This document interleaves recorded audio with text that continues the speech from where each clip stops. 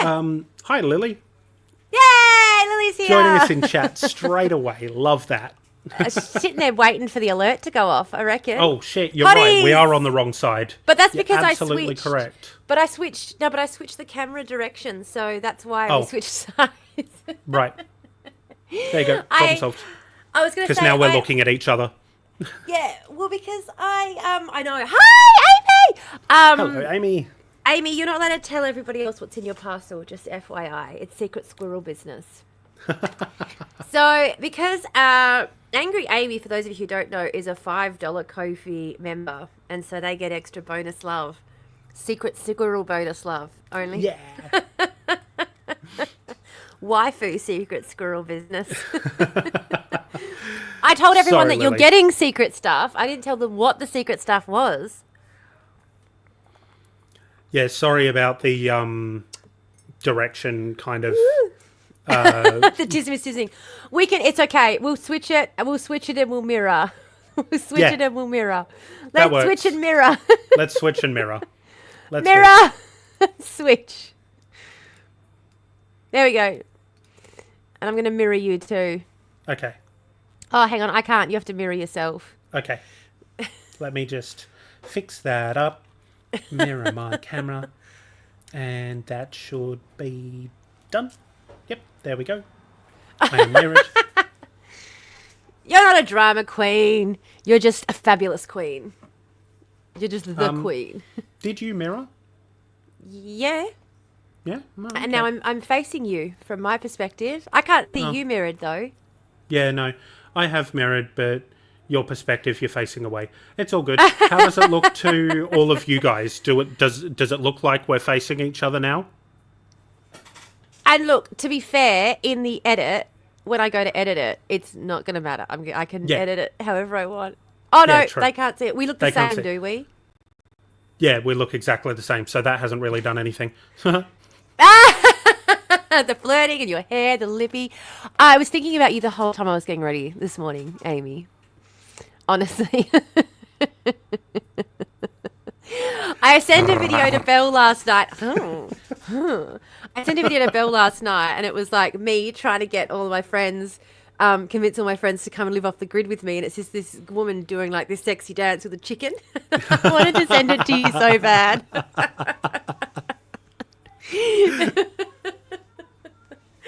Oh, I'm having issues with my fucking phone at the moment. Like, things are not going through all the time, especially not videos and stuff.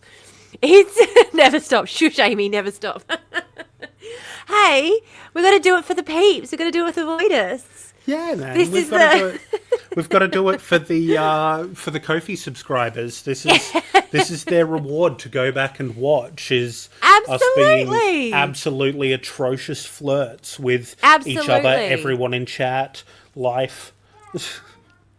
I am tying my hair back though because it is warmy. The bits that we cut out for the everyday edit. By the way, if anybody wants to create like clips and edits of these bits for advertising purposes, you can. Feel free to clip these bits. And the problem is, it takes me so long to edit the actual episodes. By the time I've done it, I can't even look at the computer for a whole nother week. So then the idea of like cutting up clips to try and advertise and get the word out there is like, oh God. No. No, absolutely not. Yes, sweetheart? This is the only thing keeping you from full-blown nun life, hey, Lily? Yeah, fair enough. As long as we're keeping things ticking along for you.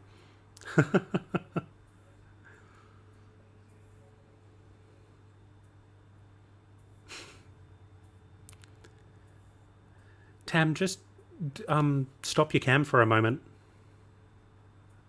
Hey, honest to God, this is the thing with having kids, is that they've decided the world's ending because of an argument in regards to who gets the top bunk. Oh. Yeah. So... It's early. Tam's still saying, yes, sweetheart. I just had to tell my kids that we robots aren't weapons. Yeah, it's getting to that point in the school holidays where it's going to be like, what the fuck do you want now? We've only got 2 weeks left of the school holidays and tempers are becoming frayed. Oh, yes. Yep. Look, see, this is why I decided... This is why I decided that cats were my way forward. Because I can tell a cat to go and fuck itself and that it's a pain in the ass and I hate it. And it won't develop a complex. Yeah. But if I do that with a child, I'm going to break the child. Yeah, you can't be breaking children. They're kind of So I fragile chose like cats because I know that I have a temper when things are being deeply annoying to me. that. Yes. Yeah. We are having to do a bit of a move around. So we're doing some remodeling of the house. And so the walls are getting knocked down. Walls are being moved. Things are happening. And so children and it's happening on the cheap. So it's going to take more than a year. When I say it's happening on the cheap, what I mean is I'm doing it myself with my hands and putty from Bunnings. So the first thing I'm doing is I'm taking out the wall in one of the kids' bedrooms to use the timber in that wall to frame up the wall that's going to be my new bedroom. So I can then move my bed and stuff into that room so that I can then put the couch to that, so they can then take that wall out so they can then use that timber to frame up. Because the kids' wall is already there, their new wall. So that timber's So I'm reusing bits. We're recycling. Look, I appreciate the efficiency. It does, however, create a cascade domino effect of like, now I have to do this, now I have to do this, now I have to do this. There's no point where you can just take a fucking break because you need to do the next thing in order to do the last thing. Well, not really. Like, there kind of is. So this is why the kids are going to be in one room with the bunks, because then at every point I can really take a break. Once I've removed that wall and I've got all the timber together, I don't have to rush and get a new bedroom built because everyone's got their bedrooms, kind of. Fair. And then I build the bedroom, and I move my bedroom into it, and I move the lounge room into where my bedroom was, and the kids have a lounge room, and I have a bedroom, even if it's not freely accessible yet, even if they have to go through a door to get to it. Like, even if it's slightly oddly laid out. It's still there. Exactly, even if it's a bit of a labyrinth. And then I remove that wall, and it's like, okay, I might have to do some tidying, but all the walls are where they're supposed to be now.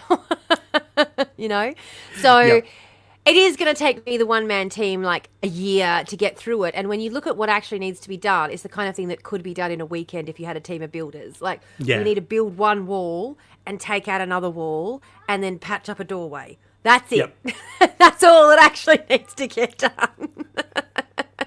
But hey, when you have to do things on the cheap, when you've got to be sensible with the way you're doing things, and when you want to make sure that you're using or reusing materials, absolutely, something has to give, and that thing that gives is time.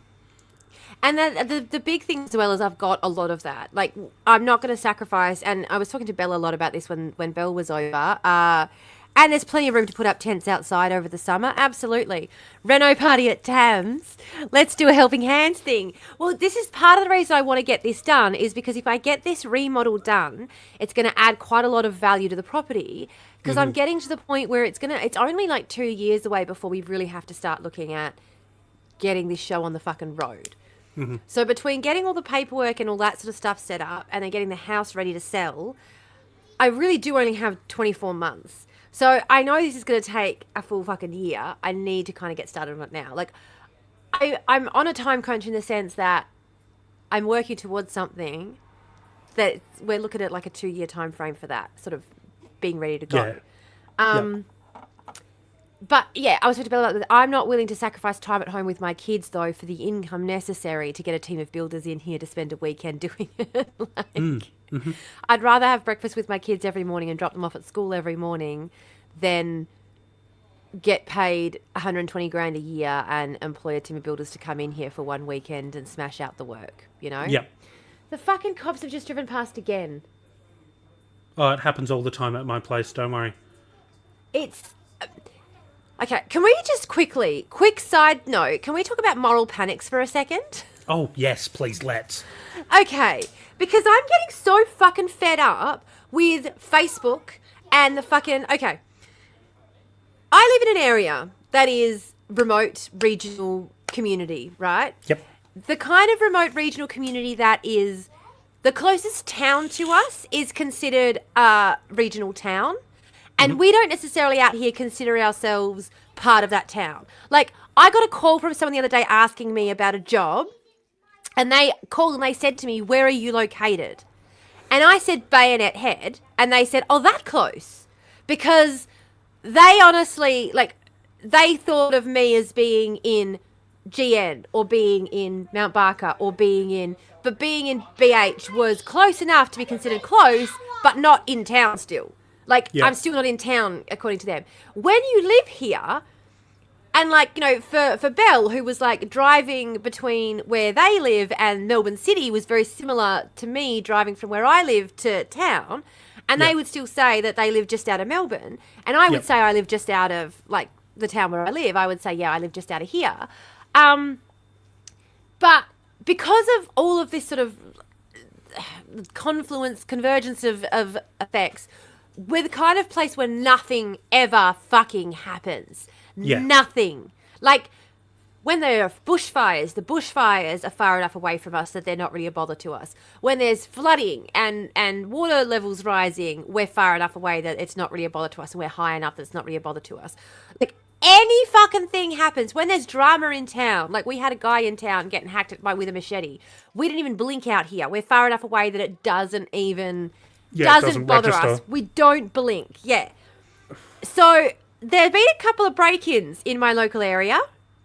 Yep. And people are losing their fucking minds because we have never had a break-in out here, which means someone new has moved into the area and are causing problems. And so we need to track this motherfucker down.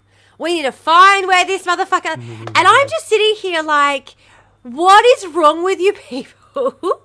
3 houses have been broken into and it has gone bonkers to the point that I'm hearing about it from my ex's roommate who rocks up and is like, have you heard about all these break-ins in the area? No, I haven't. Good thing you've got cameras. I don't have cameras because I'm worried about break-ins. I have cameras because, like, they were deemed necessary for security because of my ex, the person you're living with. Like, I am more at risk of your roommate than I am anyone else in the fucking world. Guaranteed. Your roommate is more directly going to have a negative impact on my life than anyone else in the entire frickin' world. That is why I have security cameras up. Why are you at my door complaining about some poor bitch who's just moved into the neighborhood and it's like run off with some kid's bike? Like, what? Why are you talking to me like this is not a real issue? This is not a real fucking issue, you dumb fuckers. Like, yep. And meanwhile, me living on one of the state's major thoroughfares, it's just cop car after cop car after cop car. All day. Cop car. And honestly, when we were going through all the stuff with the... And this is the thing too. This is why I'm like, I know that what these cop cars are directly in relation to. Because when the shit was going on with our split, it was very public knowledge what was going on. Right, it was impossible for it not to be. I was hearing about the affair from people who worked at the park where my brother worked. Like, that's the kind of small town vibes we live in. So I know it all too well. Yeah.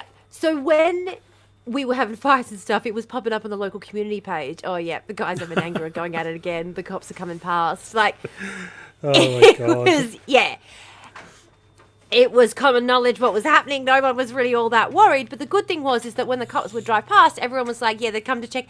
Now the cops are driving past every fucking day because someone is calling up and complaining that the kids in the neighborhood are walking past and looking suspicious. These kids have been doing this for fucking ever. The kids they're complaining about are my kids. Like, these kids have been here forever. And they're going, oh, we've had an influx of these kids moving into the neighborhood recently. Kids have been here forever. It's not that. Here's what it is, right? Somebody has moved down your way and they are not used to what the community aspect is like. They've moved down there from the city. Yeah, or from the other side of town.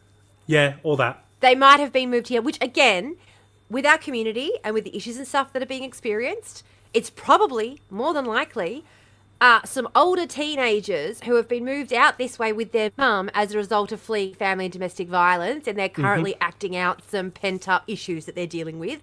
They've had to leave everything that they fucking know, and they've moved into a wealthier area where everyone has so much shit, they're just leaving their fucking push bikes out on the front lawn, and they're getting out some pent-up rage and aggression. Like, that might not. It could literally just be a couple of assholes trying to make money for meth, but it very well could also... Like, the point is...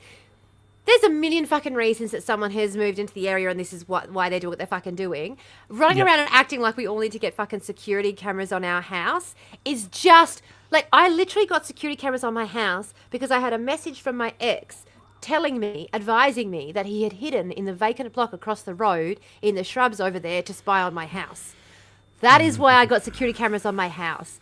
Anyone acting like a burglar is enough of a reason to warrant having a security camera on their house is like, there is something wrong with you. There is nothing like, we don't live in the kind of country where someone is going to break into your house with a gun. Okay, everyone calm the fuck down. There's just, there are reasons to have cameras. Like, as I said, I have a fucking camera. There are reasons to have cameras. Being worried that some rando might run off with your kid's push bike is not enough of a reason to put full-on fucking Big Brother security cameras, like, I'm spy. They came and asked, because the house across the road's been vacant for a while, and there were signs someone had tried to break in. And the last house that got broken into was the house on the corner, on the opposite corner over there. And they came and asked if they could look at my security cameras, and I said, no, you can't look at my security cameras. I don't save footage. And they said, what do you mean? And I said, it's a live feed to my phone. So I have an alert that goes off on my phone if someone's approaching the house. Like, just then, like, the battery is in the camera, so it goes off and alerts me that someone's approaching the house, but I don't record footage. And like, well, what's the point of having the camera? And I'm like, because it's to alert me that someone's at my house, so that I can pull up my phone, open the camera, see what's going on at my house in the moment, and I've got a microphone so I can speak through the camera. So, like, if the parcel guy rocks up, I can be like, hey, sorry, I'm at work. You can just leave that onto the bench if you want. Or, you know, if my ex shows up, I can be like, bitch, I'm watching you. Do you want me to hit the record button right now? Like, you know. I don't have automatic recording because I'm not trying to spy on my neighborhood. Like, it's just, and they were baffled. They were like, well, you know, but it'd better. I'm like, yeah, because it's got an alert that beeps to let people know there's a camera, because I want people to know that they're being recorded. So there's an alert that beeps that lets people know there's a camera there. It alerts me inside that someone's approaching the house, but it's not recording. It's not sitting there. And they're like, well, we're trying to see. And I'm like, there's no, hey, Tom. Hey, Tom. Yes! I have a large house, I have downstairs, I don't know who's at the front door. No! And that's the thing, there are plenty of reasons to have a camera, but the assumption from the people out there seems to be that you need one so that you can spy on your community. And it's, I don't need protection from my community. Yep. Even when, and I have had things stolen from me a lot. I grew up in the kind of area where I woke up with people in my house growing up. Like, I have opened my eyes to have seen someone in my bedroom as a child. Like, I'm not sitting here. People used to say this to me all the time. Like, if you experienced it, you'd understand. It's like, I'm not sitting here having never been broken into and never been burgled and saying, if you've got cameras, you're a pussy. I'm saying... It's so funny that when you advocate for being less prone to irrational fear... You are accused of never having experienced the thing that people are so afraid of. Yeah! And it's like, actually, I'm speaking from, like, for an example, right? When I was, like 7, 8 years old, my mum has always been a rev head, right? Yeah. She's got the lettest foot you've ever seen. She's the only person I know who has made a 4-hour trip from the Perth city to a wheatbelt community in under 2 hours. Like, and I shit you not, this is true as I sit here. She's done that trip in under 2 hours. Fucking hell! Oh, shit, look at that. Height. Yeah. So she used to have a Holden GTS, like, souped up to fuck, The thing sounded like a drag car when it idled. It was ridiculous, right? Yeah. And we lived in what at the time was a bit of a dodgy suburb. Yeah. Now, we woke up to a bloke with a sawed-off shotgun in the house to take the keys for the car. Yeah. And I was 7 or 8 years old at the time. Yeah. So I have literally experienced what everyone considers to be the worst version of a home invasion. Yeah. Which is someone who is armed with a lethal weapon. Yep. Right? Yeah. I am still firmly on your side of this situation. Yeah. Like, I do not need cameras to spy on my community. And this is part of why I get so frustrated when people talk about things like with what's happening at the moment with mask mandates, trying to stop people wearing masks so that the police can prevent crime. It's not about preventing crime. None of this is about crime prevention, all right? If you are the camera sitting up there warning people they're being recorded, that's crime prevention. Yep. Recording them, the crime's already happened. That's no longer crime prevention. You're no longer talking about crime prevention at that point. And this is where I draw the line. If you're trying to do things that are crime preventative, fine, no worries. Like, there are things that you can do that are crime prevention. For example, as we're going to lead into in today's episode, demotivating the offender with things like social safety net payments, making it less likely that they're going to look at their neighbours and go, I'm annoyed that I can't afford food and these motherfuckers have V8s running up and down the road constantly and motorbikes and fucking, like the guy across the road from me who got broken into, he has a car that we only ever see on weekends when there's no chance of rain that he brings out of his garage to go on lovely rides, and he waves as whichever he goes past. That's the kind of person who lives in this neighbourhood. Mm-hmm. Of course, these kids who've maybe moved in from the other side of town where they literally have fucking nothing. Some of the kids over there don't even have fucking shoes. They're sharing shoes with their siblings to go to school. Yep. Of course, they're going to see that and think, what else has he got inside? And they're going to break in and want a piece of that pie, you know? Yeah. My kids aren't like, I'm not running around with, I'm not a target. I'm not running around with this bullshit. I'm not, I'm leaving free food out on the front. I'm leaving seedlings out for people to take on my front lawn. I'm leaving toys out on the front lawn for people to take. I'm leaving, like, I've got fruit trees growing that the kids come and pick fruit off in the mornings. Like, no, I'm not a target for these fucking assholes. And if you want to demotivate the offender, there's ways we can do that. And yes, putting a security camera up that warns them they're being recorded is a way to demotivate the offender. More chance of being caught, less motivation to commit the crime. But once the crime's actually happened, once they've actually stolen the thing, anything you do about it is no longer crime prevention. Okay, it's punishment. You're in the realm of punishment. Yeah. And when we're talking about mitigating crime and crime prevention, punishment actually doesn't prevent crime. It actually increases the likelihood of crime continuing. Punishment makes further crime more likely, which is why I'm firmly against punishment for crimes, because it does not help with crime prevention. And again, this is coming from two people who, as I said, I've woken up with a fucking asshole in my room rifling through my stuff when I was 7, 8 years old, and I had my baby sister sleeping in the room with me. Like, it was fucking, no. It wasn't exactly a lovely, I knew what to do. I knew that all I had to do was close my eyes and roll over and face the other way, and I'd be fine, because we grew up with this kind of stuff. We knew they want your shit. They're not interested in you. You'll be fucking fine. Yeah, exactly. And so I did what I'd been told to do, and I was fucking fine. And there were mornings when we woke up, and my dad woke up, and our milk was on the front lawn because the kids had broken in. The first thing they'd stole was food. The first thing they stole was food. And this is why you knew that they were not a risk to you. They are just hungry. They're just trying to get by, because it was always the food first. They always went to the fucking fridge first, every fucking time. Once they're inside, of course they're going to try and see what else they can get, but they were always, and this is what pisses me off the most when people start going on about this shit.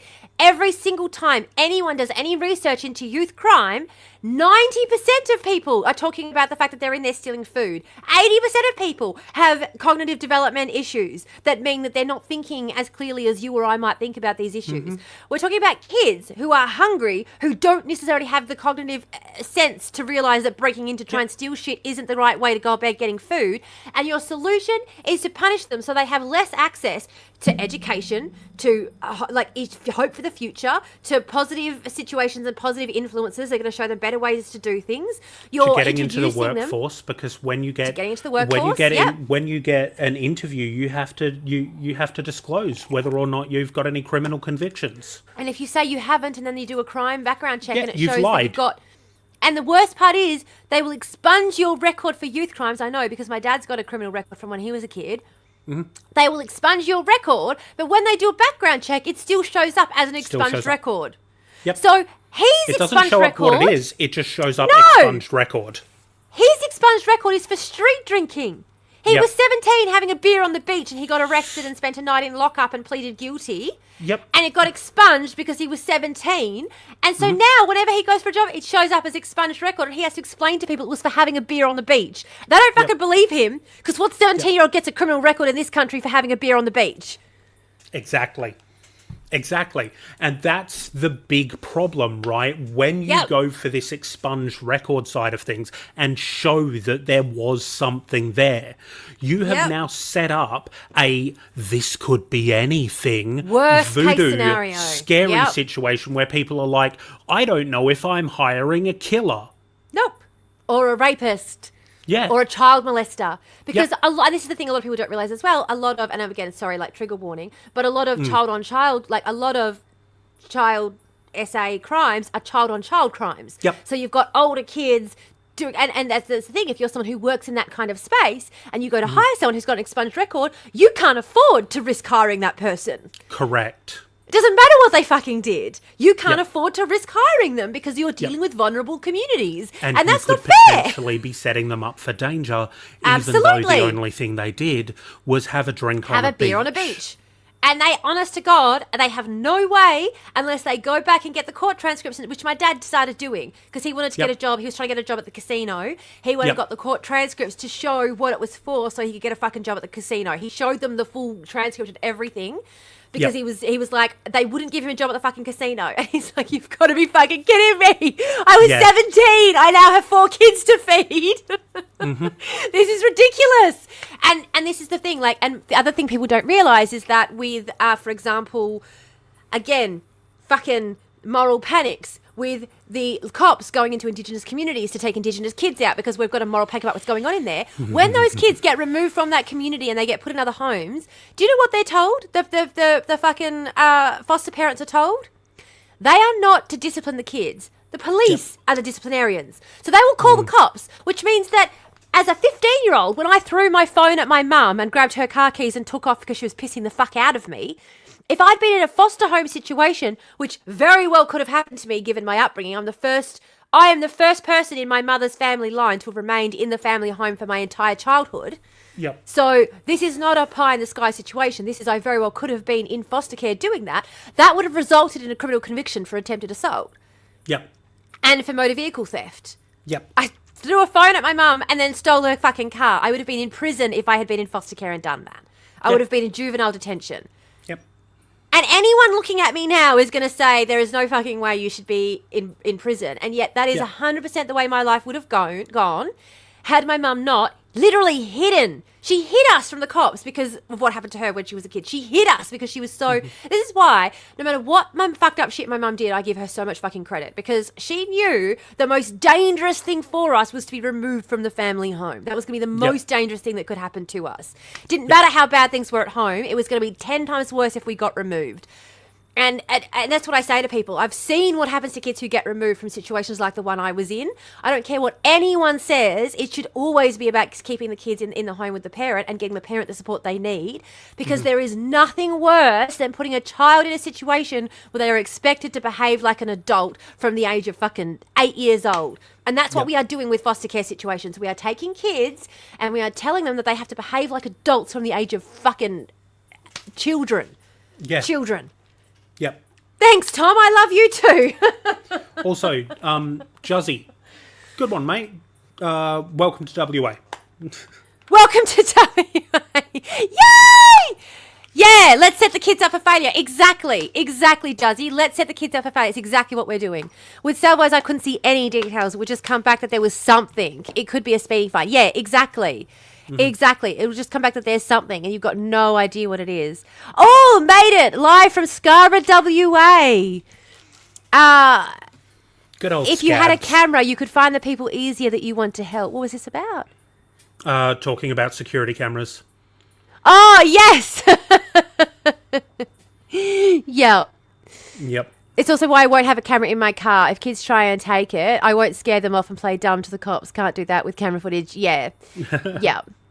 And look, in all honesty, I grew up in a neighbourhood where our car was being stolen on the regular. We would wake up in the morning to go to school and we would walk down the road to pick our car up from the neighbour's driveway where they'd taken it out for a joyride the night before. So, again, like, and when I was at uni and I was having these discussions with these kids and we were talking about moral panics and I was talking about how we prioritise protecting property over people and how the police are not there to protect you, they're there to protect property. Yep. And we had the example of this kid, and this is actually, I'm not going to go into too much detail. I mean, I probably could now, but this is before I was medicated. This is why I had to get medicated, was because of learning about this kid's case. This kid we literally followed his case from his first interaction with the police when he was 7, before he was first detained when he was 7 and held in a watch house, because they say that 10 is the age of criminal responsibility. Yep. They're allowed to arrest you at any fucking age in this country. Yeah. So this 7-year-old was arrested and held in a watch house, and we followed his story all the way through to adulthood. And in adulthood, you see him and you see everything this kid has been through. You've seen the way he's been treated by the system throughout his entire fucking life. And at the end, they're chatting to him and he's strapped into this chair, legs, hands, feet, everything. He's got a spit hood over his face, which is like tied on, strapped on. And the guard is backing out of the room recording and talking to him and going, okay, like, we've done this for your own protection. You're going to be in that for the next couple of hours, like, da-da-da. And he's not even moving. He's just sitting there, head down, like, not even moving, completely given up. Like, this is this 18-year-old kid who you've watched. Like, an hour ago, he was a 7-year-old kid getting in trouble for being out late with his mates. And now you've watched him just turn into this grown-ass man who has no hope, no future, no, nothing. Like, it just absolutely, and it broke me in a way I cannot even, like I said, I had to go on medication after this because it broke me in a way I cannot explain. I cannot explain how much this broke me watching this kid. And showing his story to these students and going through it all with them and then saying to them, because the reason he was in there the last time was because he'd firebombed a car. And I said, now knowing what that kid had been through and knowing his history and knowing everything that's happened to him, if you knew it was him firebombing your car, would you report it to the police? Like, understanding where he's coming from, understanding his history, understanding his life, are you more or less likely to call the police on him now after seeing his story? Yep. And I was genuinely shocked at how many kids in that class said yes, they would still call the cops. And I looked at them and I just went, holy shit, what the fuck is wrong with you? Like, in class, standing there as a tutor, I went, holy shit, what the fuck is wrong with you? And they went, well, just because he's like this, he's been through this doesn't give him the right to fucking firebomb. And I went, do you have insurance? Well, that doesn't mean, do you have insurance? Well, that doesn't, okay, so you have insurance. You have the means to recover from this incident. You have the means. You have the means and method to recover from what this person has done. He doesn't. Like, there's no preventing what he's done. You don't need a perpetrator for insurance. You don't need a perpetrator. They don't need to find the guilty party. No, you just have to report it to the police and get a police report number. Out. Yeah. Yeah. And if you don't demand the cops show up because you're not in a really wealthy, ritzy suburb, the cops won't show up. I've lived in Belmont enough to know that. The cops won't show up if you don't demand they show up. See, I wouldn't. I'd pretend I didn't know who it was for insurance. We don't need to tell them the full truth. Exactly. Not only not tell them who it was, but that is one of the kind of situations where I'd be like, yeah, I take the camera out of my, I take the battery out of my cameras when I'm here at night because they buzz and go off and annoy me. They're only for when I'm not here. They're only for when I'm not here. So I take it off. I take the camera out, battery out at night. So no, I didn't record anything.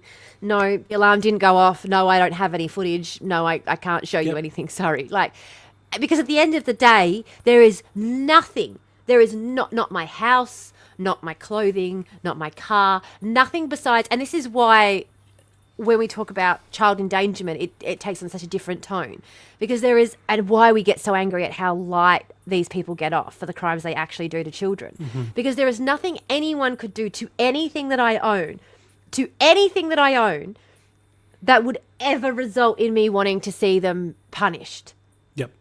Ever. Yep. Ever. Especially knowing not only what going through the criminal system in Australia does to a person's future. Yeah. But also what the criminal system is. Yeah. When you're inside of it. Mm-hmm. Because... Yeah. Like, please, if there's anything you take from this conversation, please Sorry, know that... regardless of what conservatives in this country say, the criminal system in Australia is not a fucking cakewalk. No. And it is not a justice system. There's nothing just about the system at all. There's a very good reason I'm choosing criminal system rather than justice system. Just because it isn't Shanks and prison SA like America does not make it a cakewalk. And, but highly publicised is... Sorry, I should have clarified. Just because we don't publicly let you know how shitty our systems are. Yeah. It still occurs. Yeah. There is still very much a prison gang system in Australia. Yep. There is still very much assault, abuse, torturous treatment from guards. I have heard some damning horrific things from people in the criminal system, and people who have come through it. Yeah, deaths in custody. You don't get deaths in custody without having an abhorrent... You are responsible for somebody else. If we had deaths in custody in childcare centres, because that is a death in custody... If we had a death in custody in childcare centres, people would lose their fucking minds. But because we've labelled someone a criminal first, which is part of the reason I don't like even referring... I refer to it generally as the CJS or as the criminal justice system, because it is these people... Like, criminal is a label we give to people. You know, justice is a label that we put on something. There's nothing just about the justice system. There's nothing criminal about the criminals that we put in these, about the perpetrators. And this is why I often call people perpetrators rather than criminals. Because perpetrators are people who perpetrate an act. Yep. What makes the act criminal is society's judgment upon the person. The act isn't necessarily criminal on its own. I can be a perpetrator of an act that's completely non-criminal. I can be a perpetrator of a theft, which is not a theft, what's it called? A liberation. I can liberate something that's been stolen and still be the perpetrator of a theft. Like, it's still stealing to liberate something that's been stolen. It'd still be kidnapping to liberate a child that had been kidnapped. So I can be a perpetrator of an act that isn't criminal. Being criminal is the label society puts on them to justify the horrific treatment. And you cannot turn around and tell me that death in custody is... How the fuck... If there's a death in a system where you are holding other people against their will and they don't have the right to seek their own care, that system should be shut the fuck down. It breaks my fucking brain that we have had a child die. We had a child die in custody last year, and we are still allowed to hold children in custody. What the fuck? This makes no fucking sense. This breaks my fucking brain in a way I can't, we're allowed to kill someone and keep operating that system. I am 100% with you, bud. Oh my fucking god! Ah! And that's the thing. If you are saying that it's okay for a child to die for firebombing a car, I don't know how to help you. I don't know how to help you. You should not be allowed to vote. You should not be allowed to vote. You need to be able to pass this basic test first, and if you can't pass this basic test that a human life is worth more than your fucking Ferrari, you don't get to vote. You could go and take a flying fucking jump off a fucking cliff with the rest of the fucking lemmings, you fucking cunt. Oh my fucking god. There's nothing more to say. Yes! That's perfect. Thank you. This is perfect. I've got nothing to add to that. Well, we are talking a lot about ways we could demotivate offenders in order to prevent an actual criminal justice system that actually focused on demotivating offenders. What would that look like? Yeah, right? Oh, my God. What a twist. And considering how much How it much costs to cheaper? imprison somebody, why do we keep doing it for nothing?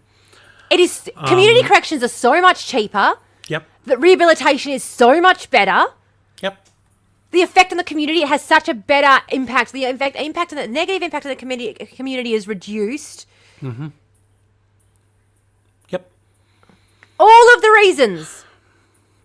So many. And even before we get to incarcerating, even before we get to the point of where we're incarcerating, locking people up, taking them in front of a judge, even just by giving people a basic level of subsistence, even just giving people a house and fucking food, would be enough to reduce so much of the crime.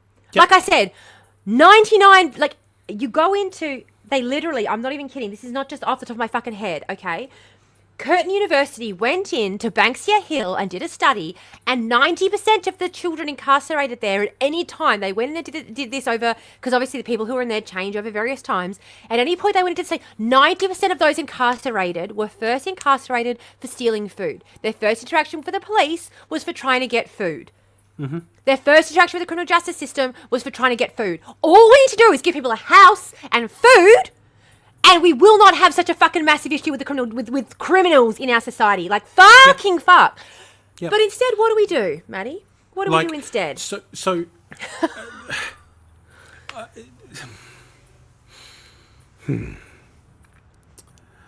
the thing is, right, there is a human imperative to survive. It is hard-coded into our DNA. Of course. This is the reason why you can't drown yourself. Why you can't hold your breath until you expire. Yeah. Your body will force you out of the water or to take a breath.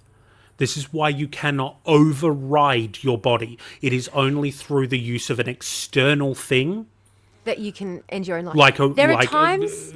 content warning, like a knife or a rope, that you can override your body's inherent will for survival. But there are also times in history, like just think about this for a second, especially those of us in the audience who are mothers. There have been times in history where parents have eaten their own children. That is how inherent, how desperate the need for survival is. We want to survive through our children, through our offspring, through continuing the genetic line.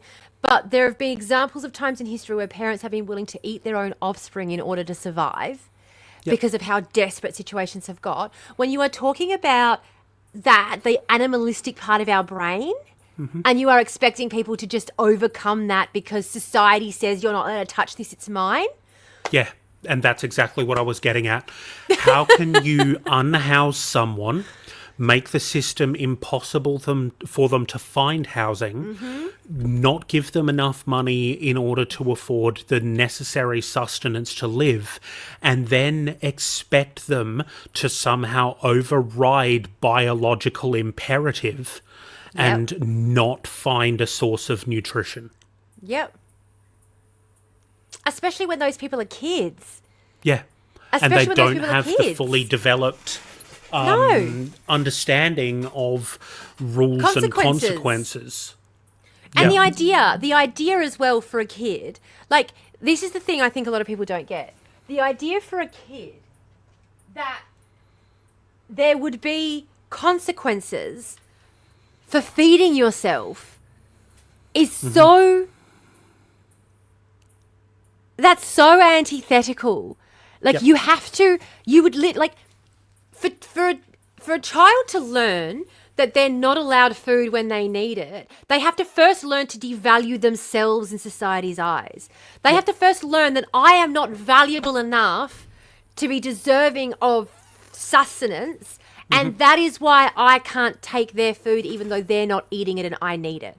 You have to first, they have to first devalue themselves as not being worth taking what they need.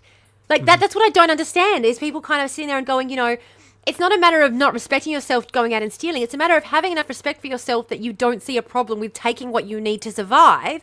Yeah. And in order to say that that's not an option for you, you first have to see someone else's ownership of an item as being more important than your own survival. Like, you have to devalue yourself in your own mind to be able to accept that dichotomy. Yep. Of course, kids aren't going to be able to do that. And just to jump in here real quick, because there is a common argument point that comes from conservative circles on this exact topic. Yeah. Well, if they were stealing for food, why didn't they steal food? Why did they go into Woolworths and steal makeup or beauty supplies or this, that, the other? Because it's really fucking hard to get away with smuggling an entire ham out, but what is easy to put in your pocket is a $20 thing of foundation that you can sell for $12 to buy ham, you fucking stupid airheaded fuck. Or to put makeup on so that you can go get a job. Or to put makeup on so that you feel more normal because you're living in a neighborhood where everyone goes out with makeup on and you're the only dickhead who doesn't have makeup on because you're so fucking broke you can't afford fucking mascara, and so you pinch a mascara because you can't afford $16 for a mascara, but it's easy enough to steal a mascara while you're paying your last $10 for food for the kids, so that when you go to pick up the kids from school you don't feel like the broke ass poor ass. Like, we put so much pressure on people. Like, even with things like cleanliness, okay? We expect people, and people will turn around and say this all the time. They'll turn around and like, okay, the household, distribution of household fucking labor. And part of it annoys me because I'm like, you're putting way too much emphasis on the necessary need to do household labor. Like, really? Like, household labor, but whatever. But second of all, yes, there is a need to do some household labor that is necessary, obviously, so that we can then go out and make money and all the rest of it. But the emphasis that we put on our society of making sure your house presents a certain way, all it does is it takes people who are already time poor because they're sacrificing so much of their time for money to be able to pay their bills. All it does is make them more time poor, so they even have even less time to focus on the things that should change about their lives, because after they finished working for 10, 12 hours a day, they have to come home and clean for another 6 hours so then they can go and sleep for a few hours so they can get up and they can do it all over fucking again. Yeah, because the idea of having a person who is at home managing the household affairs and a person who is earning is no longer possible in today's society. It was never possible. It was always a Western, white, wealthy idea that we were striving towards to make ourselves look like, the idea of you have to look like you have that, even though throughout history most people have not been out. Like, if we were to transport ourselves back to the 1800s, most of us would be fisherwomen, like literally sweeping out our mud hat floors and from the fish guts that we'd pulled out of the fish to sell at market. Like, we wouldn't be living in nice houses with electricity. And the fact that we've got this standard of living isn't because we're all suddenly doing better. It's really hard. Like, whenever you try and explain the sliding scale of economics to people, and you talk about things like carpeting, for example, carpeting in houses, we see that as an increase in standards of living because carpeting in houses means the floors get less dirty, It actually isn't really. Like, it isn't. Like, a lot of the things that we did, a lot of the standards in living that we raised was more about making ourselves look as though we had more money, look as though we've always been very performative as people. Not always, I shouldn't say, but ever since we developed capitalism, we've always been very performative in trying to look like we have more than we do. So even bringing things like carpets onto floors was to hide the wood floor so that you didn't look so like you were that cheap that you couldn't afford, so that you had to put wood floor on the mud floor. And it's just all of these things that we have done slow but surely that have carpet is super fucking gross. I fucking hate carpet. It's deeply stupid because carpet necessitated the invention of the vacuum cleaner. With a wood floor, you can use a broom and a dustpan. But before that even, like when they would put rugs down and women would be in their carpets, it's like when you look at the inventions of technology and things throughout time, like when we even invented the light bulb, okay? We went from making candles to having the light bulb. The work didn't stop. The work just changed. So instead of making candles, now we had to dust and clean the bulbs and so the work changed forms, but it was always about the appearance of it's just when you start looking at and again, because I get really obsessive about this stuff, I know, but when you start following the Industrial Revolution, the first Industrial Revolution and then the second Industrial Revolution. The first Industrial Revolution you can point to and say there were a lot of technological advancements there that improved human life. The second Industrial Revolution, there weren't. The second Industrial Revolution was all about that commodification. It was about improving the appearance of life. It was about, and that is even like the third and fourth revolutions, that the fourth wave we're in now being AI, a lot of that is about improving the appearance of life. It's about making it look like you're doing better rather than actually doing better. It's about, you know, making more content, pumping out more content quicker. It's about getting more eyes. It's about getting more. So ever since the first Industrial Revolution, most of it since then has been about, and the point that we're at now, by the way, hi Gremlin, good to see you. And yeah, that was really fucked up. I don't know why your parents would have taken you to a cop shop at 3. Like my kids know to hide from the cops anyway, unless they're lost. If they're lost, they go and they find the cops. If they're not lost, then they avoid the cops. That's the that's the model that we're working on with my children. If we all benefited evenly from the advancements of technology and efficiency, we would all be well off at only working 12 to 15 hours per week. Exactly. Yep. So since the second... we should only be working 12 to 15 hours a week, for fuck's sake. There's so many superfluous jobs that have been created by the unnecessary commodification of society jobs. That, it's just people filling roles so that stupid shit can be done. Realistically, to keep society running, we have more than enough people and more than enough resources where no one should have to work more than 10 hours a goddamn week in order to keep society functioning. And what's really frustrating is before the second Industrial Revolution, most people didn't work more than 10 hours a week. We have this idea about work being this drudgery before our modern age. It wasn't. Part of the reason why it feels like such a drudgery now is because it's not fulfilling. We're not receiving any fulfillment from work like we used to. Like, I could spend 10 hours out in my garden and feel fulfilled because I've spent 10 hours out in my lovely garden. Well, meanwhile, I've been out there working to grow the food that's going to feed my family. Work but feels all of the terrible. Work you've been doing has had purpose. Absolutely. You can and see also the results of your efforts. Yeah. And our obsession, can I just, our obsession with passive income, our obsession. Can I just say, as a gardener, whenever I hear anyone talking about that, I'm like, plant a fucking tree, you motherfuckers. If you want passive income, Ninja! Sorry, my cat's got a cardboard bag attached to his head and he's running around the house. Mine do that all the time. Go for it, buddy. In the meantime, I'm going to have a look through chat because I have been ignoring it while talking because I've been deeply in the source. Where did we leave off? Unhousing people, they're not letting them live anywhere because of the lack of housing. Like, do we have a situation like that at the moment for people who aren't criminal? Right. Amy, men's razors, men are judged for not shaving. If a man takes that, then maybe he's trying to get a job. I mean, yeah.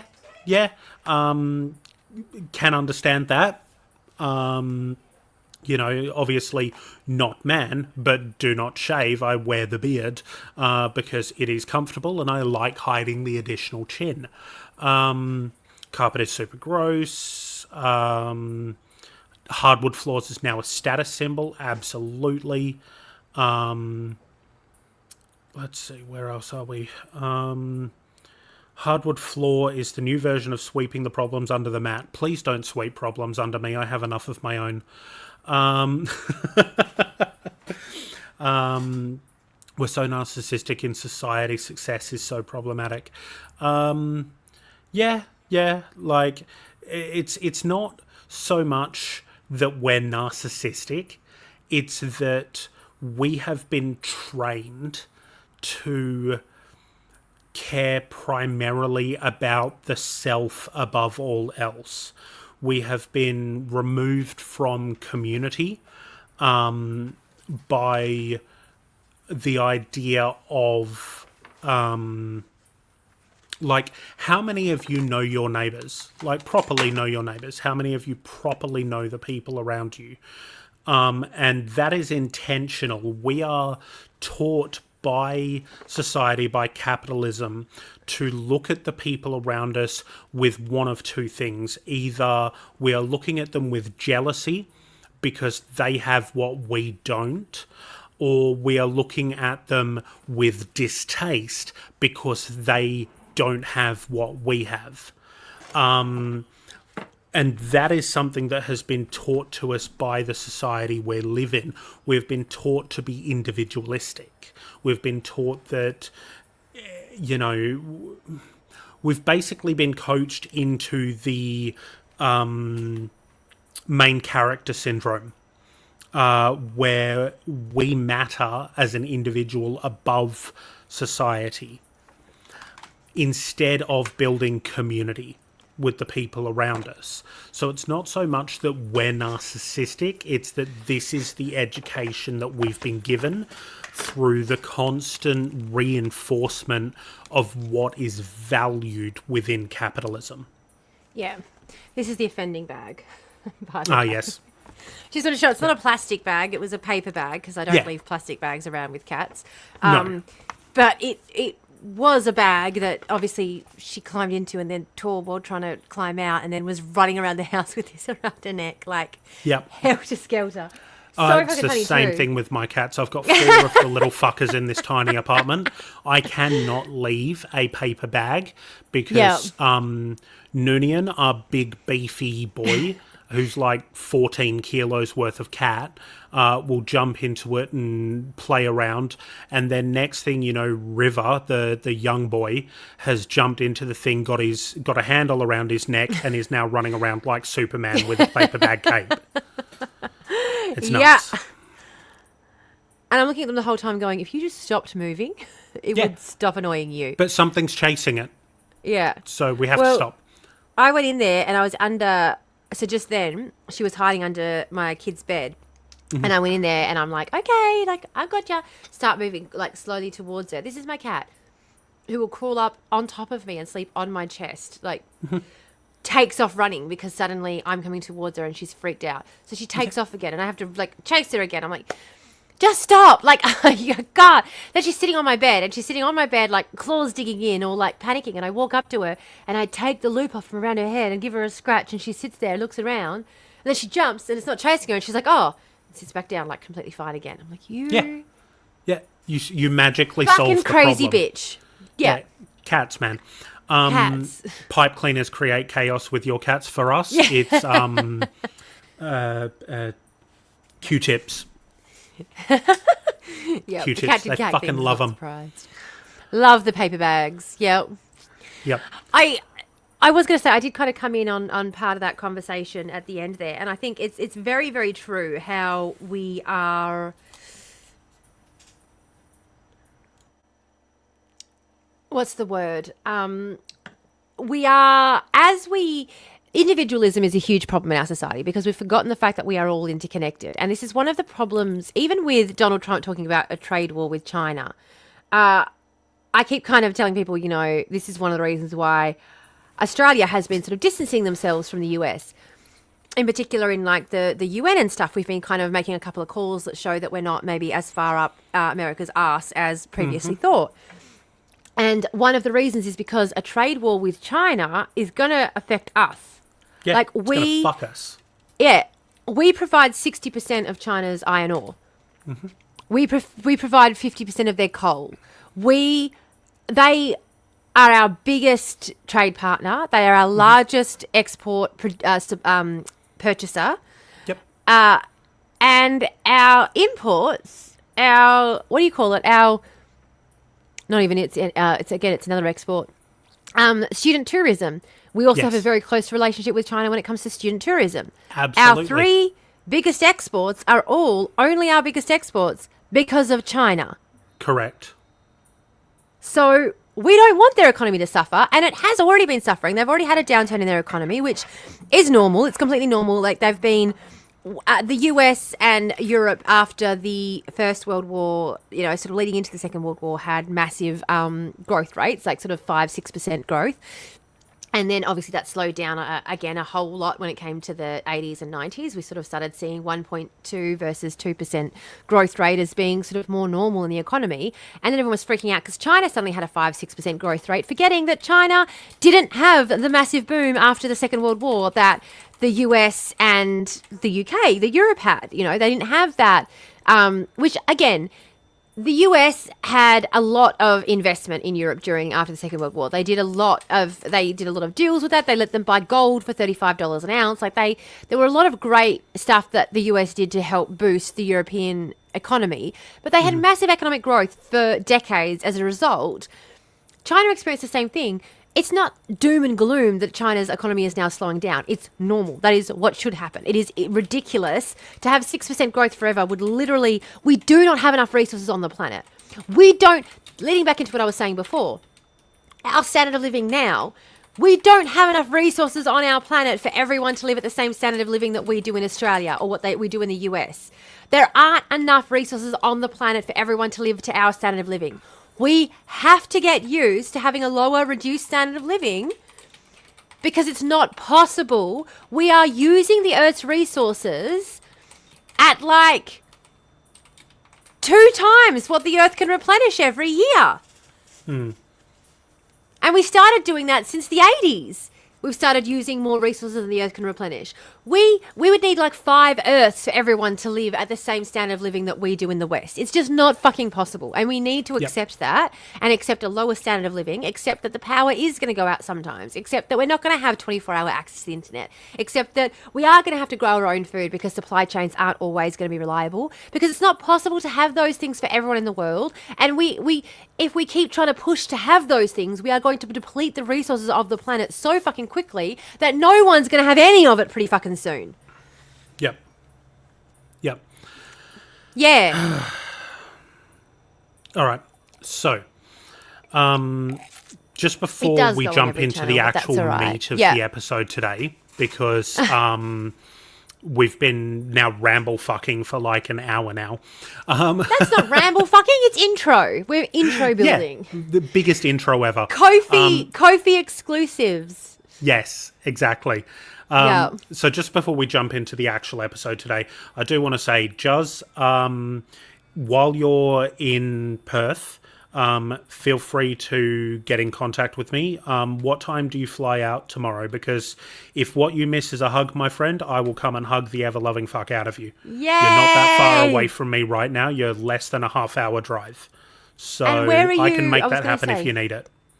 If you're coming back via this way, let me know too. Because I missed you on the way up. Warming the audience. Best foreplay ever. See? Yeah, exactly. That's what we're doing. But this is why we need Comco. This is why we need a community, because no one is an island. No one is independent. We're not independent from China. China's not independent from the US. The US isn't independent from us. We depend on them. They depend on us. And the more people try and pretend... Of course, this is why you got to come and move here, Amy. So then you won't have to be jealous. You can just be here all the time. Yeah. But this is why we got to get Comco up and running. Mm-hmm. Can I bring my pigs? Yes. Yeah. Can I tell you? Okay, I was at Mario's the other day buying wood chips for the chicken coop. And I was chatting to her, and she was saying that I needed to get guinea pigs for my orchard, because guinea pigs were really good for the orchard, and you can let them run around free. You just got to put chicken netting up so they don't get out, and obviously make sure the hawks and stuff don't get them, which I was like, yeah, I've got to do that with my baby chicks anyway. She was like, yeah, guinea pigs.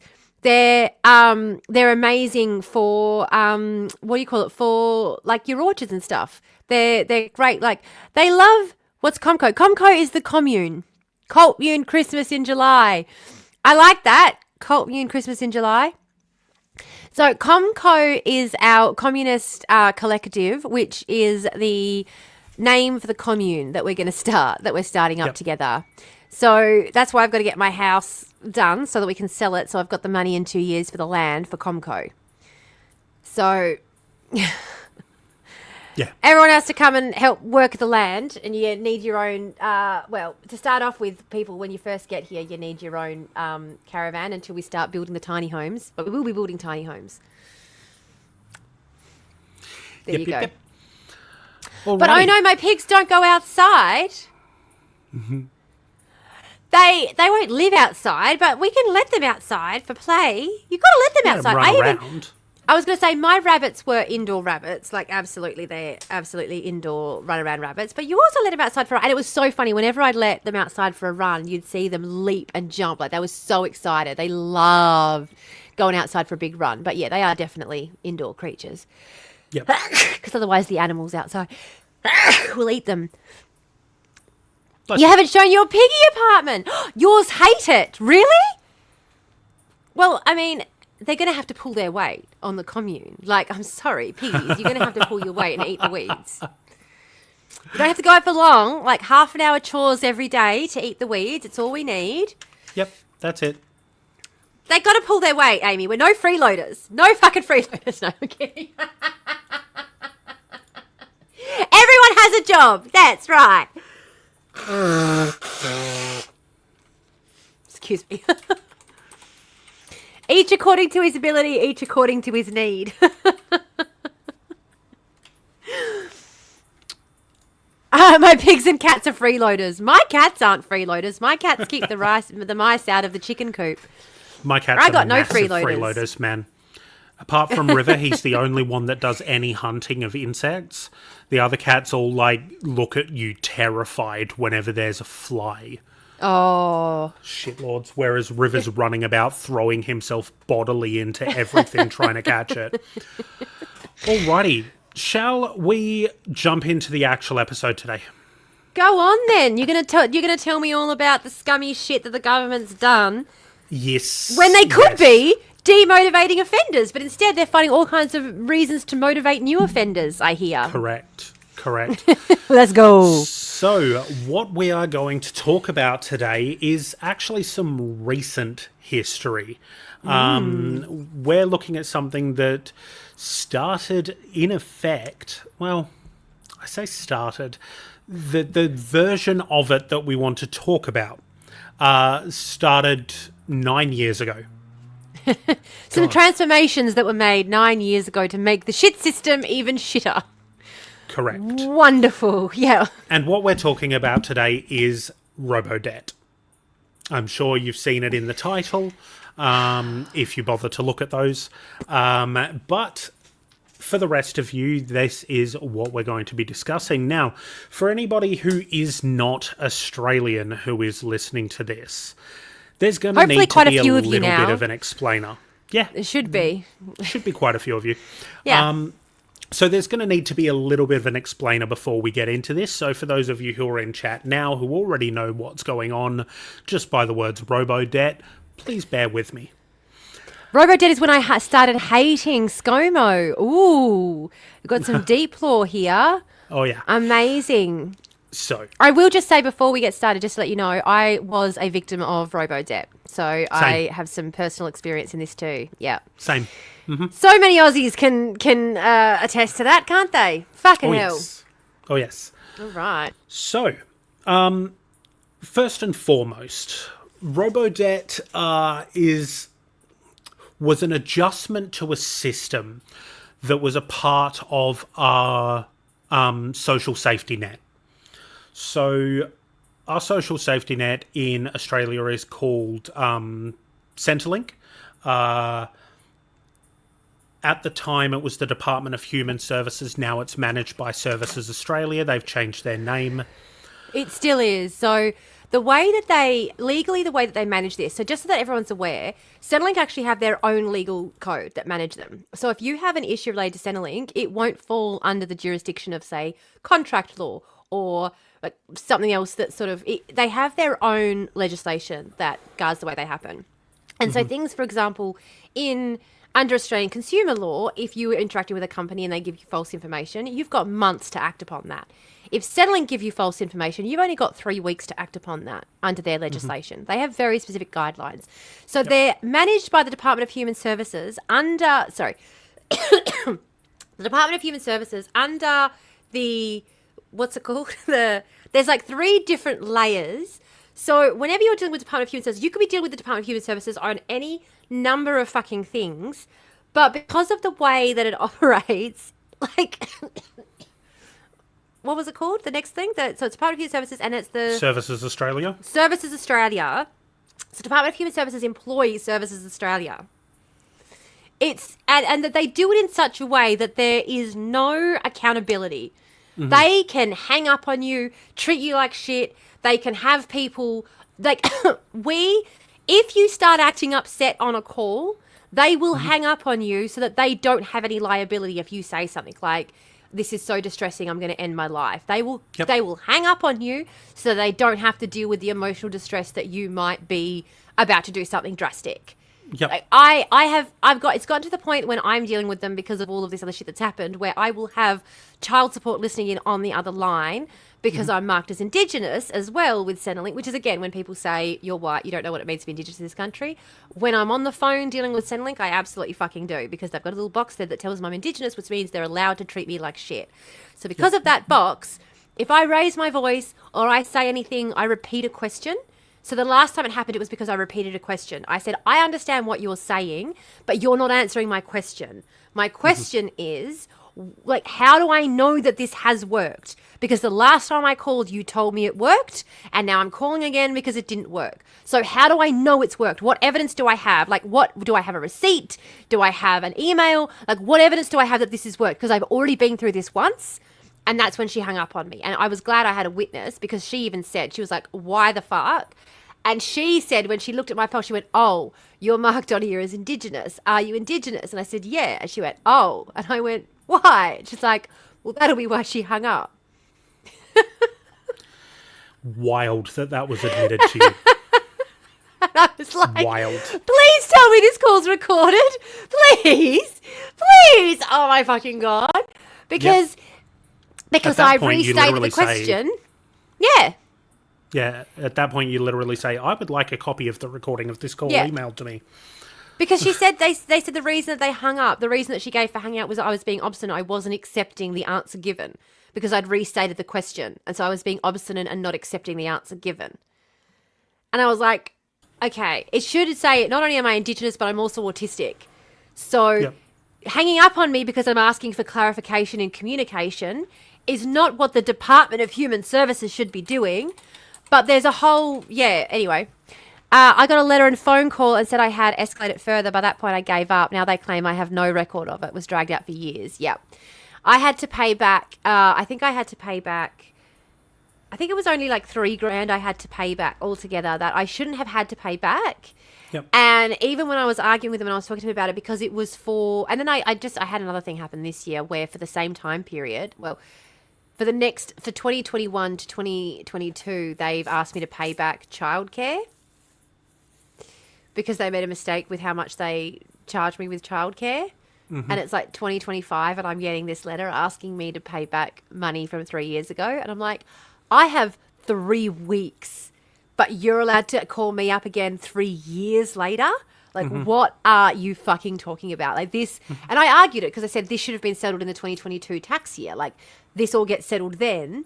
Why now 3 years later you coming back and you're saying, and they were like, well, do you have your records from that time to prove that it was settled? I'm like, yeah, I do. They're all here in my settling folder. Like, you emailed me to say it was settled. And they're like, well, we have new information. I'm like, what new information? What are you talking about? It's the organisation that I had the kids, what do you call the daycare centre, I think, like put new information in or something. And so they readjusted their books. And so they had to pay more money to the childcare centre. And so they're trying to recoup some of it from me, basically, is what's happened. I'm like, how is any of this on me? Yep. How is any of this on me? Like, no. That's what my debt came from. They said I wasn't entitled to the childcare subsidies. Yeah. Yep. They do. Anyway. So, yeah, dealing with Centrelink, anyway, for just a bit of background, and all this, most of this will probably be cut out of the edit. But, yeah, just for a bit of background, dealing with Centrelink, whenever anyone mentions Centrelink, everybody has got their own personal story of trauma, to the point that one of my most popular videos on YouTube at the moment is a video of me explaining to people how to get through the phone call system, because they've set it up in such a way that you can't get through unless you call like 6 times a day, every day for 3 days in a row. Yep. Yep, that is exactly right. Now I've lost where I was. Oh, sorry, you were talking about Department of Human Services.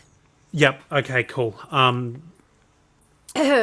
Centrelink is part of all under the umbrella of Department of Human Services. That's what I was doing. Yep. Yeah. That's Sorry. what I was doing. Okay. I'll shut up you're now. all right. You're good, mate. That was just a long diversion, and my brain got sidetracked. Well, I think it's because we've all got our own trauma. Like let's remember, we're all traumatized by Centrelink, guys.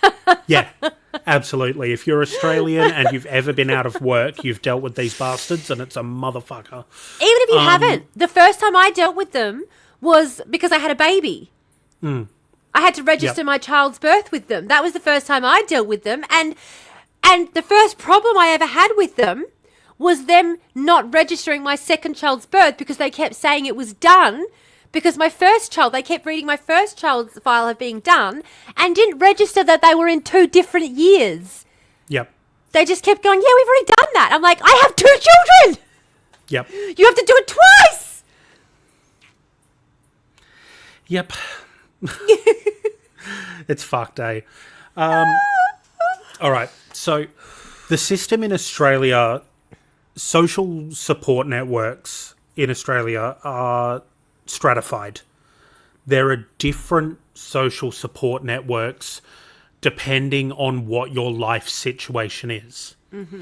So you have what is currently called, I believe, New Start. I don't know. It changes its name all the goddamn time, which is essentially... Is it not Job Seeker? Job Seeker. Yeah, it used to be New Start. My apologies. Yeah. So it's called Job Seeker now, which, as the name suggests, is for people who are out of work and are seeking employment. This or is not. A payment, or not, yep, but we'll get into that. Let's just give me a moment to set the fucking scene. Please, let's not do this again. God. No, I'm just being very clear that the job seeker payment is because they want you to be seeking a job. It doesn't matter what you want. Yes, I am going to get into that, I promise. Yeah. I'm just going through the base level shit first. So job seeker for people who are out of employment who are seeking employment, right? Then you've got your aged care benefit. Now, this is a benefit that's provided for people who are past the usual working age. You have got a student benefit, which is for people who are currently studying and either working low hours or no hours.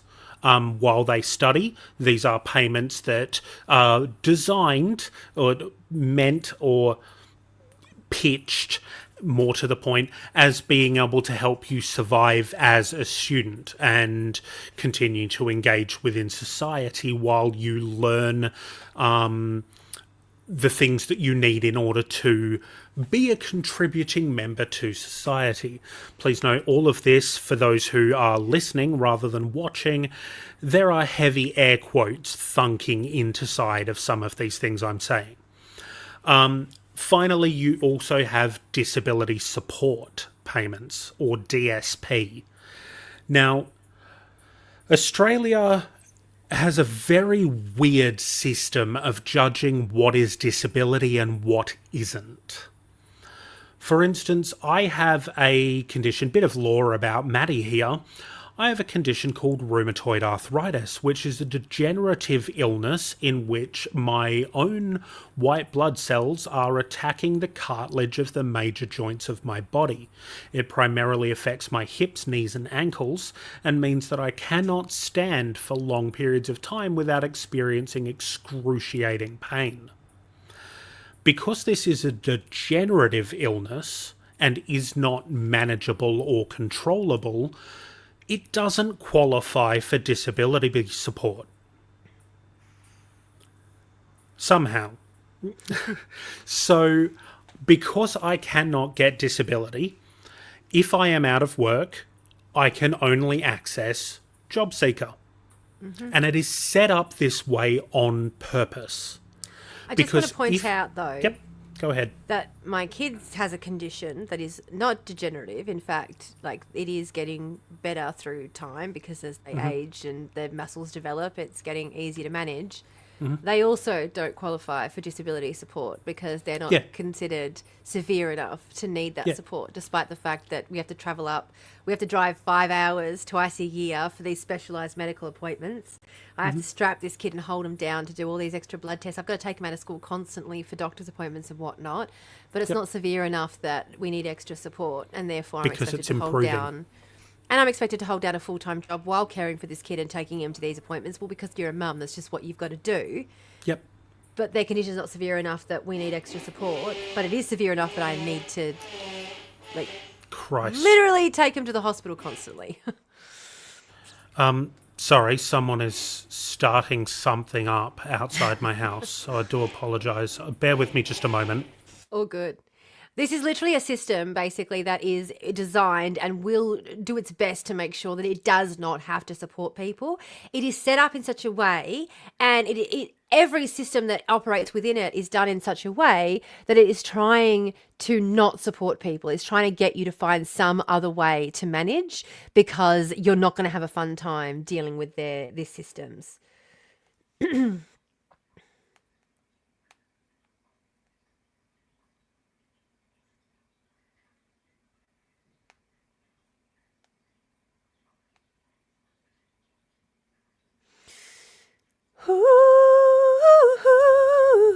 So it's going to take about 2 minutes until this bloke's done. So if there's anything you want to talk about now, go for it. I'm going to put myself on mute so that you guys don't have to listen to this, okay? No, I was going to say, just keep going. And if I have to, we'll be able to edit around it. Don't stress too much. Okay, no worries. Yeah, it's not that disruptive. Okay. So yeah, that's basically in a nutshell, how the support system in Australia works, in that it doesn't. Now, the payments have also not kept up at all. Like, as it stands right now on JobSeeker, receiving rent assistance and energy assistance and things like that, you are looking at, per week, around $460 total, if you have no dependents. Yeah. The average rent anywhere within 100 kilometres of the CBD is $400 a week for the smallest shit box that you can find. If you require something larger because you actually have a family, you're looking in excess of $600 a week. And if you want to go to a regional community, you're looking at $400 a week just starting. You can't find anything for less than that, regardless. Yep. You know, it's just it's not possible. It's just not fucking possible. Yep. So that would leave you effectively with $65 a week for groceries, everything, power, fuel, toiletries, clothing, insurances, yada, yada, yada, car yada, registration. You know? So you can start to see just Medicare co-payments. Yeah. Yep, Medicare co-payments, which if you go to a private doctor can be anywhere from $20 to $45. Even if you don't, like in a region, this is the problem right now we have. Yeah, you don't have the option in a regional community to not pay to go to a doctor. There are no fully bulk billed doctors. Yeah. So yeah. I don't know what just happened to the light. Something's just gone funny with the light. You're looking good now. That? Yep. Or is that better? Definitely not that last one. You're good there. There? That's good. Yep. Yep. Okay, so now now that we've got the backstory on exactly what it is, now I can discuss how RoboDebt came to be. Okay? Yeah. Now, since the late 1970s, the Australian Tax Office has used data matching systems to compare income data received from external sources, like employers, with income that is reported by the taxpayer in order to ensure taxation compliance. So basically what we say is compared with the data that our employee gives the ATO, and if it matches up, all good. If it doesn't, there's a discrepancy. Yeah. In 2001, Services Australia piloted a program that compared a customer's Centrelink income details with tax office data to identify any discrepancies in the information that Centrelink receives. Because if you work part-time, you have to report your weekly hours and your earnings to Centrelink, and any payment from Centrelink is then adjusted downwards. Yeah. And if to make up any shortfalls. You can you do yearly reporting as well. Like you have to report your estimate for the year because there are other payments that they won't use your weekly reporting to balance. So it's very complicated as someone who does have to report weekly. And even if you don't work casual, I just want to let people know, even if you work full time, but you are on a support pension, so single parent payments, disability support, you still have to report every week. Mm-hmm. And and it's really frustrating because the hours don't always line up and you have to do this maths. And if it doesn't match up, then they come after you like you've tried to commit fraud. Yeah, and if your pay cycle from your work is on a different cycle to what your reporting is, you then have to manually calculate how that is. Yeah. But you have to give them your yearly estimated income anyway and then report weekly. And then you still get... And it's like, I am doing the best I fucking can here, guys. I'm not a tax accountant. I'm just a fucking person. Yep, exactly. So, where there was a discrepancy, Services Australia would decide then if the customer had been overpaid and had a debt that needed to be recovered. The program, which was at the time known as the Income Matching System, or IMS, was fully rolled out in 2004. It identified roughly 300,000 possible discrepancies per year. Services Australia would identify and investigate roughly 20,000 of the highest risk discrepancies per year, but obviously were unable to investigate the remaining ones due to costs and resources involved in assigning people to manually investigate these and raise debts. The IMS continued from 2004, largely unchanged, until RoboDebt was introduced in 2016. Yeah. So, I'm sure anybody who knows us and the content that we produce and what we talk about, you can see where this is going already. In April 2015, measures to create budgetary savings by increasing the pursuit of outstanding debts and the investigation of cases of fraud in the Australian welfare system were first flagged by the then Minister for Social Services, Scott Morrison, and the Minister for Human Services, Marise Payne, and formally announced by the Abbott government in the 2015 Australian federal budget. Mm-hmm. Initial estimates in the 2015 budget projected that the scheme would recoup $1.5 billion for the government. Now, I want to point out that a lot of his policies and a lot of his attitudes towards shit like this comes from, and I don't give a shit how many people it annoys when I say this, it comes from his evangelical leanings. Yep. This is the behaviour. Yep. This is the behaviour of a God-toting, Bible-bashing nutfuck who thinks all of his success is because God's blessed him, and if you're suffering, it's because you fucking deserve it, and so he's going to punish you further. Fuck this fucking motherfucker. Fuck him all the way to fucking hell. Absolutely. And the other thing that I want to point out is that $1.5 billion that the scheme is recouping is from people who are receiving government benefits. Yeah. So they are taking money from people on pensions. $1.5 billion from people who have it the worst in society. Can we just call them pensioners? Because I feel like if we keep calling them pensioners, it might highlight that this is not... Because when people call welfare recipients, there's so many connotations with that. When you say pensioners, people have a different idea of what that means, I feel like. Agree. You know what I mean? I agree. Is that a quick temperature check of the chat? Do we feel like pensioners gives the right connotation? I feel like it's a less loaded connotation than what welfare recipient or job seeker is, or the Murdoch press's favourite doll bludger. Yeah, fuck them. I will never use Honestly, that fucking Rupert term. Murdoch can eat my entire anus. I want to. Oh, God almighty. I would love to smother that motherfucker with my ass cheeks. Yep. That would No. He doesn't get it for free. Povos, plebs. It's how I feel most weeks, babe. It's how I feel most weeks. I feel you. So they were looking to recoup $1.5 billion from people on pension payments rather than looking to businesses or mining companies or, the ultra-wealthy. And at the same time as this, let it be known, at the same time as this was happening, they were cooking up the stage 3 tax cuts that gave massive tax cuts to the top earners of the country. So at the very same time this was happening. Please, someone clip that, and we need to put that. That's going to be our little. That is going to be.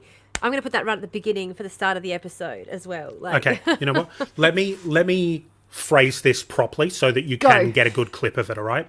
Go.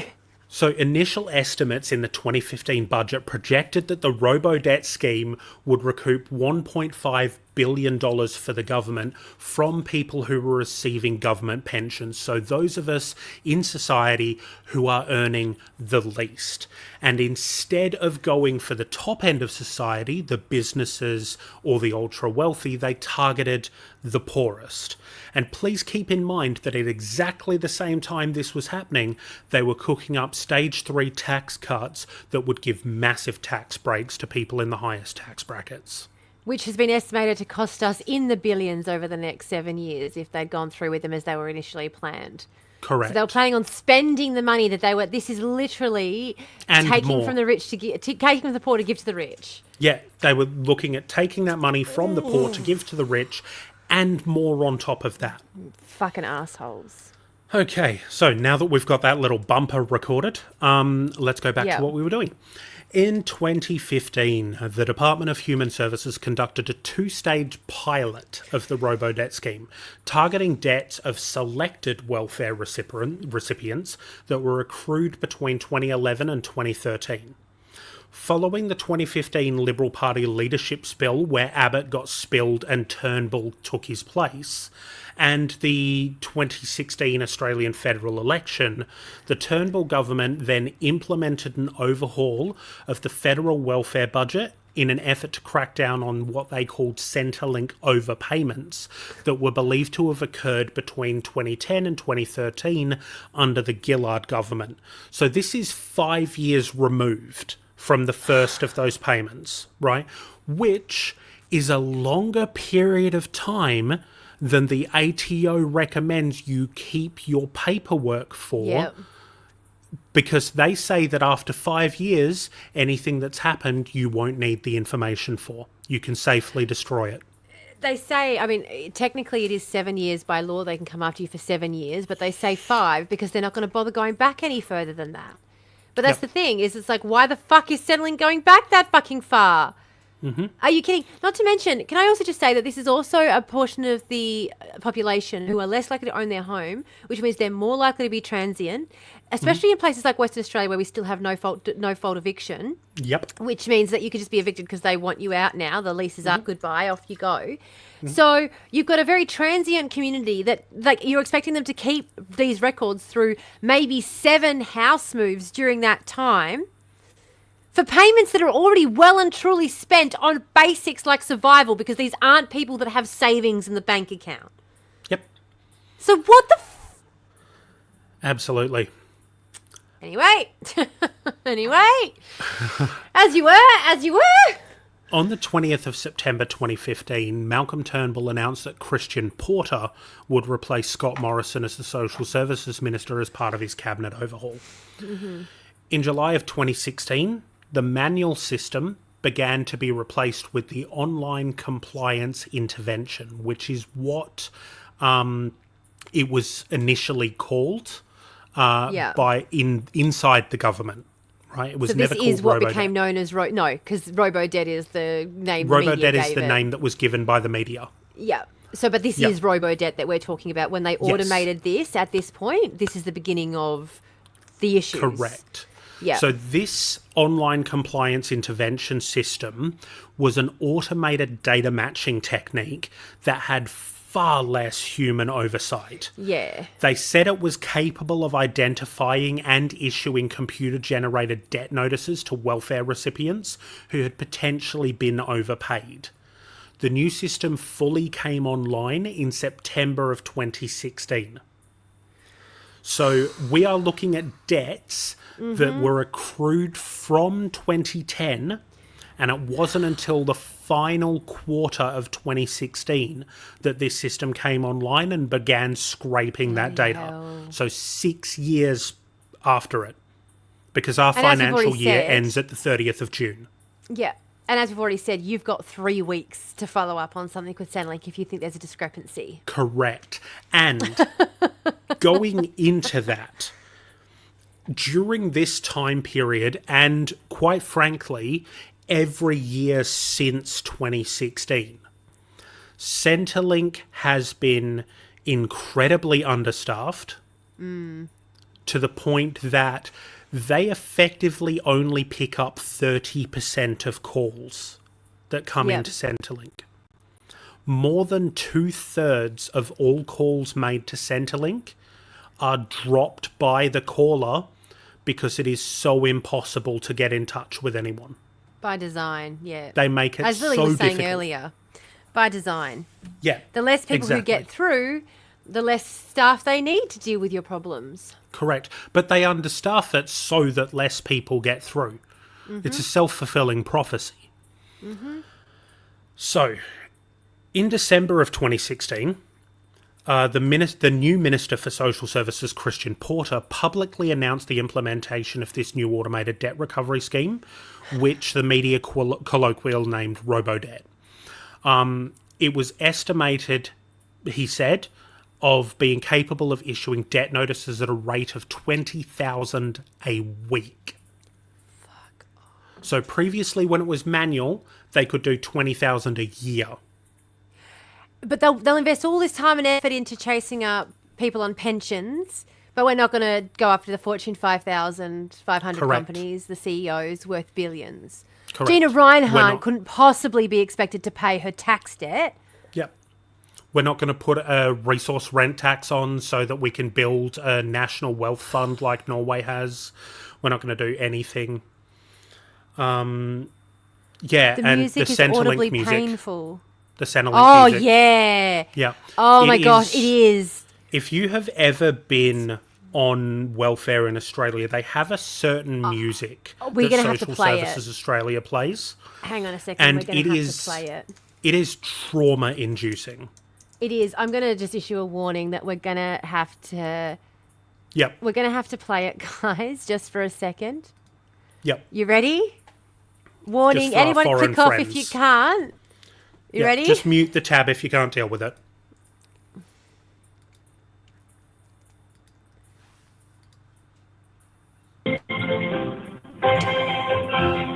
Can we all hear that?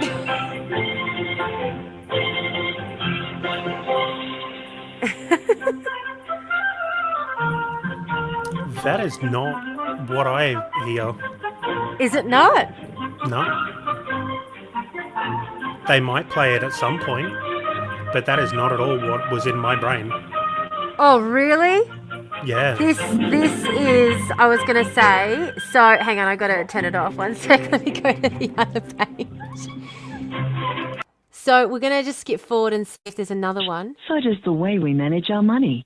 Get tips on budgeting, savings, dealing with debt, and That more voice. Oh my at God. servicesaustralia.gov.au Yeah, / exactly. manage your money. James! This is what... Yep. This folksy bullshit.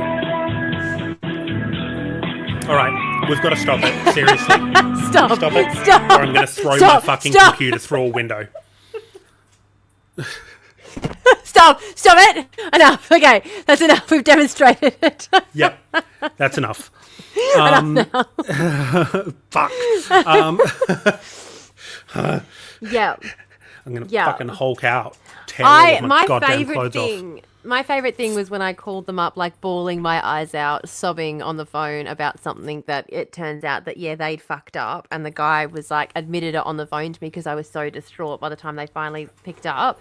He was like, no, we've got that sorted. I'm so sorry. Like, that was because I said to him, because he kept saying, I'm going to have to transfer you through to someone else. I'm like, don't transfer me through to someone else, please. Every time this happens, I disappear into the nether, and like, I just need someone to fix this. So it's like, okay. I'm going to get cut off today. I'll need to call Wednesday. My worst experience with it was calling and being on hold for 2.5 hours. 2.5 hours I stayed on hold. Somebody answered. I explained what my situation was. I was as calm as I could possibly be. Yeah. As calm as I could possibly be. They transferred me. The call dropped. After 2.5 fucking hours and 2 minutes talking to a human being, the call dropped. It happens every fucking time. This is why I was like, no, if you call the complaints line, the person who picks up won't have to transfer you. They will have the skills and experience to deal with whatever the issue is. I was a half a second from getting in my car and just driving to where I know the fucking call centres are. I've taken to just calling the complaints line when I had an issue with them, and it was so bad too. Like at one point, it was so good because it got so bad with them. I was on the complaints line, and the guy put me on hold so they could call my ex to deal with the other half of the situation they needed to deal with, because I was just like, I'm not getting off the phone till this is sorted. And he was like, yep, no worries. So he just put me on hold, called my ex, got the information he needed so that he could get it all sorted on the one spot. And I was like, why don't they do that all the time? And he's like, because they don't have the authority. They're not allowed to just call people. I am. I was like, I am never not calling you again. Yep, that solves my problem. Yeah, easy. The average being 4 hours, Lily, would drive me wild. Yeah. Okay. Yeah. So, the lucky thing about being, I was going to say in WA, the reason that we are a little bit luckier over here with our hold times, which we are, to be honest, like as much as awful as it is because our offices are open later and the rest of the country is shut by then. See, in WA, we can call at 4 a.m. because your offices are open at that time, even though... Not 4 a.m. I think 6 a.m. we can call because your offices are open that early. You guys can't call at 10 p.m. even though our offices are still open at 8 p.m. WA time. Your phone lines won't connect. So we have it a little bit better over here for that reason. Yeah, and for that reason only.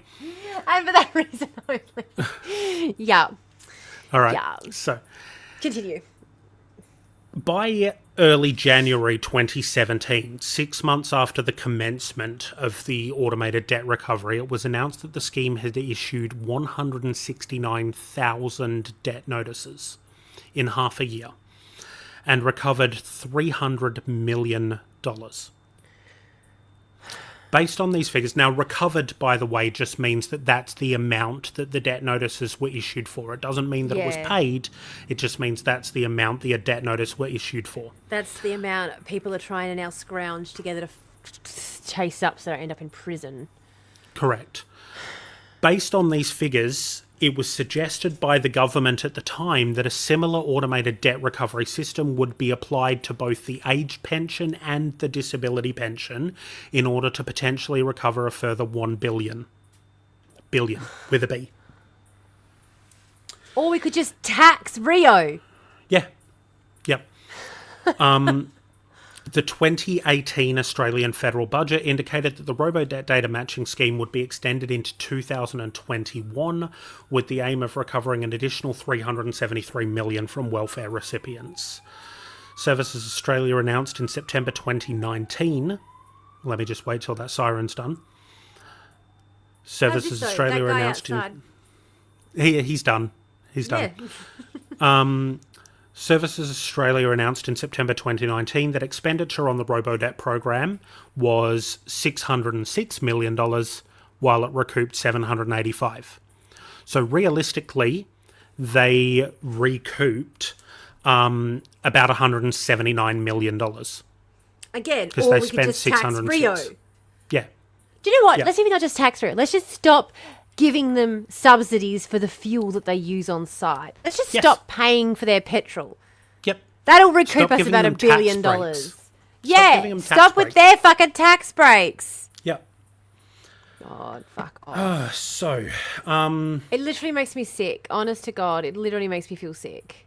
Yep. Because it's not, you can picture the people who are literally making decisions about not buying their kids new school clothes for the new school year and letting their kids go to school with shoes that don't quite fit well enough because now they've got a fucking debt they have to pay to Centrelink. I mean, and that's just common everyday shit for people who are on Centrelink. Well, those are the decisions that people are making all of the fucking time. Yeah, but... It became worse. 100%. That's what I mean.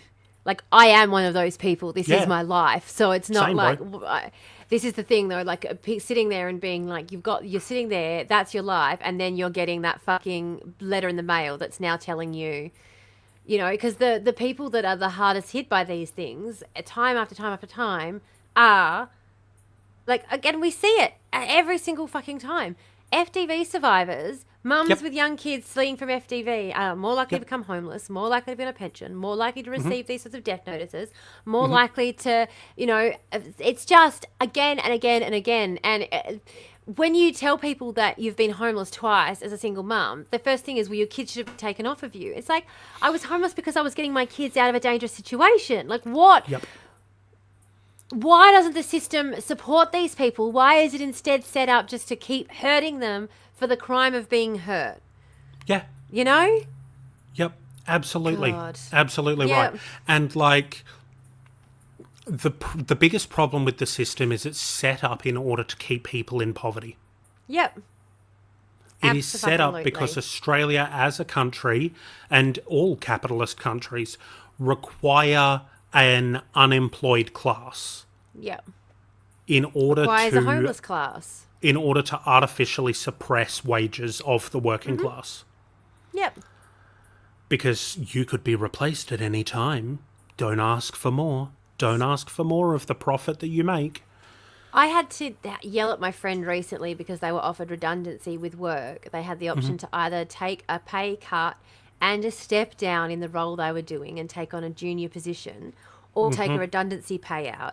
And they were so scared at the prospect of not being able to get another job that they were going to take the decreased position with decreased pay. In fairness, I understand being scared at not being able to get another job. I thought I would be employed by now. But again, same. It's been months. But this is the problem with the system, dude. It's been years. But this is the problem with the system, is it keeps you in this position. Like, and again, because of references, you have to be nice to your previous employer. You can't make a stink when you leave. You can't tell them what you really think because they'll bar you. I don't have another job in this area, mostly because of what my old employer did when I quit. Like, they made my life hell and dragged my name through the mud. Which, ironic since they were complaining about people doing that to them. But yeah, like the system is designed so that, but just think of that. Think of that though. You're employed to do a job and they make you so scared. Like, you hired me to do a role. You were paying me to do that role. That role was necessary. My role is necessary. And now you're going to make me so scared of ending up with nothing. Because that's what happens to people in the system. You do just end up like you and I sitting here unable to find employment a year later, a year and a half later, nearly 2 years later. And so it's like, well, I'll take a different job, reduced pay, reduced responsibility, totally different job than the one I'm qualified to do. It's fucking psychotic. It's fucking psychotic. It is. It is. Yep.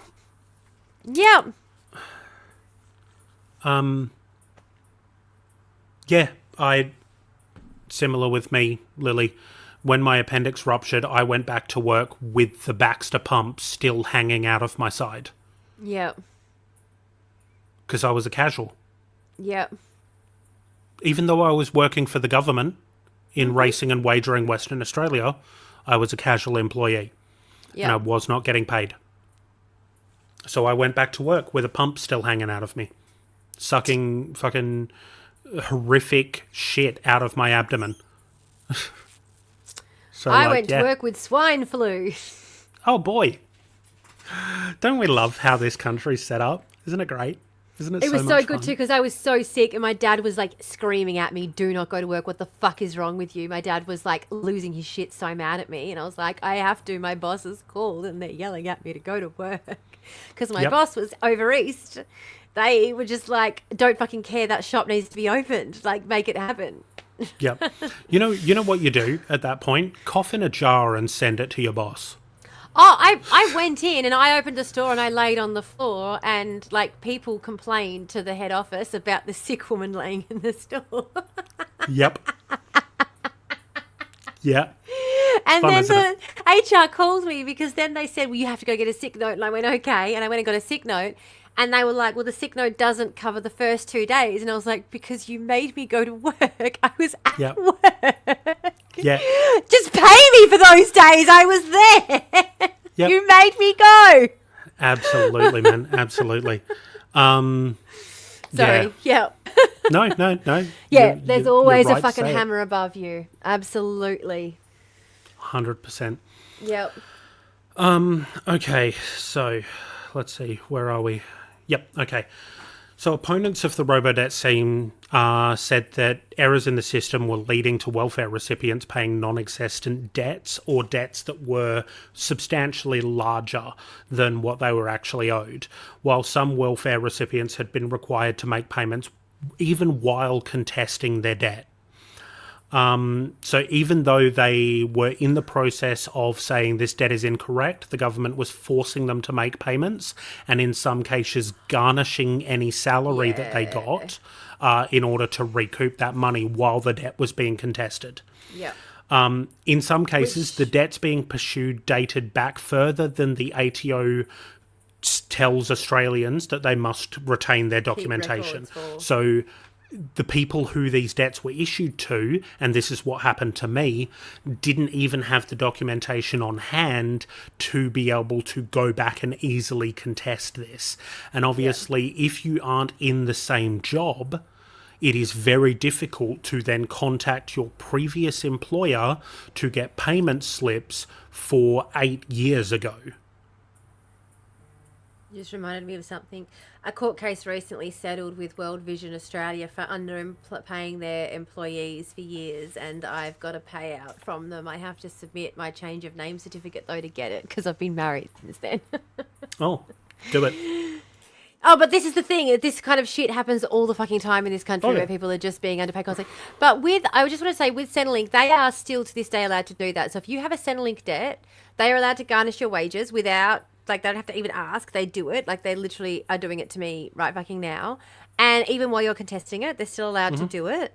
And there's literally just like it literally doesn't fucking matter. It literally just does not fucking matter at all. So the biggest criticisms that were of this system, right, were that the onus had gone from Centrelink to do their due diligence and investigate properly whether a debt was owed or not.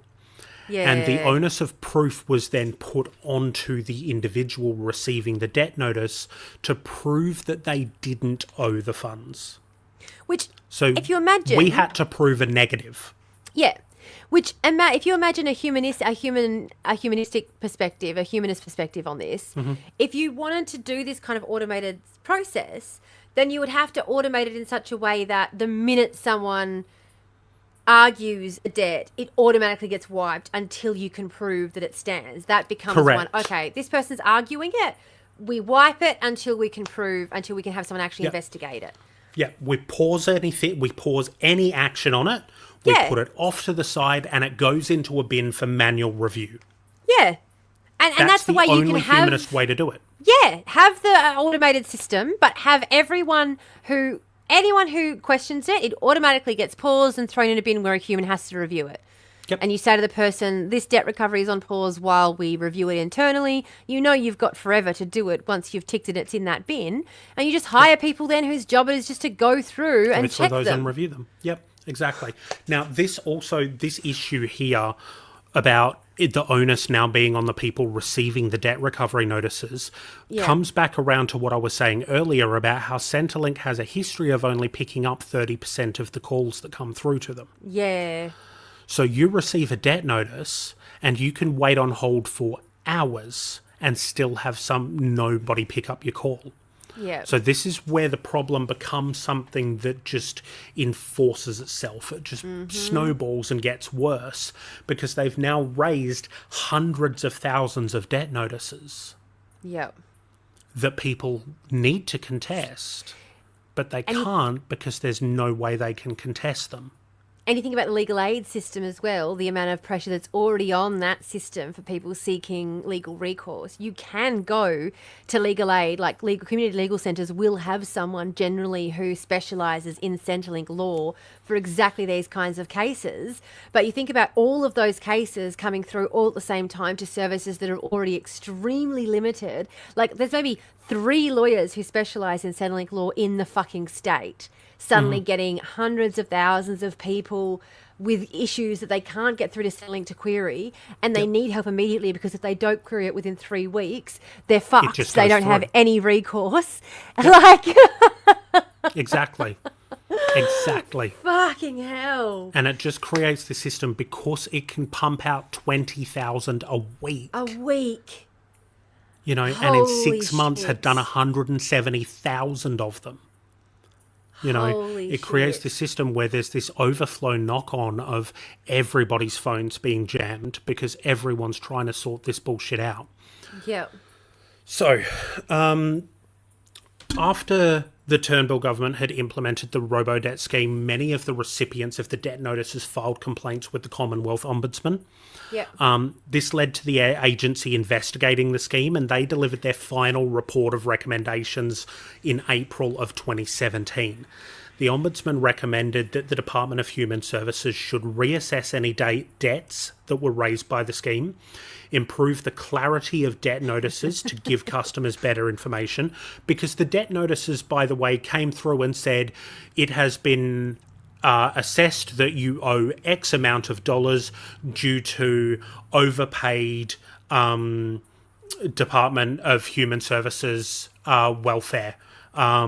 If you believe this notice is in error, contact X. It didn't give you any details. It didn't give you the date of when that supposedly happened. It didn't give you any further information, just the amount. And if you want to contest, call these people. It gave you now nothing they have to else. tell you what the payment was, that it was overpaid, and the dates that it was overpayment was. That's the only thing that's changed. But yeah, they didn't used to have to even put that on there. Yep, it was just an amount, and call us. Yep. Yeah, good luck getting through. Imagine if you could just randomly send invoices out to people and say, give me money, thanks. I might start doing it. Just make up a really official, like, letterhead. Yeah. And just start emailing it out. Like, see how many finance departments are actually on their shit. I was going to say, I think that's how the what's his name, the Armenian prince got his start. Yeah. Oh, look, it's definitely fraud, but it's only fraud when somebody reports that it's happened. Yeah. Where was that prince from? Ethiopia. If I make it for small enough amounts, Nigeria. Nigerian prince scam. Nigerian prince. I knew it was racist. Yeah. I knew it was racist. I just wasn't sure which country we're being racist about. Yeah. Amusingly now, most of those scams actually occur out of Nigeria. That's the amusing part of it. Like, initially it started as I am a Nigerian prince because what's white boy going to know about Nigeria? Maybe it's true. But now, amusingly, that's where most of them originate from. So the other recommendations were that the Department of Human Services were to inform customers that their ATO income will be averaged across the relevant period if they do not enter income information. So it's going to average it out. So say you work for 1 year on a 6-figure wage, and then you're unemployed for a year because of injury or sickness, and then you pick up casual work as you re-enter the workforce, and you're on 30 grand. Over that 3-year period, you have made $150,000. They average that over 3 years. You've earned $50,000 a year. During that year where you were sick and you were receiving Centrelink benefits, you should not have been receiving them because allegedly you earned $50,000 that year. And what happened to me during this period is you've been off of work for 6 months, but then you were at work for 6 months. Mm-hmm. Yep. Why were we paying you all of that money when you were off work for 6 months? You've got to give us all that money back. Oh, you had a baby? You don't fucking care. You owe us a debt now. We don't care that we were literally paying you Yep. parental leave payments to stay home with a baby. You then went back to work and earned X amount of money. Participated in capitalism. How dare you go back to work after 6 months off with a baby? Yep. God almighty. And Absolutely. It was from August. I left in July because I had the baby in August and then went back to work just before the end of the tax year. And so it averaged out my income and I had to report my income weekly when I went back to work, but they still averaged my income out over the whole year and said that they shouldn't have had to pay me. Absolutely. It's scummy shit. This is what got me. Yes. Yep. Same. Have babies to stimulate the economy, but then give us fuck you for having a kid. Oh, I didn't have a baby. I gave birth to a ruptured appendix. Yeah. But again, then when I had my second baby, they kept saying we've already processed that you've had a baby, and I'm like, Yeah. I've had 2 of them. Like, what is wrong with you people? So much.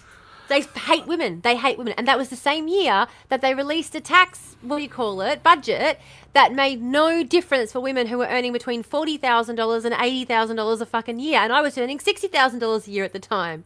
Yep. Yep. And I went, fuck off! I'm not working for this. Because then I worked out I was ending up at $38 a week ahead for working versus if I quit and stayed home with the kids. Yep. Yep.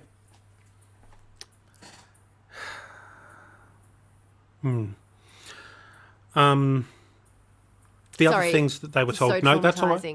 That's all That right. I so do apologise. I do apologise. I knew I'm this having episode another would be a tough one.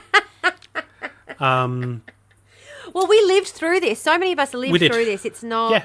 And so many of us were affected by it. Yeah. Yeah. Or knew somebody who was affected by it. And it really, for a lot of us as well, was the first experience with neoliberal politics on a personal level. Yep. On an individual level, how it affected us. Absolutely. It was an awakening for a lot of people who before that had not had the system negatively impact them, really. It was an abstract thing. Yeah. So Lily has said, this is what got me. Then I wasn't entitled to my childcare subsidy, so I got a double whammy, 15 grand worth of fuck you, while also paying back 60,000 from my ex stealing my identity. Holy fuck, mate. That's horse shit. Yeah. That's really horse shit. I'm so sorry you went through that. Yeah. Like, here was me feeling sorry for myself for $2.5 grand. For fuck's sake, you're looking at 75k down the gullet. Jesus. Well, I was going to say, this was during the time we had to consolidate all of our debt because Adam's ex was very angry when we got together and got pregnant. Took out all this money, cash advances on all these credit cards that she'd taken out in his name. That there's about 20 grand's worth that we weren't able to get expunged. So we had all of that. So when we first got together, to go from where we started to where we are now, we started with so much debt, so many issues that weren't on me, let's just say. Like this, I inherited a lot of this shit. Inherited a lot of this fucking shit. But even I was talking to my kids the other night about how I had to start paying rent when I started work at 15. They were like, why? Yep. Yep. Big same. It's so that you learn the value of the money that you're earning. Well, for me, it was just because we didn't have any fucking money. And so if I didn't help out, we didn't have the lights on. Yeah. Oh, look, I'm sure it was the same for me as well. But that's what I was told.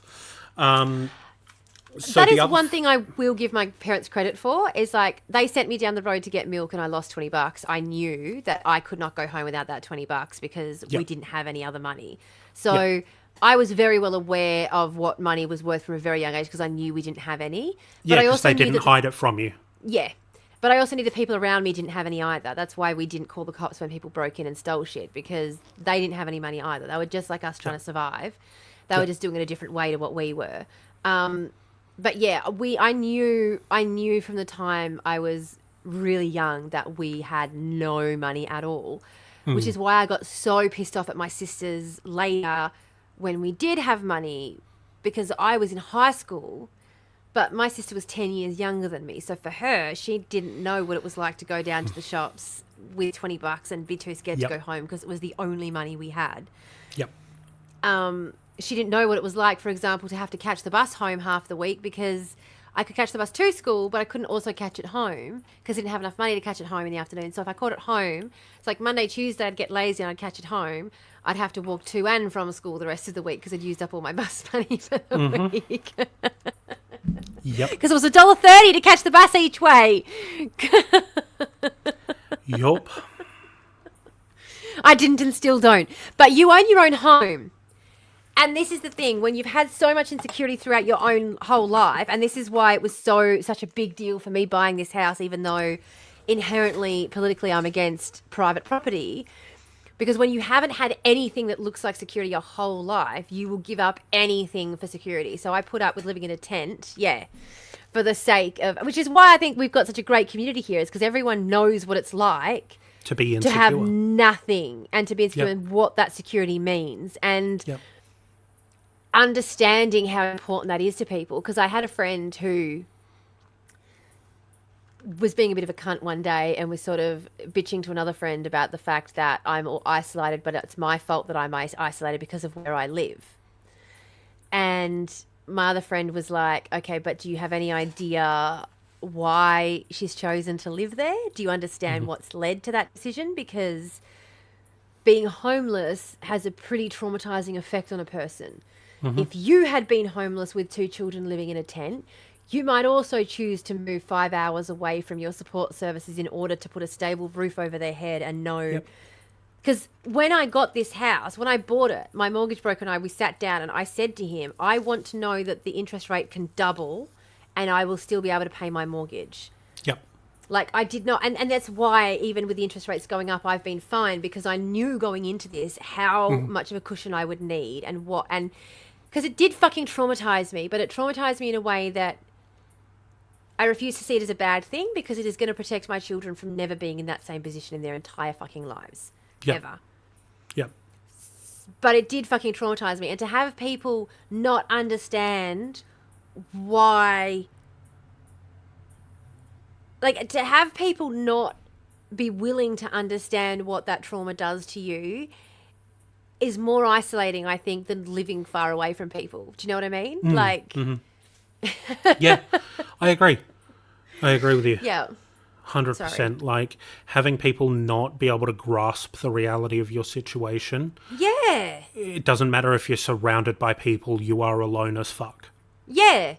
Yeah. Like, I totally get what you mean. Totally. Yeah. And I'm pretty sure almost everybody in chat will be able to understand that as well. Well, because we've got a group of people here who totally get this shit. 100%. Oh, I don't even have a hope that I'll be able to reg again. But like I was saying to Callie the other day, you won't need to, because in 2 years we're going to have the commune, and then we're all going to have stable housing, because that's what it's all about. It's about the number one thing being stable housing. If we can get that, then we will be able to flourish, and we'll be able to help others flourish, and we will have the supports that we need to. It is such a fucking traumatizing thing not having stable housing.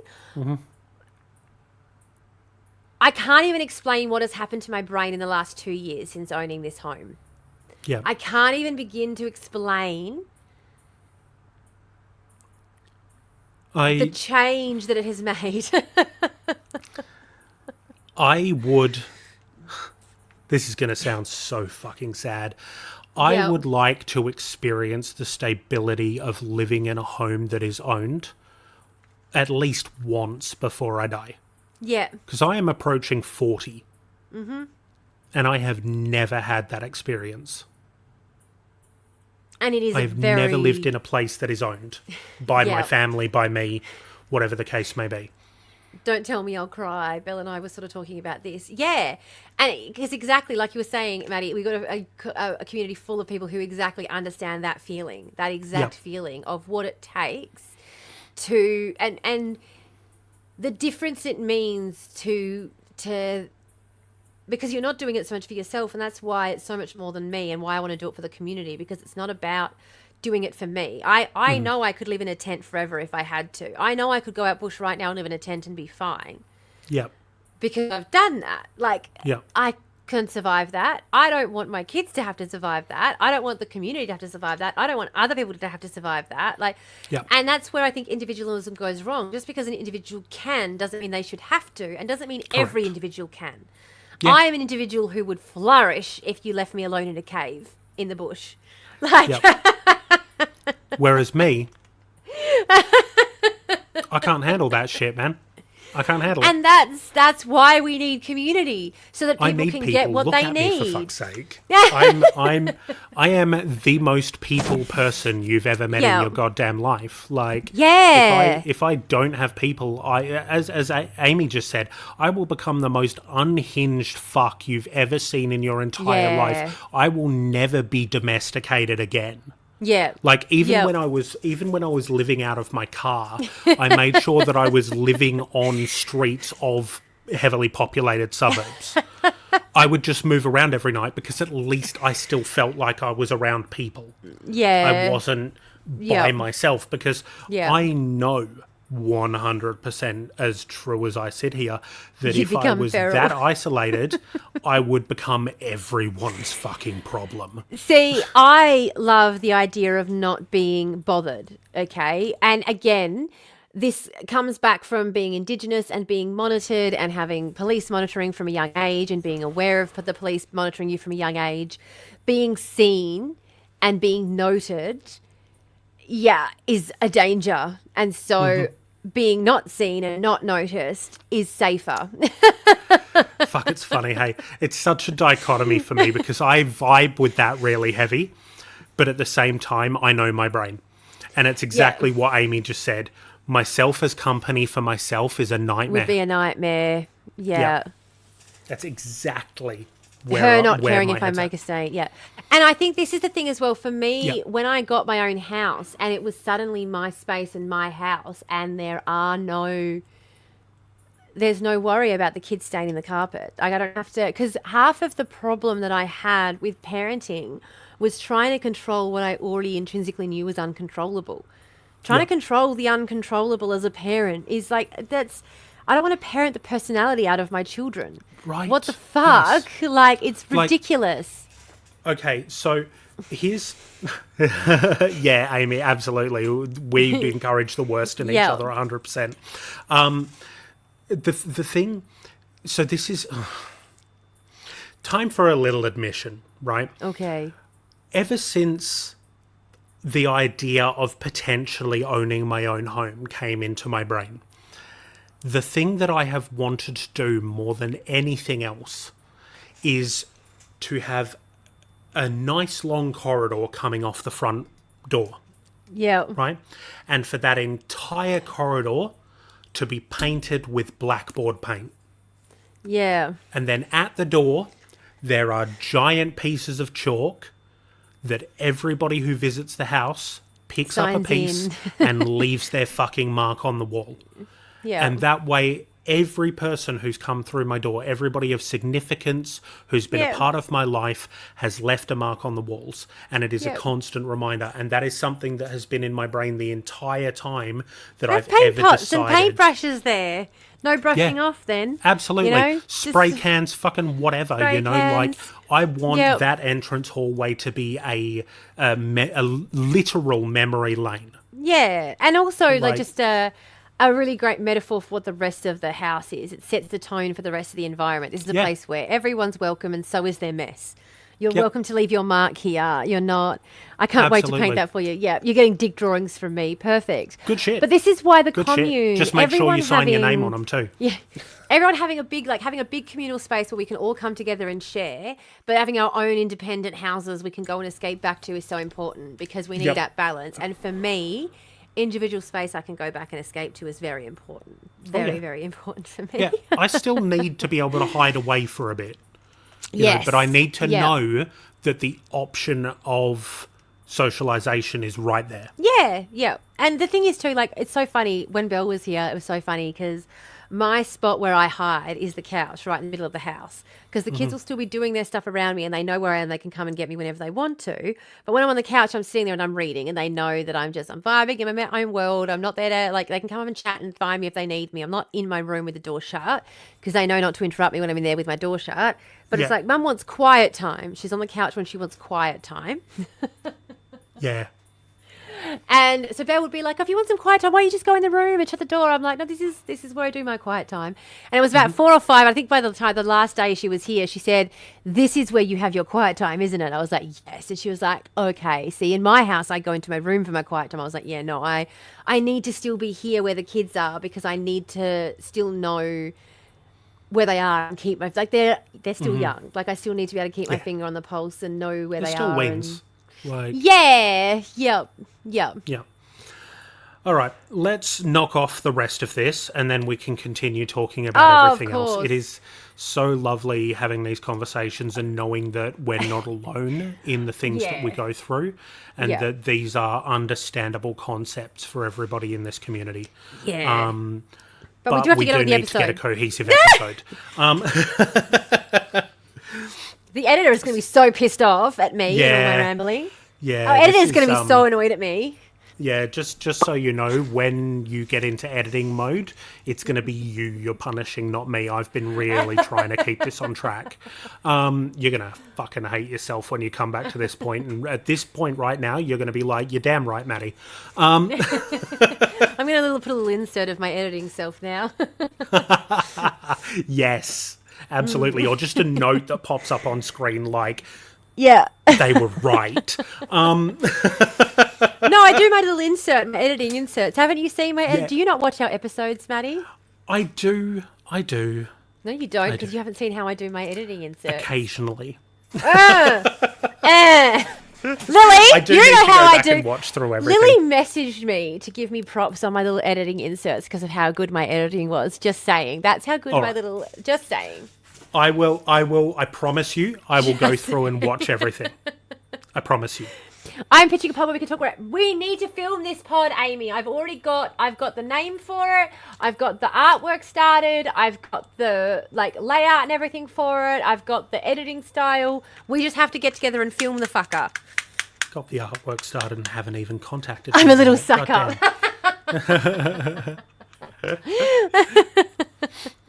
All right, so let's jump back. Where the fuck were we? Oh, it's okay, Maddie. I know you can do anything. I just send it to you and you'll do it. It's fine. So the recommendations that came from the Ombudsman, the last 2 recommendations were that the DHS was to notify welfare recipients that debts that were based on an averaged ATO income may be less accurate, so to prompt people that this may be an inaccurate debt. And then to also offer help to welfare recipients in order to gather evidence with which to effectively respond to debt notices, because previously they weren't doing that. The Ombudsman also recommended that before expanding the scheme, DHS should undertake a comprehensive evaluation of the scheme in its current form and consider how to mitigate the risk of possible over-recovery of debts. Then came a Senate committee inquiry that began in 2017. The inquiry had a number of findings and made recommendations. It included that a lack of procedural fairness is evidence in every stage of the RoboDebt program. The program should be put on hold until all procedural fairness flaws are addressed. That the RoboDebt scheme disempowers people, causes emotional trauma, stress and shame.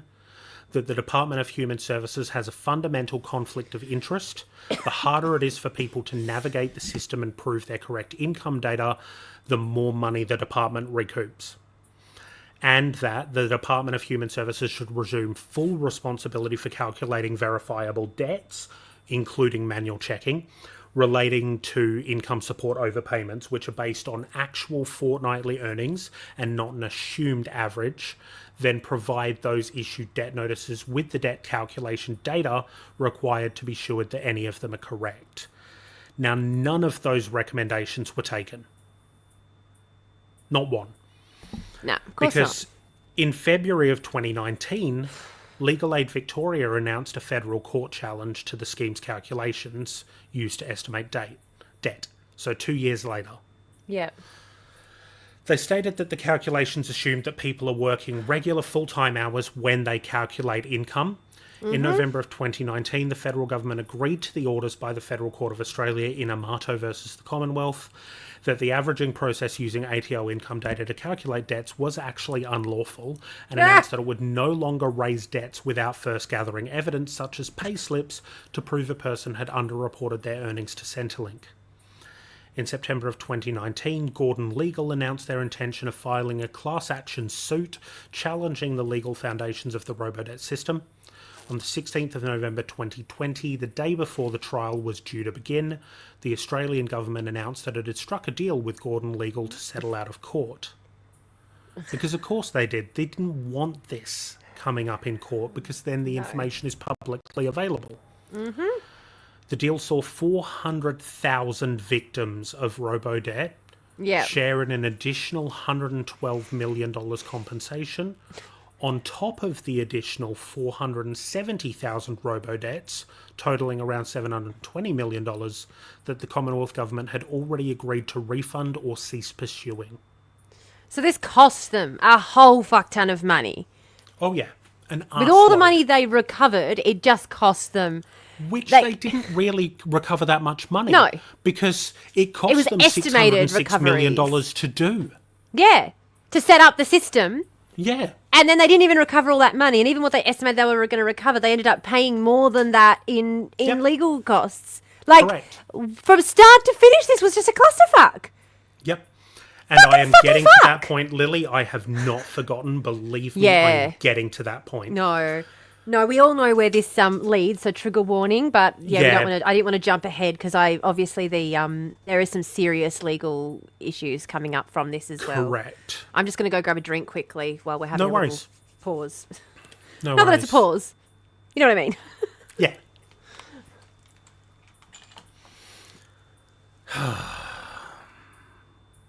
I do apologise, guys. Part of this job is that we do go through some pretty hairy situations in Australian history.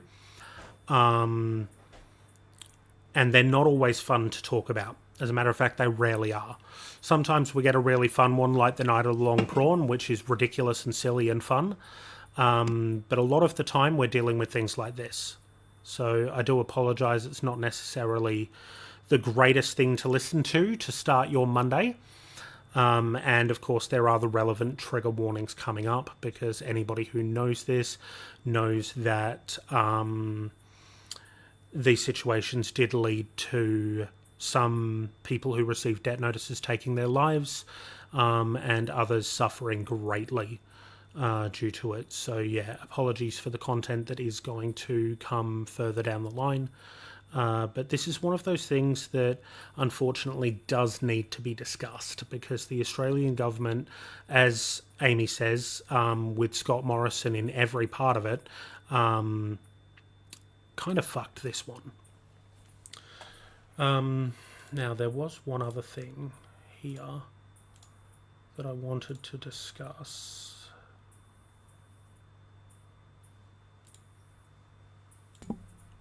I had to send my housemate a message and let them know I was stealing their drink, because that's what polite housemates do. Yeah, absolutely. 100% agree. Yeah.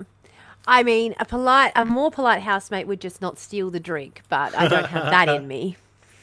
Yeah, no. You ain't got that sort of thing. You've still got the dog in you. Yeah. I'll own it. See, this is what I say all the time to people. I'm like, I am straight up. You can be straight up with me too, because I am straight up. I will straight up tell you I'm stealing your shit. Like, yeah.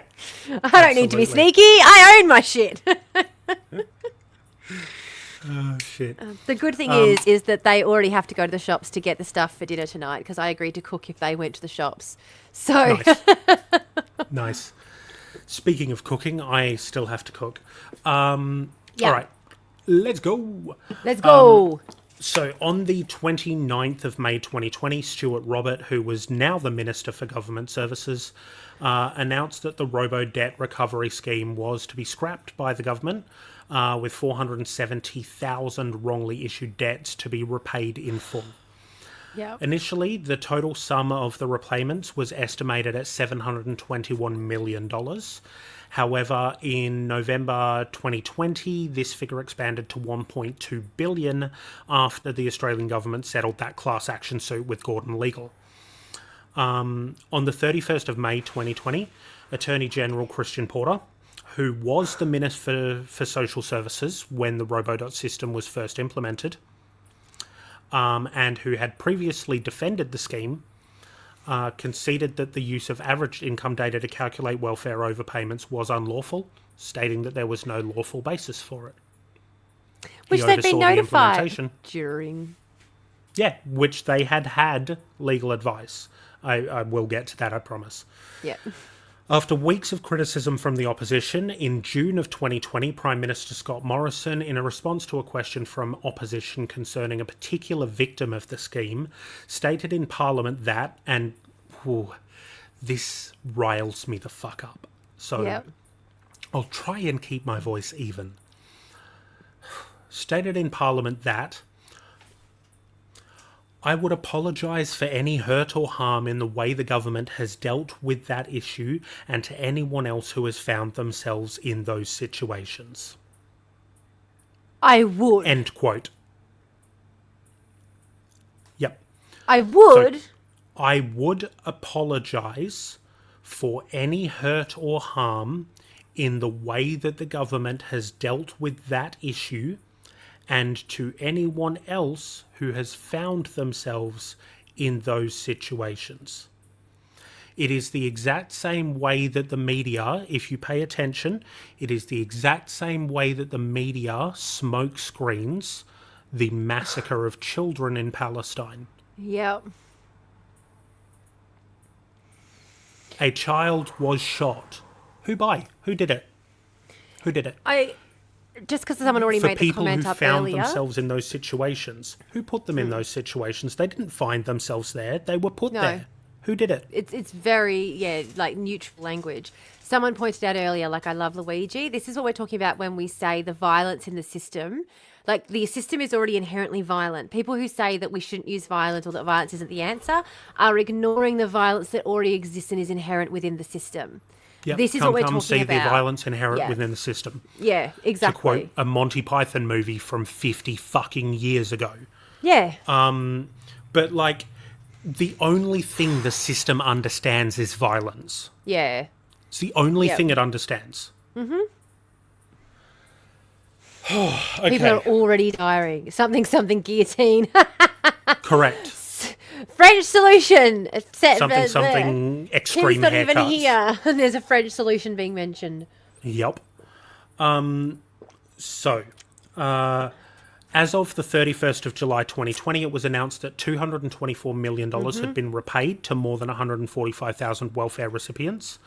On the 11th of June 2021, the federal court approved a $1.872 billion settlement incorporating the repayment of $751 million, wiping all remaining debts, and the legal costs that ran $8.4 million.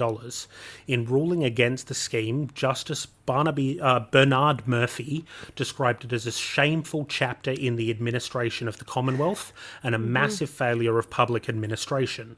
The federal treasurer, Josh Frydenberg, the fuckstick, said the government accepted the settlement but distanced himself from the suicides and mental health issues surrounding the administration of the scheme.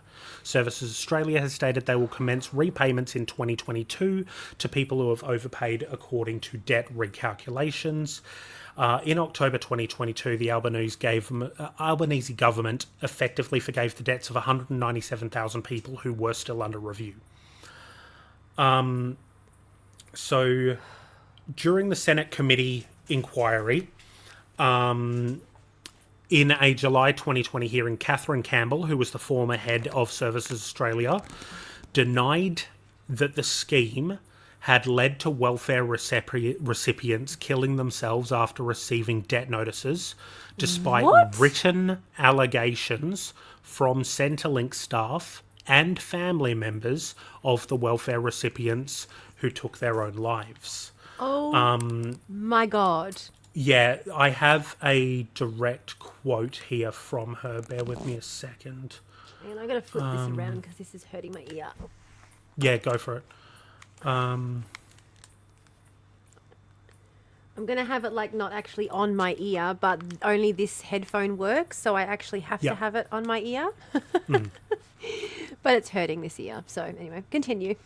So I had a direct quote from her somewhere, but I can't find the fucking thing.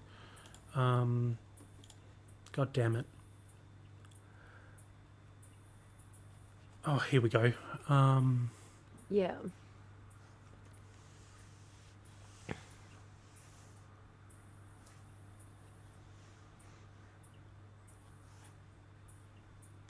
No, can't find it. But basically, she, during a parliamentary, during the inquiry, it was brought up that the Robodebt scheme indiscriminately targeted some of Australia's most vulnerable people, which caused significant and widespread harm to both psychological and financial well-being. That the use of technology by the government must be supported by appropriate safeguards. And that they had not applied necessary rigour to ensure that people were treated fairly. When it was brought up, the letters from Centrelink's staff, she said that she vigorously denied any allegation that the suicides were linked to Robodebt, because there is no way to know, I found the quote, there is no way to know what else is going on in someone's life. So, yes. But do you know what we do know without a shadow of a doubt? That they received a fucking debt notice. And I'll put the figures in here as well. We also know that financial stress is one of the leading causes of suicidal ideation. Yep. So Absolutely what we do right. know is these people got a debt notice, and financial stress is a leading cause of suicidal ideation. Yep. Like, fuck off with that fucking bullshit. Not on me bullshit. Fuck off. Mm-hmm. Yeah. I wanted to ask a quick question just because earlier Amy said that next time we go off topic, they'll let us know what they're cooking for dinner. And then the next thing they said was baguettes. Does that mean you're cooking baguettes for dinner? Nice. Or was the baguettes in relation to the French solution? Ah, yes. That's probably it. Yeah, that's what I thought too. But I was... Need to find out, though. Yeah, all I learnt was always leave a note and specify that it's the government's fucking fault. Yep. Absolutely. Abso-fucking-lutely. Yep. Be very clear. Like, if that's clear. the situation, be very clear. Yeah. The second option. Yeah. But in fairness, at the time, you're not necessarily thinking of that. I know that I haven't. No, that's true. So, coming up to the final parts here. So, in June of 2020, a royal commission was called into it. The Greens spearheaded it, Labor picked it up. Called for a royal commission into Robodebt to determine those responsible for the scheme and its impact on Australians. The calls were reiterated by university academics and by ACOS, which stated that although some restitution has been delivered to victims of Robodebt, they have not received justice. In May 2022, the sixth and final report from the Second Senate inquiry into the scheme recommended a royal commission to completely understand how the failures of the income compliance program came to pass and why they were allowed to continue for so long despite the dire impacts on the people issued with debts. There was a $30 million budget in the election costings in 2022 for the Royal Commission into Robodebt. And following the win, Albanese announced that the Royal Commission, with letters patent issued on the 25th of August 2022, was chaired by former Queensland Supreme Court Justice Catherine Holmes and was expected to conclude on the 18th of April 23. It was extended twice, first until the 30th of June, then the 7th of July.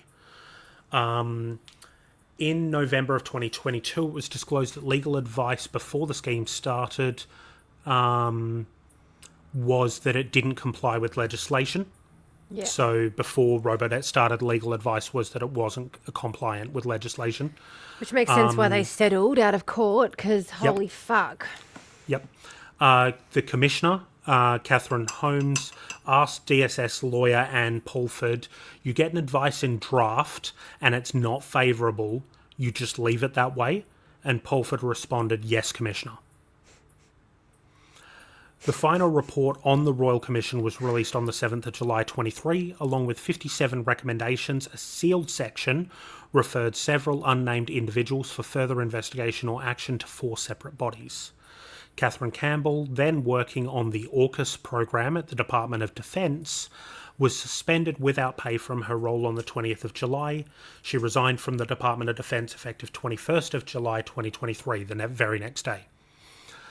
Colleen Taylor, a former employee of the department, received a 2024 King's Birthday honour for her efforts to expose the scheme.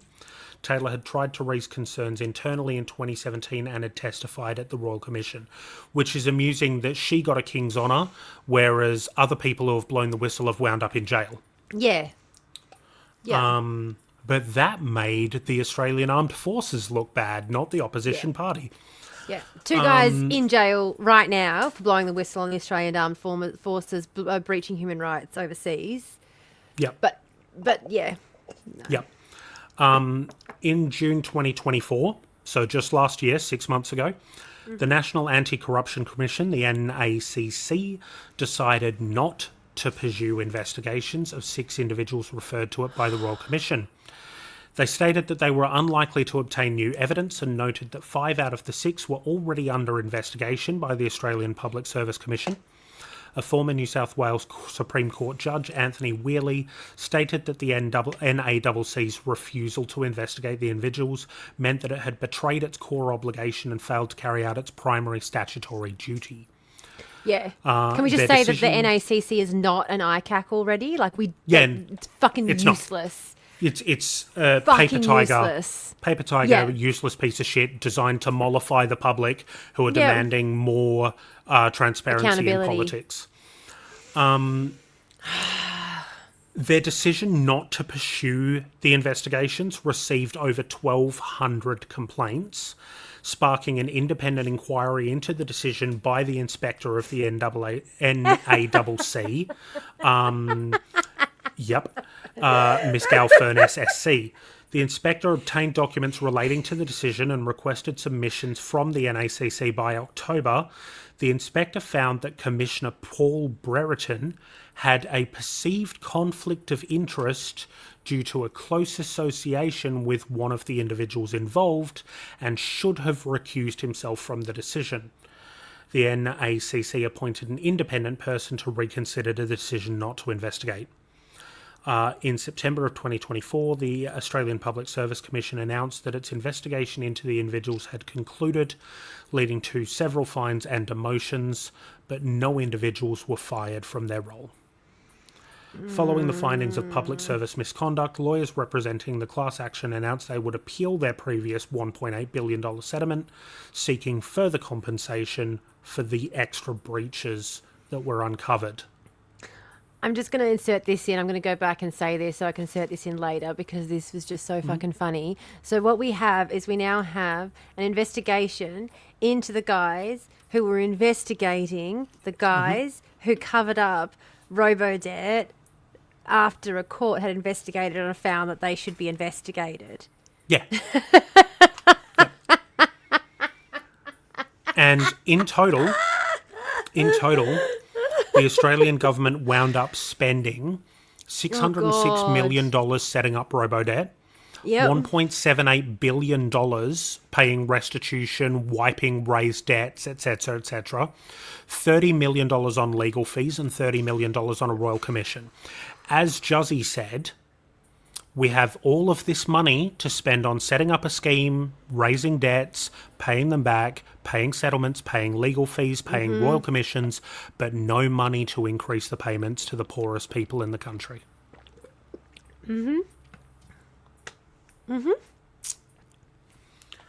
So, yeah, that's certainly a thing that happened. Now, there were 2 people who were brought up in the Senate hearings as having been directly, as their suicide having been directly linked to robo-debt. So and an trigger warning estimated for this part of 6 the more. episode. Yeah. I apologise, guys. Content warning. I did mention earlier that we'd be getting into it, but now that we're actually getting into it, when I here's edit, I'll another make sure I'll content put timestamps and stuff on for people as Please well. and thanks. So, yeah. Yep. Yeah.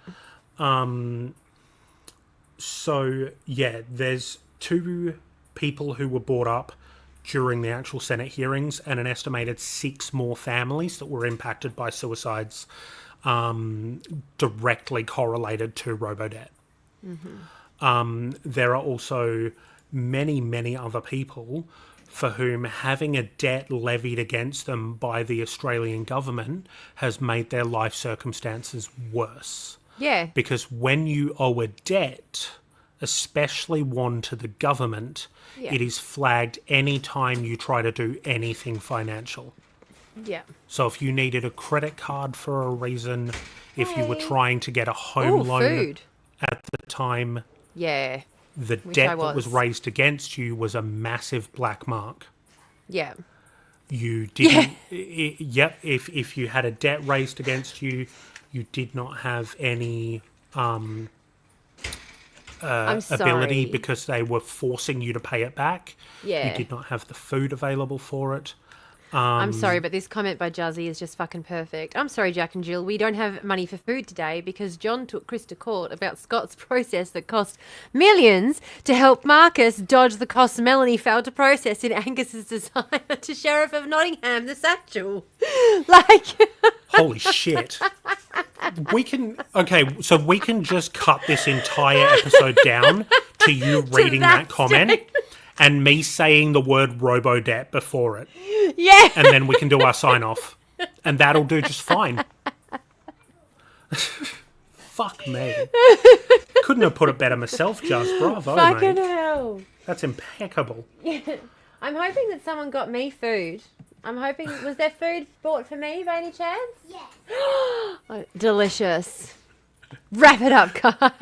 Yeah, right. That's Do we have to wrap it up? Our job's done for us. I thought you were... I was going to say, are you enjoying... I know you're talking about that, but is this because you're trying to get rid of us? Is this why we're all like, all right, done, dusted? What happened? What gives? I thought we had something going, Lily. Why are you telling us to finish the stream? Damn. Yeah. I'm gonna do another come before the kids come in here. Oh, don't even. Oh no, never. No, we're playing. We know you love us. How's your day been? Sorry, I'm just having a look through my notes here, guys. I won't be a moment. I, honest to gosh, I know none of you were here for the intro because I did it way back at the beginning, but I stumbled over that intro so much. It's so funny though, because every time I edit it, it's good because it's always like it sets. I'm actually starting gardening for garden, yay! But it sets like it makes it. What do you mean? You know, like it makes it more natural, like it's more human. Yeah, human. That's the word. It doesn't sound as robotic, so yeah. It's fine, but I bungled it like you would not fucking believe today. It was hilarious. Where is Sherwood Forest in Australia? Is that what the commune is going to be? It's going to be out like just north of where I am because of the weather patterns. Woo! Yeah. Thanks. Because it's really fucking nice where it is. Yeah. I need a tea break. Thanks. And it's not boiling hot and it's not freezing cold. Yeah, Thank it's you. fucking lovely down there. Yeah. Yeah. Okay, so I'm just going through my notes to see if there's anything I've missed here. Yeah. The one thing I will say is that the robo-debt situation is a pretty decent example of a thing that's called techno-authoritarianism or IT-backed authoritarianism. It's a pretty good example of it because it's utilizing technology to distance the human element from things that damage society. Decisions made by the government that irreparably do damage to the poorest and most disadvantaged in society that they can wipe their hands of and go, oh, the computer did things that we weren't fully aware of. Yes, maybe it's our responsibility to be fully aware of them, but because the computer did the thing, there's a level between us. There's distance here. And it gives them that ability for no one to have gotten fucking fired for the clusterfuck that it was. And just from a legal perspective, this is what starting the corporation did back in the day. Because the corporation did the item, no one could be held liable for deaths on site. No one could be held liable for accidents that happened at work. It wasn't my fault because this is the company was doing this. It was a company process. There was no one to hold directly responsible. So when we said that companies were people and we could actually hold them responsible for shit, they've started finding other ways to make sure they're actually not. So yeah, now it's not a company, it's a computer program, it's an algorithm. It was set up to automate the process. But we can still hold people responsible. We got to remember that. There are people who set up these algorithms. There are people who, like Scott Morrison, decided to start this program. There is a person we can point to who made the decision to start this program, and we can't obfuscate that behind. I mean, he can try, but we can't let him obfuscate that fact behind the algorithm, the mysticism of the algorithm. Yeah. It's not that fucking mystical. And I would like to point out that before Scott Morrison became the lead for the Department of Human Services, he was in immigration. And he had gone through his tough immigration border cop thing. And when he was moved to the Department of Human Services, stated that that is the exact same thing he would do with the DHS. He would be the tough cop on welfare. And then he came in and wound up as the political lead and continued it despite complaints from within the system and legal advice that it should stop. Yeah. Yep. Now, while we've gone through what the Liberal Party have done, we do also need to point out that since coming into power, Labor has taken a filleting knife to the NDIS. So we cannot just look at one party fucking up part of welfare and then being punished for it by the next incumbent party. Because when they came in, they took a filleting knife to a different portion of it. And it's just, it's unreal, man. It's unreal. It's like the slow dismantling of Medicare. You're exactly right. They're two sides of the same fucking coin. They get their money from the same fucking sources. They give their money to the same fucking sources. It's just, all they're doing is laundering our money back into the pockets of the wealthy. Like, it's ridiculous. Yeah. Lily, as soon as you're here in WA, I will hold your hand as much as you want, sweetheart. I can't do a lot right now, but pretend that I am, and know that when you're here, absolutely, you have got full access to my hands. That was not meant to sound the way it did, but I'm going to stay on it. And the rest of me. Yeah, I'll stand on it. It's, I am what I am, and that is a her. There was only 3 pieces of onion on this cheeseburger. So, something I do want to point out is that in the statement made by the Australian Public Service Commissioner after the Robo Central Code of Conduct inquiry had finished... Yeah, sorry. Yep, no worries. Which was published on the 13th of September 2024. Right? So this is after the inquiry had finished. In the statement that he made, so a Labor politician, the Public Service Act presumes a prohibition on the disclosure of the names of the people investigated for a breach of the Code of Conduct. Section 72A of the Public Service Act protects personal information and prohibits the Commissioner from disclosing a person's name unless the Commissioner is satisfied that the disclosure is fair, and reasonable in all the circumstances. This is a high threshold.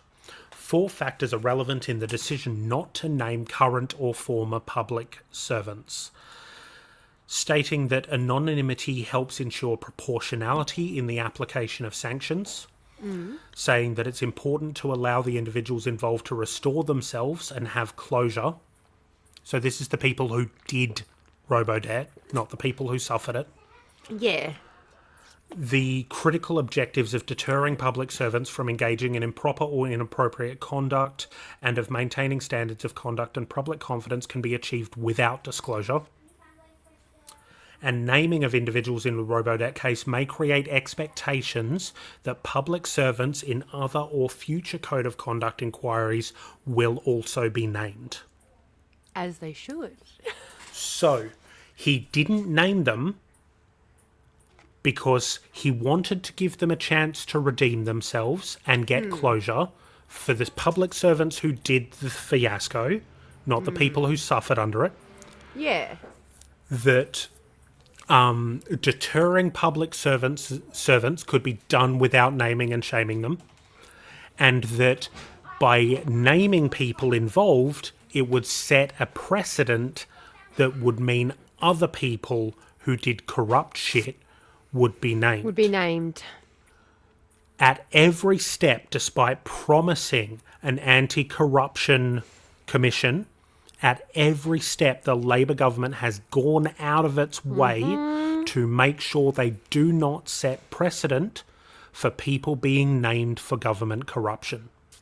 This is just absolutely nobody in any kind of criminal proceedings, which is what this should fucking be. Like, if I want to go to court, if literally anyone can look up any fucking court matter, anyone going through the legal system, why are these people being protected? Why? Because they've got a separate little system that we've designed. We've designed it specifically to protect them. Why? What is so special about them? Like, nothing he has said in there doesn't apply to any kid who gets caught breaking and entering, but their court case is up on the board for anyone to see. They're named and shamed. You can walk into the trial and see it and hear all about it. No privacy for them, because justice needs to be seen to be being done to fulfill the part of the obligations of the justice system. It's all fine and dandy for the poors to have their names splashed out. Why do these motherfuckers get that protection? Like, how is it justice? How does it instill confidence in public in the Department of Human Services if we're not seeing anything happening or even get to know who did the fuckery? Yeah, how can we be certain that restorative justice has been undertaken if we do not know the names of the people to whom restorative justice has been meted out? Yes! It's that simple. We don't even know the names of the people who did it, so we've got no way of knowing if they're still there. Yeah. Like, we've got no way of following up. Service? We've got no way. Yeah. Are they in another government service? Are they potentially looking at new ways to fuck us? And what about the fact, like, the victims have the right to face, the perpetrator. Perpetrators have the right to face their accuser. Like, we don't get any of that when these people no, because we already know they're guilty. Yeah. We already know this isn't about establishing guilt or innocence. It's about protecting the guilty. Yeah, exactly.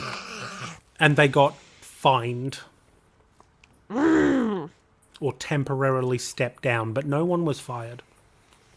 No one was fired for at least 7 suicides. So I've been working multiple mental health cases. I've told you I've been working on my book, the Democracy and Other Myths, or Democracy and Other Childhood Fantasies. Great name. Because we believe that we live, like, everyone, like, people turn around and you hear this about Israel-Palestine all the time when people talk about Israel as an invading force and and then just turn around and go, yes, but Israel's a liberal democracy. I just want to turn around and say, what does that mean? What does that mean to you? Because I live in a liberal democracy, and so much of my life is dictated by authoritarian regimes, like, if I don't pay my mortgage, I'm homeless, and therefore I have to go and get a job, and I don't even get to choose what industries are available. I just have to take whatever job is available. And if I don't, there'll literally be someone at my door. Like, I live in an authoritarian system. I don't see where the democracy comes into it. I have very little say in the way the economy operates. And the economy is where I live my life. The economy is the collection of people who distribute resources and decide how resources are going to be spent and used. Mm-hmm. The system of resource management that I get no fucking say in. I live under an authoritarian resource management scheme. Explain to me. Explain. Where's the advancement? Explain to a 5-year-old. Like, this is the thing that I like doing with right-wingers. Not saying you're a 5-year-old, but if you can't explain a concept to a 5-year-old, you don't fucking understand it enough to talk about. Exactly. This is what I keep saying to right-wingers, right, who espouse the virtues of capitalism and denigrate socialism. And I'm like, what is it about socialism that scares you? Yeah. And what they do is list off things that capitalism does. Mm-hmm. They list off things like, oh, there'll be a few corrupt individuals who will wind up taking all of the money and leaving nothing for the people who are doing it tough and working hard. And I'm like, Bezos and Musk? Can you not see that is exactly what is happening right fucking now? Mm-hmm. We have people who have more money than entire countries' GDPs. Mm-hmm. The guy who owns Balenciaga has enough money to own half of Europe. Yeah, and they have undue influence on politics to maintain that wealth. Uh-huh. And debt means nothing to them. Because when you're poor, debt is real. When you are poor, debt is real and tangible. If you do not pay back debt, you lose things. Yeah. That is the reality of being poor. However, when you are rich, like rich, debt is imaginary. This goes to show how fake money is as well. Because when you... Okay, so the 2 books that I'm reading at the moment are, the first one is Trade Wars or Class Wars, because obviously, and the second was actually called Debt. And what's really interesting about, punchy to the point. Interestingly, so interesting. And what's really interesting about both these is whenever you're talking about these cycles, you you get the same things popping up again and again and again. The first thing is that we have 2 types of financial crises over time. The first is state financial crisis, which is like foreign debt crisis, which is when states own vast amounts of money that they're not allowed to pay back. We haven't had any of those in the developed world for a very, very long time. And that's because of confidence in state infrastructure has increased over time, basically. The second is bank crises. And this is something that has only gotten worse over time.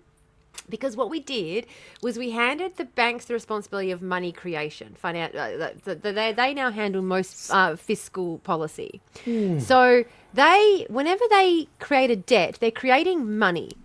And the money exists as a negative until what they're basically doing is they're saying this person here, Belle, is going to create $100 million worth of profit for the economy. So we're going to give it to her and she's going to pay it back to us because she's going to use that money to create even more money. And even if she doesn't do that, even if she just goes out there and spends that money, she has in fact created $100 million worth of value in the economy because she's taken that money and put it in the economy. The money is spent. The money is now in the economy. So they will still go, that's a net positive. Yeah. Exactly. Like, fucking, I hate that yet another episode mentions this twat, but Elon Musk went $40 billion into debt to buy Twitter. Yes. And it did not affect him at all. Meanwhile, if I have a $4,000 debt that I can't pay back, I lose my fucking car. Where's the justice? Where is the equality that capitalism supposedly brings? How come an incredibly wealthy person can use the fact that one bank has given them a loan to get another bank to give them an even bigger loan? Yeah. Like, Well, I have this amount of debt from this bank because they trust me. Therefore, you should take their word that I'm trustworthy and give me even more than them. And the really, really scary part about it is that quite often what they'll do is they'll have like an investment somewhere, like whether it be a company or whether it be a house, like property, or whether it's like just cash lump sums somewhere hidden somewhere. They'll have something that they're kind of tying this debt to, but they'll they'll buy art and hide it in there's literally like a ship that lives offshore. Let's not even get started on art. No, I could go but for it's like a hours. perfect fucking fumigated ship that's offshore where they store their artwork so that they don't have to pay tax on the artwork because of where it's stored. But then they use the artwork in international waters. Because it's international waters. But then they use the artwork to leverage to get money. Like they use that to leverage on their debts and stuff. So anyway, so they do this. It's so fucking convoluted the way. How obvious it is how fake it all is. It's so before I mention the art, I know we've got very loud opinions on art. Can I just say, want to say, can we do our first episode, because we're going to call it Trash Talk. Can our first episode be on intellectual property law as it pertains to art? Because I keep telling people that we need to scrap intellectual property law, and people keep going, we need to protect art. And I'm like, if we actually sit down and talk about it and have a robust discussion, we'll all understand why intellectual property law is destroying art. Ooh, this will be an interesting one because as an artist, I have big feelings. Yeah, trust me, big feelings as an artist because, I think this might be one where we disagree quite heavily. You're not a communist if you disagree with me, and you will understand why. Holy fuck, dude! Mark said it. Mark said it, not me. Horrific shit to say. Mark said it, not me. Mark said it, not me. Okay, look, just as a teaser, right? Just as a teaser, okay. So yes, Amy. Yes. So okay. Yep. I understand the process here, right? I get it. I do. What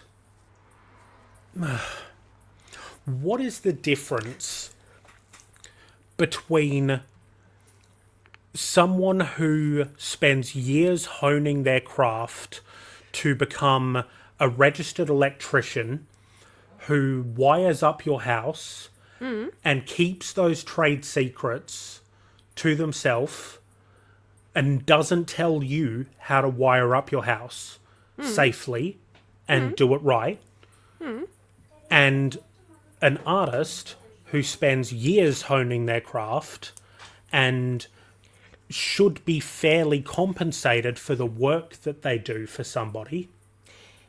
Tradecraft isn't intellectual property law. Yes, I'm aware of that. I'm trying to make a comparative discussion. Now, it's not going to be a direct comparative, but there is some comparison going on here. There's not, and this is why people get so confused about this topic. Intellectual property law is about companies protecting their profit. Intellectual property law is stuff like Taylor Swift isn't allowed to play her own songs unless Scooter Braun says so because he owns the copyright to her music. But so intellectual property law has also protected me as an artist when I have had artwork stolen and utilized by a corporation without paying me for it. And I have been able to then take that using the basis of IP law, because it is my IP, I created it, and sue them in court with a relevant basis in order to defend the property that I created with my years of talent and expertise. I was going to say, if you successfully have managed to do that in a court of law, you'll be like the only one in Australia who's ever fucking managed to. Because this was the problem I had when I was studying intellectual property law, is case after case after case after case. There was a high court case that turned around and said when someone owns something, this was in 2018, 2019, if you purchase something, you have the right of repair aware. It was a very new law in Australia that just came in sort of 2019, I think it was, by a High Court decision. And we were talking about that in IP class, because it was when I was doing this class. My teacher was talking about how this was eroding intellectual property law. And I was pointing out that art has always been about building on other art. Again and again and again and again, when you see intellectual property law being fought in a court of law, it's usually Taylor Swift suing Olivia Rodrigo because their songs sound similar. It's like, and that's the antithesis of what art is supposed to be. It actually doesn't. Intellectual property law doesn't protect you as an artist from someone commodifying your work and using it for a commercial basis. Intellectual property law doesn't protect you from that. Copyright law doesn't protect you from that. That's the thing. Intellectual property law, if you have an artwork that you are, the only way you're protected is if your artwork is, for example, you've written a novel and you're selling that novel and making money from that novel, and then someone takes it and copies it in another format, say digital, to sell it online to try and make money from it. They're limiting your income stream, so you have financial damages you can prove. That's the only time when intellectual property law is actually going to protect you.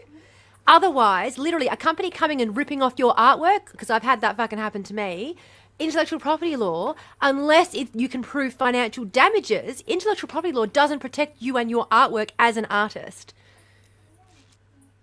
It's about protecting the financial investment of companies who invest in artists, pay to set the artists up and invest in getting them the, recording studio, for example, in the Taylor Swift example. It's to protect them and their investment. It's not to protect the artist and the artwork. That's not what copyright law has been written for, and that's not the way that it gets used in this country. We need to save this. It's a similar misunderstanding to defamation. We need to save this for an actual conversation on Trash Talk, because this is one of the reasons I had such a struggle in intellectual property right law, because my teacher kept saying to me, "You're not supposed to be so anti-intellectual property law as a lawyer." And I'm like, I'm a communist. I can't help it. Yeah. So the next question then is... Oh, the chip just went down the wrong way. Oh, bugger. Take your time, pal. Get yourself good. Horrible when that happens. That's what I get for laughing and chewing at the same time. So I guess the next question is then based around AI art and art scraping to be used for the purposes of generating generative art. Mm-hmm. Like, how does that fall into all of this? Because that is mass data scraping to be utilized for the purpose of taking somebody's style and putting it into a system that requires purchase to make use of with a stolen art style. But this is why intellectual property law won't protect us, because Spotify has the rights to distribute all of that music through their systems, which means they have the right to then filter that through their AI systems if they want to, because they've already purchased the rights to distribute that music. So they've already purchased the right to do what they want with it, because under intellectual property law, it's not about protecting the art and the artist. It's not about you and your rights. It's about the income for the companies and the corporations. Intellectual property law is not... It never has been like you under intellectual property law. You can create something at home in your own spare time, and based on the contract you have with the company that you work with, they can still own the rights to that. So if you quit and try and do anything with that later, they can sue you for your own stuff that you created just because you happened to create it during the time when you were working for them.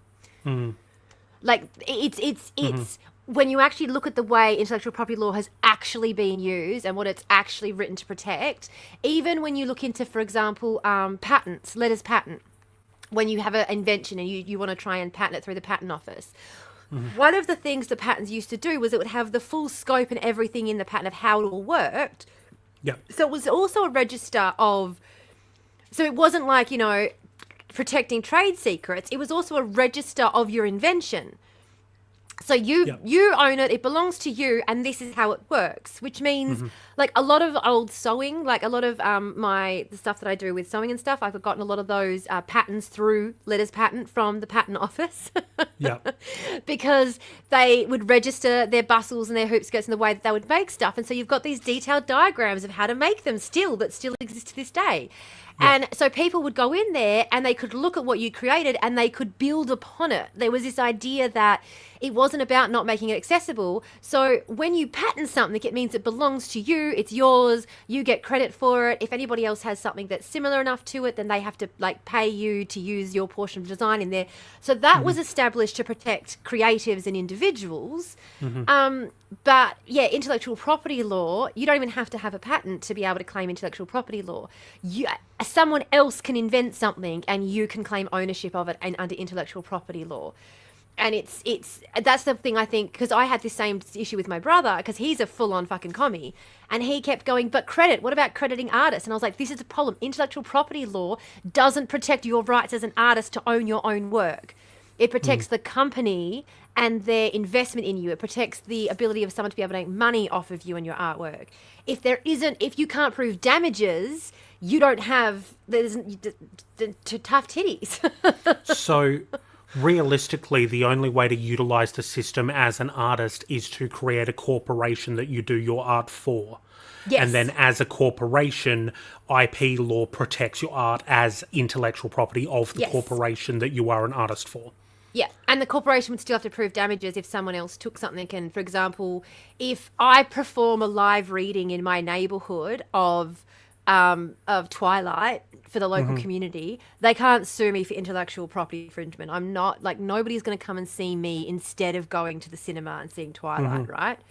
But if, for example, your corporation was selling your artwork and then someone else was ripping off your artwork to sell, yes, that's direct intellectual property infringement. That's direct copyright infringement. You'd be able to see direct damages there.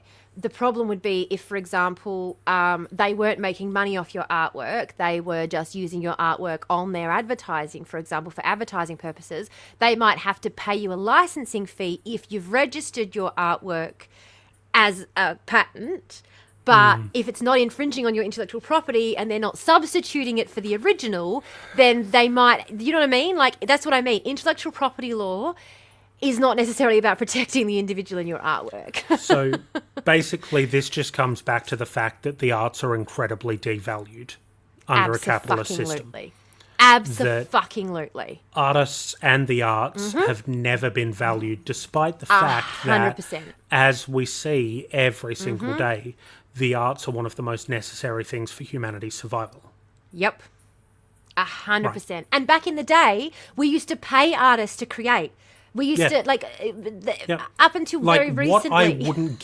What I wouldn't give for some eccentric rich fuck to just swoop down and go, hey, Maddie, I noticed you do art and stuff. Here's some money so that you can keep doing art and stuff without having to worry about where your next meal comes from.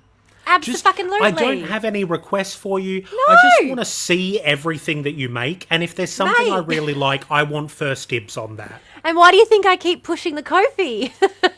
Yeah, right?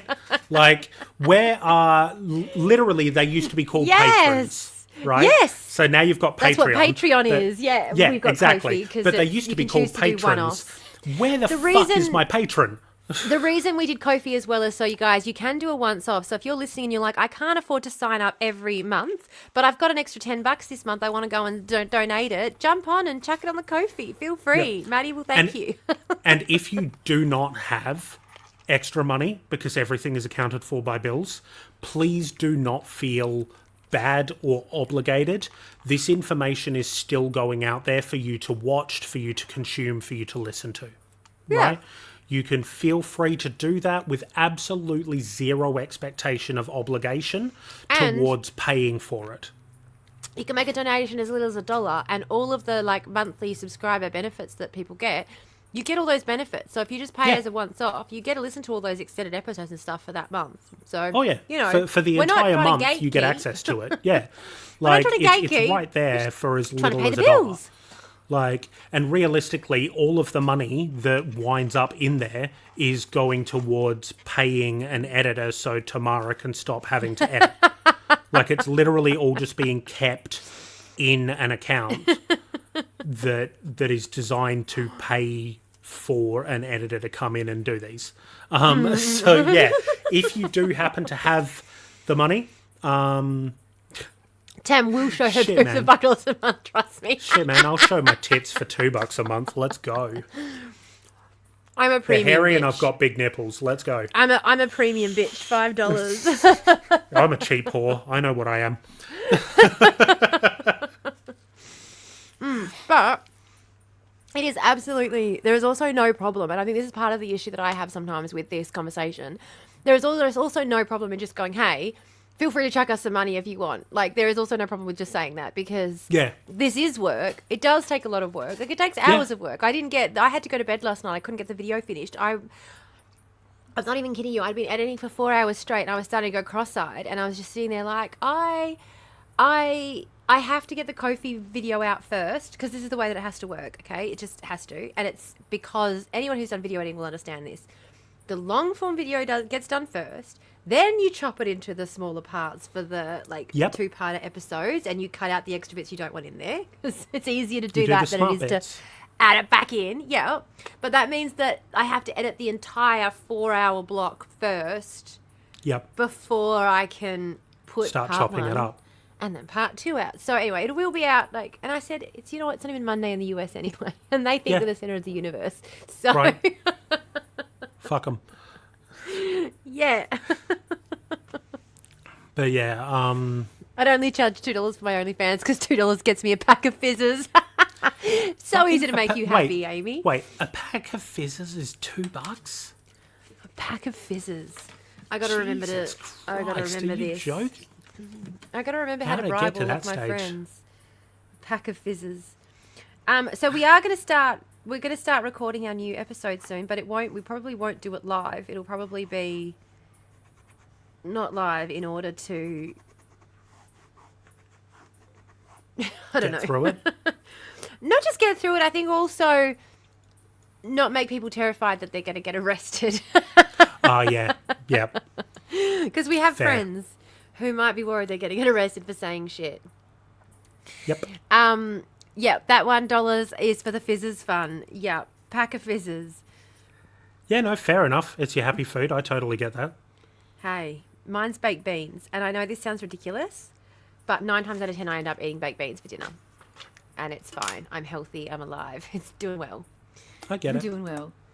I get it. All right. So that is everything that I had to say about that situation. Obviously, another case of government fucked. Mm-hmm. Another case of fuck poor people to benefit rich people. Yeah. And to think that they could easily get all of that money by just making a couple of businesses pay their fucking bills already. Yeah. What they should be paying. Almighty. Like, close the fucking loopholes that allow people to, drop their payable tax by using a depreciating asset. Like, caps tax contributions. Like, what is that? That doesn't make any fucking sense. Right. Like, you only have to pay up to a certain amount of contributions? Like, why? Yeah. Why? Why is it that somebody can put money into their own charitable fund and then use that to be a charitable donation that drops what their payable tax income is? Yeah. Why is that allowed? And then that fund goes, like, they donate part of that portion towards getting their friends re-elected, who'll turn around and give them massive government subsidies so they don't have to pay for their own petrol on their mine sites. Yep.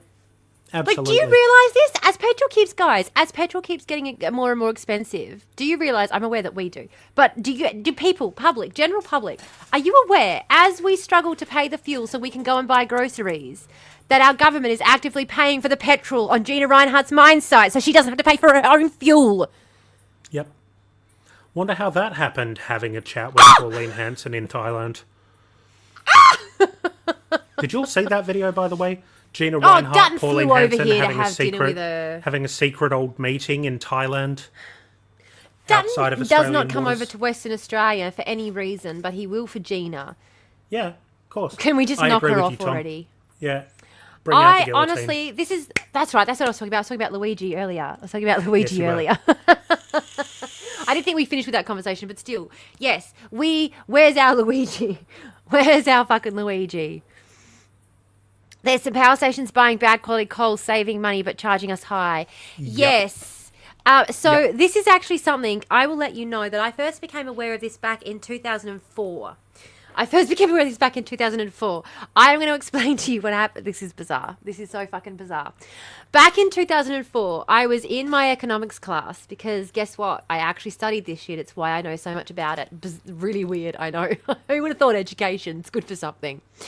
I was in my economics class and I was talking to my teacher, Mr. Pascoe. We were having a chat and I said, Mr. Pascoe, what is going to happen though? Because we keep talking about the fact that we're running out of coal, you know.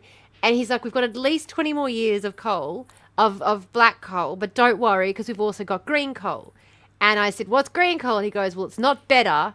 Let me tell you, it's much worse. Oh, yeah. But once it gets to a certain point, like once we get to a certain profit margin, where we have enough margin to make it profitable to burn the green coal, it actually becomes cheaper because we have a backlog of the green coal. So we don't need to keep mining it. We don't need to keep shipping it. We don't need to keep tracking it. Like we've already got it sitting there. So we will get to a point when you'll probably see it in the next 10, 15 years where it's going to cost so much that it's going to start getting more cost efficient to just burn the dirty coal. So things are going to start getting worse, but you won't notice. And I went, okay. Yep. Which and also I just means want to because say, the green coal is inefficient, that they have to burn more of it, thus increasing greenhouse gas output. Yeah. And it's dirty. It's dirty coal. It's much dirtier to burn. And I just want to say that this is part of the reason why I became obsessed with economists and economics and also hated them, because I would constantly be saying, he would constantly be, we're already burning it here. Yeah. And we haven't here, but we are going to, because we've recently had Collie basically turn around and refuse to keep mining because they can't afford to anymore. So they've just refused to keep mining. So they've shut down, and it was actually really much easier driving up the highway. I'm not going to lie. Yeah. Really enjoying the coalfields being shut down. Right. But been real relaxing. But yeah, we are. It's happening now. We're starting to and the frustrating part of it is you will sit there and you'll have these conversations with economists who will see this far into the future because of things like profit margins, dollar signs, up and down, like supply demand. They can see it coming a mile away, but won't make the humanitarian leap to this is going to fuck us if we take it one step further. Because and I just economists, to be an efficient economist, you have to entirely divorce yourself from humanity. But you cannot have empathy as an economist. But to the point of stupidity. Absolutely. Like the ExxonMobil econ who said that we didn't need to worry about climate change because agriculture and food production only made up 3% of GDP. Like... Yep. That's you live here. That's the stupidest thing anyone's ever said. Ever. Ever. In the history of forever. Nothing stupider has ever been uttered. I don't know. I once heard somebody say, you know what, cops are pretty all right, actually. And I thought that was pretty fucking stupid. Come on. We don't need to worry about greenhouse gases because food production only makes up 3% of GDP.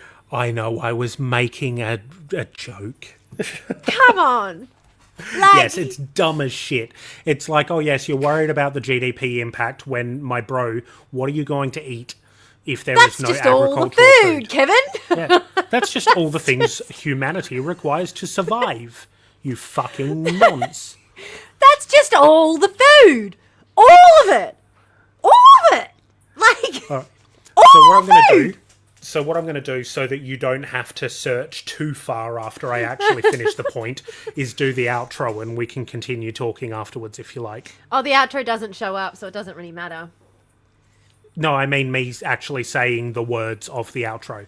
Oh, that doesn't... I was going to say the closer that is toward the end, the easier it is. Oh, fair enough then. Well, we'll leave it for now then. Leave it to you ready to sign off, because then I just cut from right before it and then just go back to where we ended and delete. Dope. Yeah, it works really well. I want everyone to ignore that I'm drinking a McCafe coffee because I didn't order it. It was delivered to me. I had nothing to do with it. That's all right. You're forgiven. Let's just eat cold, hard cash. Yeah. It's so much more abundant. We can grow it at a rate of 3% every year. It's really easy. Yeah. Perpetual growth in a finite resource economy. It's possible, my guys. We're currently burning through the resources of 2 planets every fucking year, and we would need 5 Earths to sustain just the standard of living. 5 fucking Earths. Fuck off. Everyone just get used to dealing with less, because that is what life is going to look like going forward. And this is why I think doing the commune now, when we have the resources to set it up, because later it's going to be much harder to get access to the resources as they become scarcer. It's going to be harder to get access to the resources we're going to need to set it up and establish it. Yep. Agreed.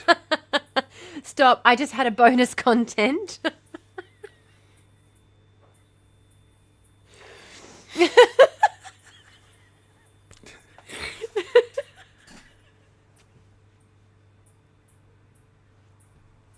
Is this like when we were using euphemisms for masturbating the other day? Oh, right. Okay, that's how you've taken it. I see. I just read it at face value. That's why I'm looking so confused over here. It took me to a place I didn't want to go. What, with you coming here and living with me in our little house together and being my pillow princess? Is that where you don't want to go? Oh, shit. Oh, dear me. Like, yeah, when you said earlier, Tam, that this is work, you're right. Like, I was up until 4 o'clock this morning and my alarm woke me up at 6:30 to take my partner to work. Yeah. Like, I've had 2.5 hours sleep. It is. It's fucking work. You know, it's one of them things, business meeting, that's right. Business meeting. That's what it was. I was trying to think of it.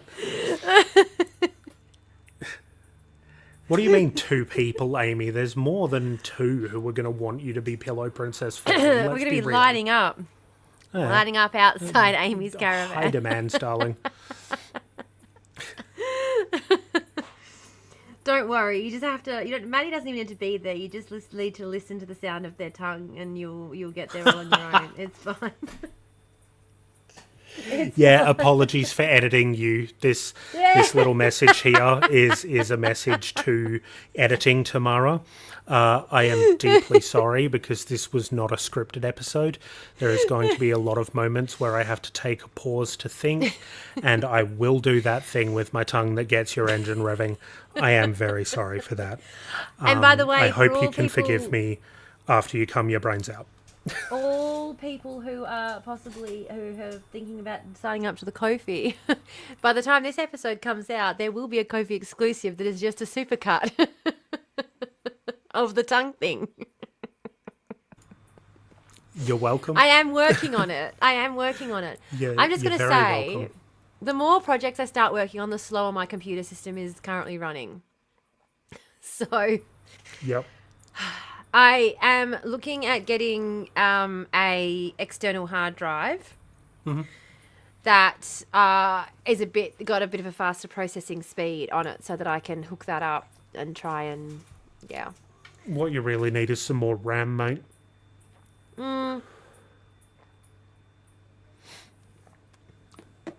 It's I was going to say There'll memory be a bottleneck in the system somewhere. Yeah, I was going to say it's the CPU, it's the processing speed that's so it's that keeps CPU. gumming up. Yeah, so that's a bit of a bigger problem. Yeah, that's why I'm trying to get an external system so that I can try and just operate exclusively on that with some stuff, so that it's not on the... Because I've got 2 computers now. Yeah. Because my housemate has a computer as well. So that's why we're going through a bit of a remodel. I have to rejig my whole house again. But anyway... Yeah. Don't let your kids near it. Flash smash tails. It doesn't work anymore. Oh my god. The guy at the computer shop recommended that I put it on the wall on a, what do you call it? In a cage on the wall and attach it to my television. So then I can plug my laptop into it when I want to use it. But then it's got all of my videos and stuff on it plugged up to the television so I can access it, so it doesn't actually ever move. He was like, that's the best way to do it. Talking about a media center. Yeah. Yep. He was like, you want to attach the solid state to the the drive, attach the drive to the wall, and then use your laptop to hook into it, and blah blah blah. Not that I have a laptop, but yeah. Anyways. Alrighty, well, I am going to need to wrap this up because I have to do some cooking before I've got the stream tonight. Too. I forgot about that too. Double stream on a Monday. I'm going to be finishing editing too, guys, because it's I haven't got today's episode up. It is the Asses episode.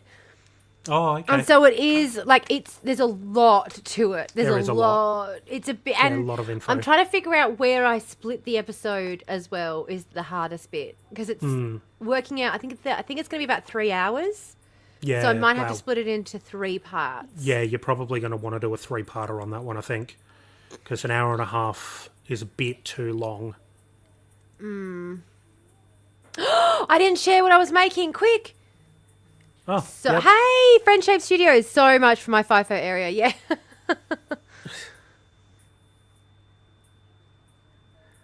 What are you making? What are you making? Yeah, tell us what you're making. Tell us what you're making. We're all sitting here. Then I can do the outro and start cooking.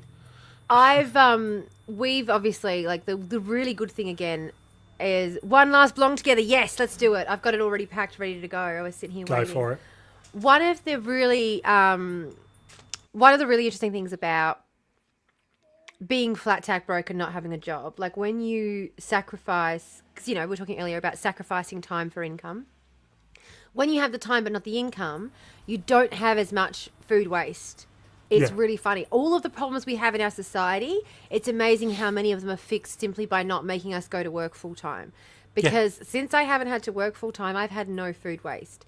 We had ham over Christmas. The ham didn't all get eaten. It got chucked in a slow cooker with some lentils and broth and made pea and ham soup.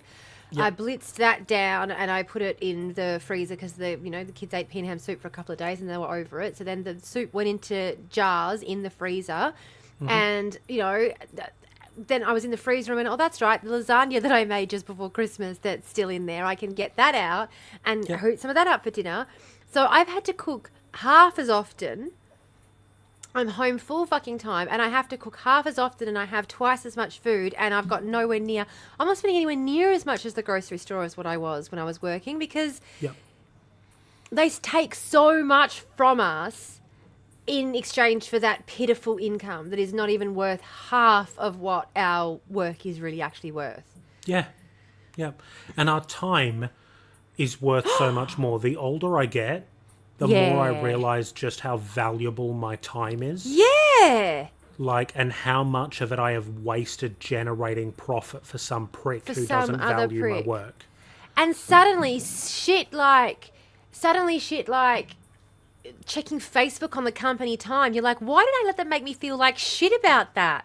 Yep. Why did I let them? I was there sacrificing my life for the bottom fucking line, and they wanted me to feel shit about checking my social media while I was doing it? Yep. What? And when we have a garden, even easier. Exactly. Oh, I'm making a peri-peri inspired roast lamb, potato bake, all on the barbecue. Oh, that potato bake cost me like $40 to buy everything. I was so sad. Potatoes are one of the easiest things to grow in the garden when you've got the full fucking thing happening. Oh, my God. I can't wait till we've got the full garden going. I cannot wait. Cannot fucking wait. Every time I got caught, I'd laugh and be like, oh, okay then. I grew up in a cult that taught me that it was literally stealing. This is what made me such a good employee. Like I was telling you, all the people wanted me. They were all desperate, like climbing themselves over me. It wasn't just because I was brilliant at my job. I was the good little company girl because I was raised in a cult that wanted you to be a little robot so that you'd follow the cult rules, and that made me a great employee for these corporations. Because I would be there before they were. I wouldn't leave until after my boss did. I would never have a second off. The whole time I was at work, I'd be go, like to burn myself out levels. And like I said, I didn't get paid for 3 months and I kept showing up. They looked at me and they went, this girl is so fucking whipped. Like, this is the best. This bitch will take anything. And I did. I kept showing up to work and because I was just like, this is just what it is. This is just, I was in a cult. I didn't have any self-respect. They loved it. Oh, it's the cheese, bacon and cream that costs so much now. Yeah, we're going to have to get goats. As soon as we've got the land, we're getting goats. First fucking thing we're getting is the goats. And then we'll get a cow later. But getting a cow and impregnating it and all that, it's a lot harder. Goats are easier in terms of milk production to start off with. Yeah. But then, yeah, all of that shit. You're going to have to learn to make your own cheese, though, Amy, because... That's easy enough. Making cheese is pretty simple. And I've done it. Butter? Have you made butter? Butter's easy, yeah. Okay, you look like you and I look like me, so fine. You say butter's easy? No, I don't like butter enough. I don't like butter enough to make butter. If I had to churn my own butter, are you fucking kidding? Have you actually churned butter before? Yeah. Several times. Are you kidding? From the point of milk to butter? Yep. I don't start at milk. Fucked. Why the fuck would you start at milk? That's so inefficient. Start at cream. Oh, yeah, obviously. Cream has a higher fat content. You start with the milk scrapings. You scrape the milk and churn, yes. Yeah. Like, you start from milk, though. It is milk solids. It's not cream. It's milk solids. Yeah, but you can even just use store-bought cream to make butter. Not if you're on a farm, bingo. No, I know. Not on a farm. I know. I'm talking farm life. Yes, and I've been farm life. I've been on sheep stations. I've been on cattle farms. I've lived in fucking Wagen and Wongan Hills and Bruce Rock and you name it, I've lived there. See, you're telling me from milk solids to butter is fucking easy. You're going to sit there and say that with your shoulders. Yes. My shoulders aren't the problem, darling. They're not the problem. There's the solution. That's my point. You're not acknowledging your shoulder privilege, motherfucker. Someone has shoulder privilege that they're not acknowledging. Hey, man. I know where my strengths lie, and it's from, like, slightly below waist up. That's my point. You're going to sit there and say it's totally fucking easy, and you're going to ignore that you build like a fucking linebacker, and some of us aren't. Right. Well, we all have different roles to accomplish. Go get fucked. I'll scrape the cream and make the butter. Salted and unsalted, yeah. It's not piss easy. It is exhausting. It is exhausting. It is time consuming. It is exhausting.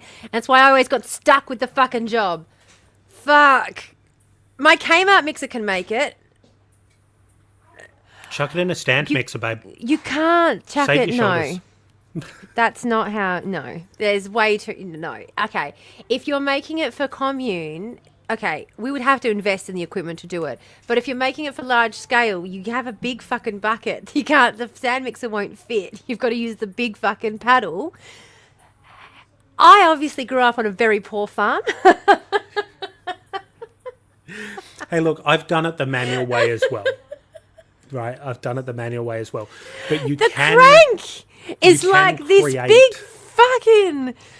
Oh, my shoulders are fucked from it. I can feel it. But it doesn't have to be. It was just inefficiently made. Oh. You use a lever system. Like... Do you know what we could do? We could get a bike. We could get a little bike with a pulley and just ride the little bike. Exactly. And that pedal power buttle turn. That turns the crank. Like, pedal power. My arms started aching then when I started doing that. It's like it came back. It was like it started coming back and my arms started feeling like jelly.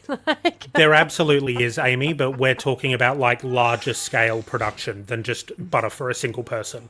So a jar with the lid mixer, yes, they definitely exist. Yes, they are very easy to use, but we're talking sort of larger scale to deal with, you know, the butter requirements of 30 people. I was going to say, I will also say I don't ever remember... So we never really had... it's really bizarre too. And I guess this is one of the things that comes when you have time but no money. We never had specialised equipment for anything. Anytime anyone talks about doing anything, my mind goes to manual because I had to manually do all of that shit. Like even... like fucking everything. Everything. Like... Yeah, I know it. Don't worry. I'm one of those people in modern society who knows exactly what it takes to get a plate of lamb chops. Yeah. I'm one of those people who knows absolutely 100% where their meat comes from. Yeah. Because under the age of 10, I was out there doing the work to get it. Yeah. Yeah. So, when we were up in Kununurra before we moved into town, we were out on a ranch, and that's exactly on a station, I should say, not a ranch up there. It's a station. But yeah, like it was a full day and a half. And my dad was a stationary supply man. We were living on the ranch, on the station. So he would, he'd have to drive like a day and a half to go out and do stationary delivers for the other stations around the place. And that's like, I'd go with him so I could like meet other people, and I'd like sleep in the back of the car up on the back deck. Mm-hmm. Sorry, the cat's just in the backyard there. Everyone's just come inside and making a lot of noise now. That's all right. We need to wrap up anyway. Yeah. But knowing what it takes to get food on the plate, like it is such a... But again, it still would not take a 40-hour work week. If you had to get wood for the fire, you had to breed your own sheep and breed your own cattle and farm your own land, it still wouldn't be 40 hours worth of work a week, especially if you're not dividing it up among a community. Yeah, if you've got a community that's doing the work and you're not doing it with the intent of profit motive, if you're doing it for subsistence and trade, then no way does it equate to a 40-hour work week at all. Inside your game boards? Yeah, exactly. Yeah. Exactly. Alrighty, so what I'm going to do is read the outro now because I can hear things getting noisier at your place. They said they're about to leave. Well, we're wrapping up now, so... No, they're leaving. Oh, okay. Oh, well. I can edit in peace when they're gone. It's fine. Yeah. Okay, so let's get this outro done. Yeah. Thanks so much for joining us for this week's dive into the depths of the trash fire that is Australian politics. If you've enjoyed what you've seen, make sure to drop us a follow and do all the usual engagement things to help us get the word out there. You can find Tamara and myself on the social media links in the description below, but for now it is garbage day, so the girls got to take the trash out. Bye. Bye. Also, I will say, just quickly before we do go, I did completely forget about book club on Wednesday. By the way, Tom, because I know that Tom's still hanging around, hovering around, and everyone else who's hovering around. I will not forget this week. I have set an alarm on my phone for Wednesday evening. I will be live Wednesday evening to discuss the book, and the first chapter is going to be up. It's on my Ko-fi. I will post the link on the Discord in the book club, but it'll be up on the Ko-fi so that it's not accessible, so that it doesn't get taken down. Oh, good. I forget every week. Lol. Ha. Well, have your little alert set for when I go live so that you... Actually, no, we're not doing it on the live, are we? Doing it on Discord. Have your alert set up on Discord. Yep. It actually is your garbage day. Oh, look at that. Good for us. We're reminding you. Final thing before we do go. I don't know if I've told chat, but I know I've told you and Lily. I recently did a bit of a spicy audio read to try and get into voice acting, more adult sided voice acting. Yes. Somebody has heard that and contacted me requesting me I do their script. Now, it's not paid. It's still a free thing because it's just a community thing. But I have to work out how to do like the sexy moaning thing from a male aspect because it is a mask voicing it. The vocal side of things, I don't know how that's going to work. Like the scripting side of things, no problems. But being vocal and doing the moaning things... The script calls for like 10 minutes worth of it. How do you keep that interesting? Practice in real life. Hey, man. Hey. No game shit. If you are. No shit, Amy. I have spent the last like 7 or 8 years unlearning my need to stay quiet during sexual intercourse. You know, like, I've spent 8 years unlearning that silence. You know? Crash test dummies.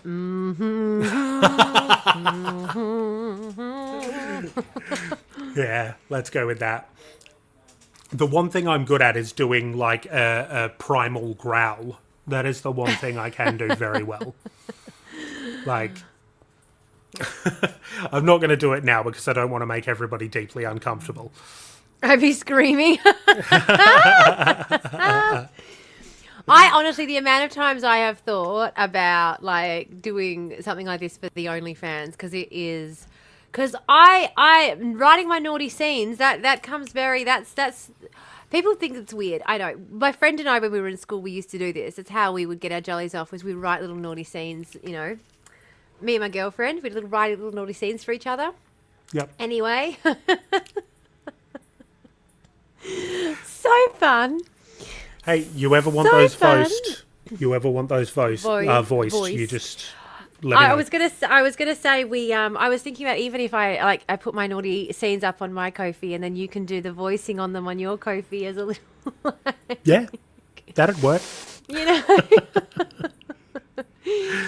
Lily just as a partner, said, I'd Lily find that did just hot. say, Yeah. Yep, and Lily did just say, I mean, yeah, growl in your chest. I'm not sure if that was a request or if that's something I should do, so I'm just going to do it anyway. It sounded like a request, yeah. Yep, that's what I figured. I'm just going to do it anyway.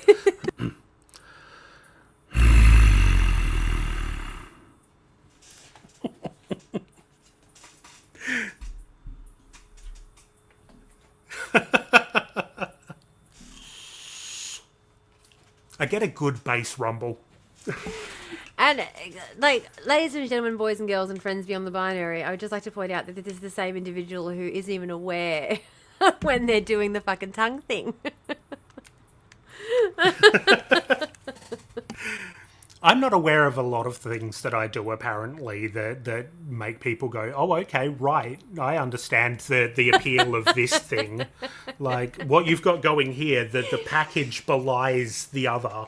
I think you're misunderstanding the way people are reading your package. Luckily, no one is around.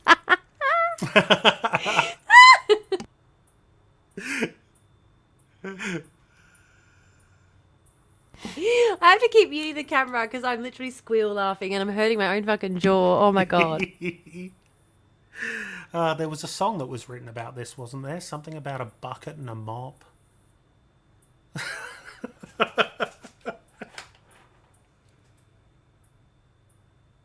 Fuck, I thought Tam was trying to set fire to their microphone for a second there. Keep playing Mario Kart, kids. Maddie is growling. Don't look over this way. Things are happening that are too adult for your young minds. Oh no, Tam's taking a bong and I'm making funnies. Have to stop saying funny things while they're inhaling a bunch of smoke. Get them choking for all the wrong reasons.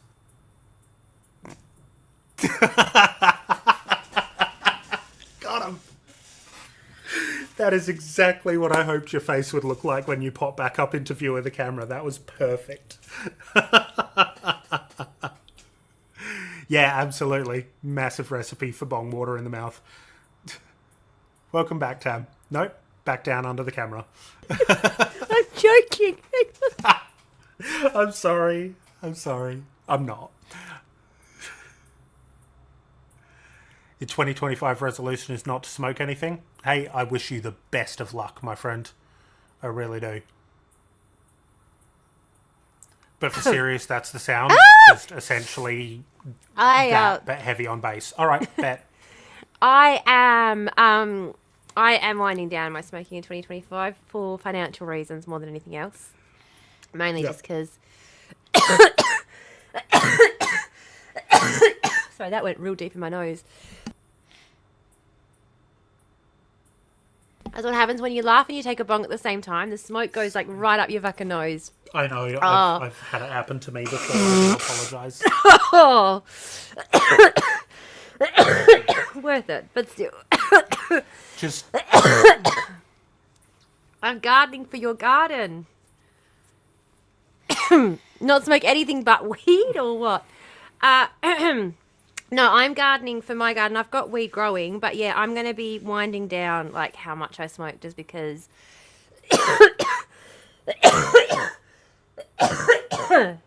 Yeah, anxiety you started getting from not having it. Yeah. Yeah. Understood. Yeah, and not having access to it because of finances, like not being able to get it all of the time. Mm-hmm. And and I also, that extra money that I have, that I would rather, be able to give to somebody else if they need it. Like, for me, thinking about it, I would...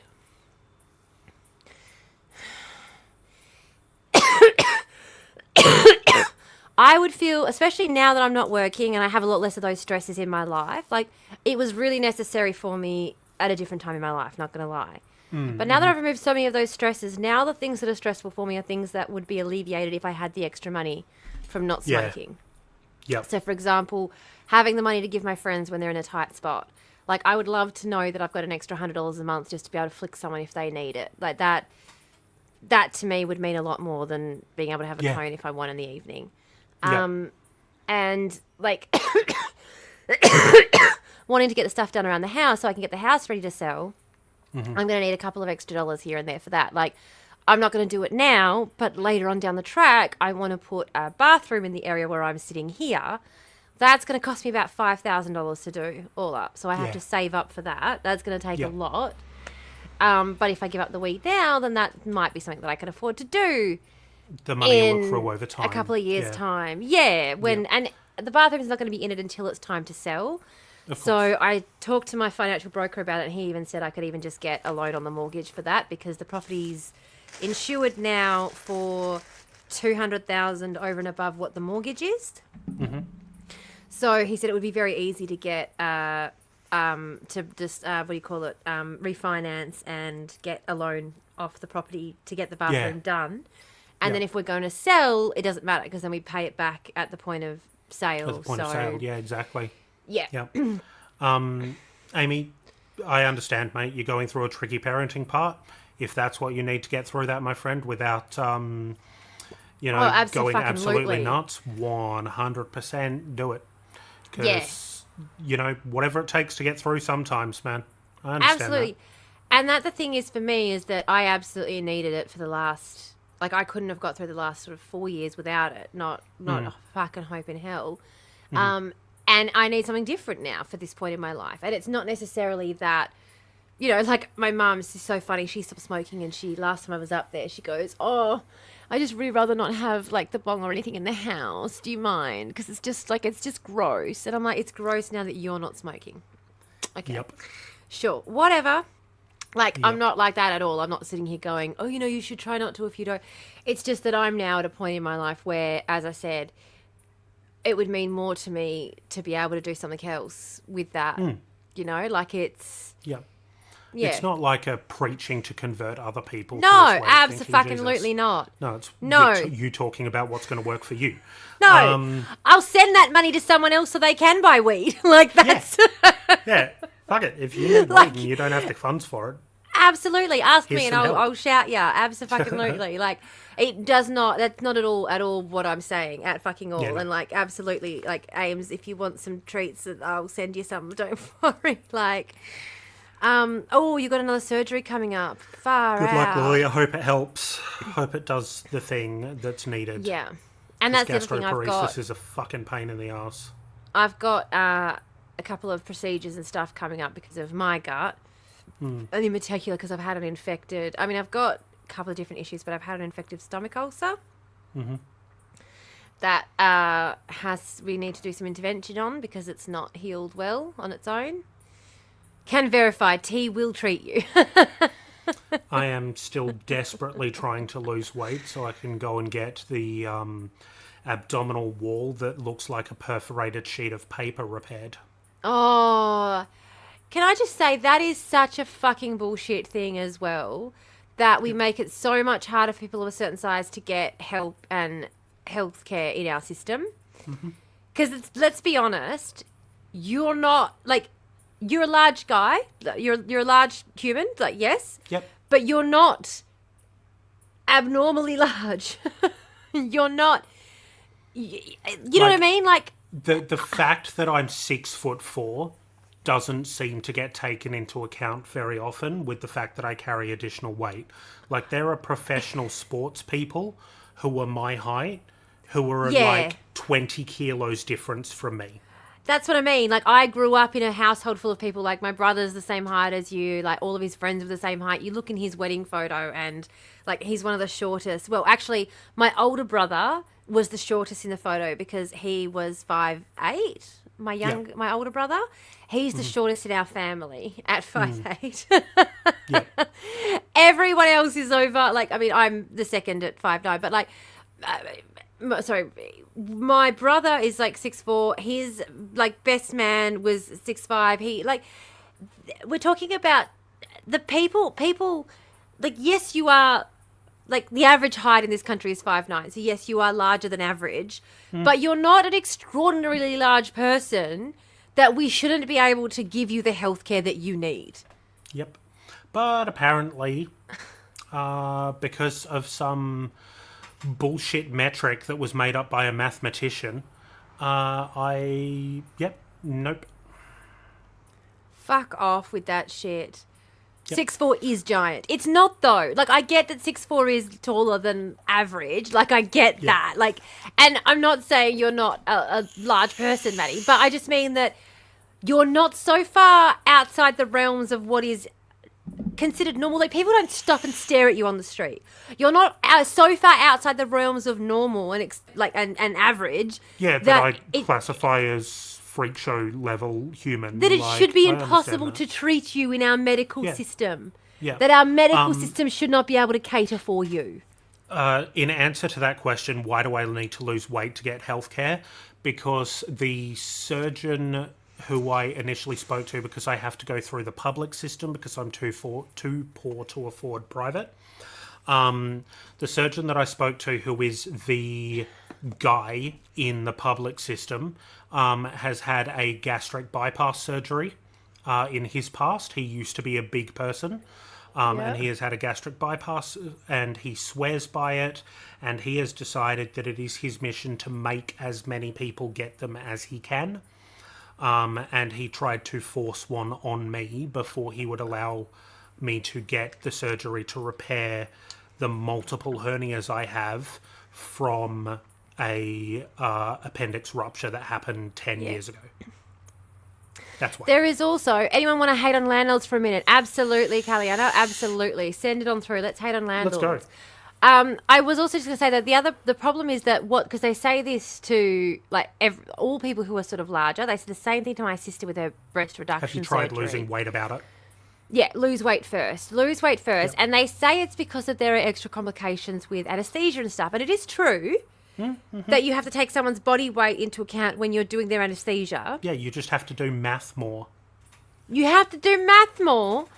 And losing weight means you have to use less anesthesia. It's a money-saving, cost reduction. Yep. Like, they want you. And again, I understand that there are secondary benefits. Like, for example, with my sister in particular, they said you lose weight first. We get an idea of how much is excessive breast tissue and how much is extra weight that you're carrying. Like, it's easier for you to recover. Like, I understand that there are secondary, but the whole idea that we aren't willing to intervene with a healthcare issue that may be impacting your ability to live a healthy life, unless you're able to make changes to live a healthy life, in our mind first, like, I lose weight. Doesn't matter how you do it.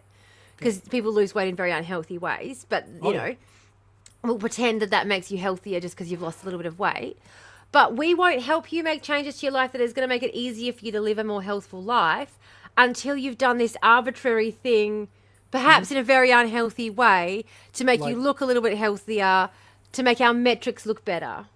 I cannot physically exercise because if I put undue strain on my abdominal wall, there is every potential for my insides to become my outsides very rapidly because it is like a perforated sheet of paper the whole way down my abdomen. You also have a condition that affects your joints. That means that putting extra pressure on your joints when you are a bit larger is going to have a worse impact on your joints. And therefore, Like treating that and having that treated first is going to help with your body's ability to be able to move. Yep. But they can't. But they're going to say, "Oh no, we like it help," because again, this is. I have to magically lose the weight first. Now, the positive thing here is I actually am. In the last 6 months, I've dropped 12 kilos. Awesome. So there is actually things that are happening here. It's just really fucking frustrating to be treated like shit by the medical system because it's just stupid that's a prerequisite. You're larger. I remember because before I fell pregnant, as I was saying, talking to you about before we started filming, the issues I had with weight when I was younger. Yep. To the point that well-meaning people in public would approach me and ask if I needed something to eat. Embarrassingly. I'd have, people come up to me and it actually, the reason I was talking about this conversation was because there was a woman that I worked with who decided to make a comment about it. There were these people in the store and she made a comment about, men want something to grab onto. They don't want to, they don't want some skeleton like this waiting at home for them. And I turned around and said, I think the most important thing is that you're comfortable in your own body, not about what other people think of you and your body. And then after the clients left, I turned around and said to her, if you ever mention my body ever again, we are going to have a fucking problem. Do not fucking dare. And then I got onto HR and told them what happened. And then she reported me to HR apparently because of how rude I was. And I was like, are you fucking kidding, bitch? Do not even. Oh, shit. And she tried to claim that I obviously had an eating disorder that was making me mentally unwell and unstable to work with. And I was like, guess what? Wow. It's not an eating disorder. It's a hormone imbalance. And I've got all of the medical records that prove that you have now done... medical discrimination. You've done a discrimination. You've done a discrimination. You've done a discrimination. You did a discrimination. Congratulations. Yes. You've now lost your job. And they were very happy with that because they'd been trying to get rid of it. The first meeting I had. To everyone. The first day I walked into this job, this was the woman who sat down and said, your first job is going to be getting rid of that fucking bitch. If you can get rid of her, you'll be fine. But she is a cunt. You need to get rid of her if you are going to survive because she is awful. I was like, okay. My God. Right. No bravo worries. For you for finding a way. Now, I do have to say, Callie, I am so sorry to hear that you're going through that, mate. That's really fucked. Abso-fucking-lutely. Just got out of the magistrate's court. Need to be out this Thursday. All good. Didn't even get to say your piece. Oh, wait. So you were just up the road? Are you here? Are you still in town? Come here. Yeah, we are going to burn it all down. Don't worry. We've got our timeline started. Yeah. We're making plans. Oh, yeah. No, you're back home. Oh, fair enough. You know. ED survivor over here. And that's the thing too. They are beautiful. I was going to say I've got mine. Ooh, pearlescent. Pearlescent. I was going to say, my mum had an eating disorder, my sister did. There's nothing at all wrong with someone having an eating disorder, but someone turning around and trying to use that against someone, to try and claim that I wasn't mentally stable because I had an eating disorder. Some moral superiority bullshit. Yeah. Abso-fucking-lutely not. And the fact is, she should have been able to be fired just off the fact that she was running around saying I had a mental disorder because in her mind I had an eating disorder. That should have been. But it's that would have been valid if she'd said that. Yeah. How... That could be grounds enough for termination. All right. I do need to sign off. Yeah, fair enough. I love you all very, very much. Thank you for joining us again. If ever anybody needs to talk, send me a whisper on Twitch. I will see it. I'm available anytime, day or night, if you need a yarn, if you don't have access to any of my other ways of contact. Or send me a message on TikTok. I'm Maddie Mohawk on there, so, feel free. Yeah. Always around if anybody needs a chat. Okay. I was going to say, I'm not going to sign off just yet. I'm going to hang around for another couple of minutes. Cool. But, just because why not? I got nowhere else to be right at this second. But No worries. And I want to hear a little bit more about what happened in Magistrates Court. Yeah. Yeah. Oh, you got your old account back, Lily. That's fucking awesome. Amazing. Good. Excellent. Well, keep one as a backup. Yes. All right, my darlings. Definitely. Love you. Mwah. Love Be you. well. Look after yourselves. See you soon. I will see and I've got to you make sure I've got my script ready for next week now. Woo. Yep. It should be guys. fine, though. Okay. Bye. So the good thing I was going to say, hang on. Oh, no. Maddie, come back. No. No. No.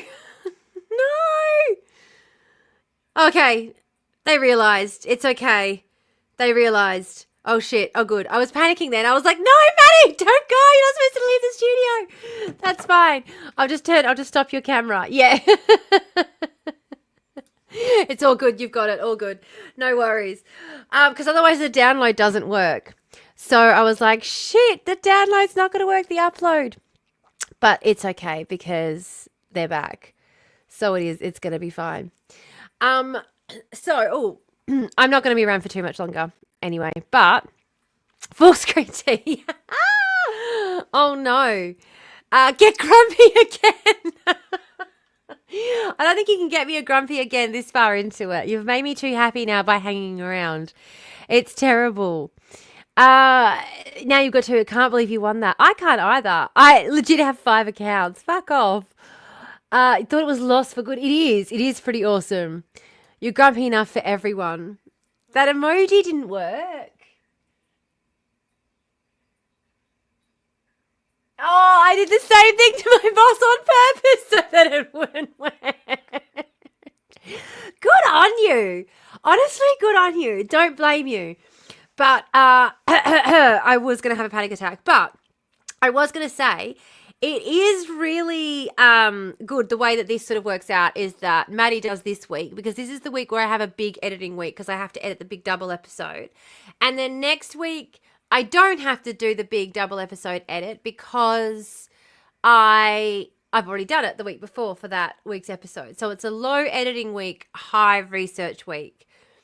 That's how I can kind of keep track of whether it's my week or not, is if I have to do a lot of editing, generally it means it's Maddie's turn for a script.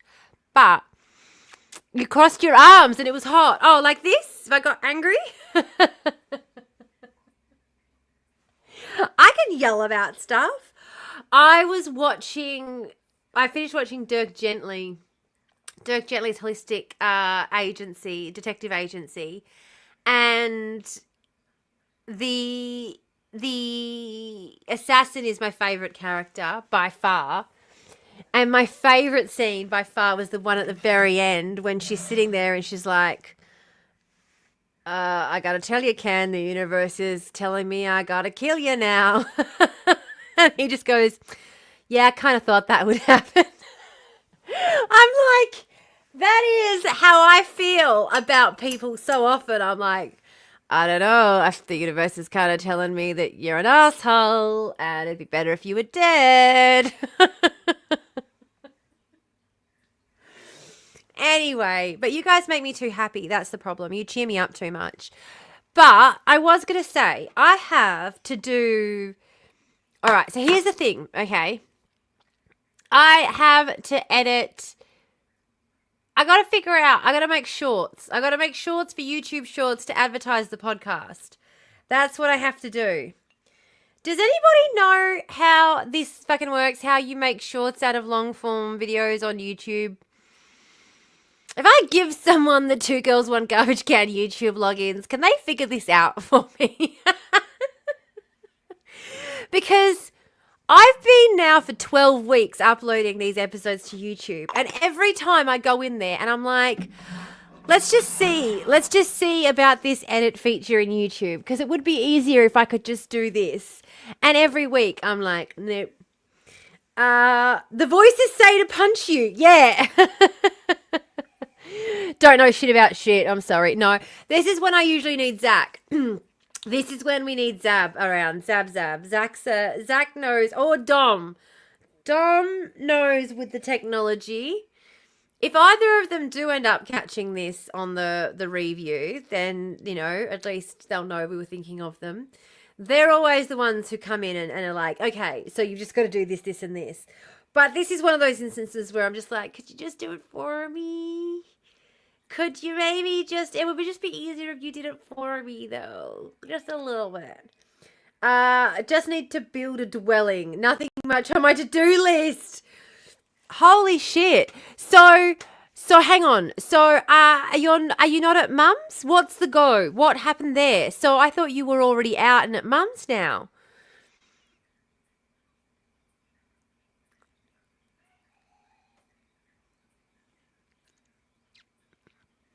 So you haven't been able to get...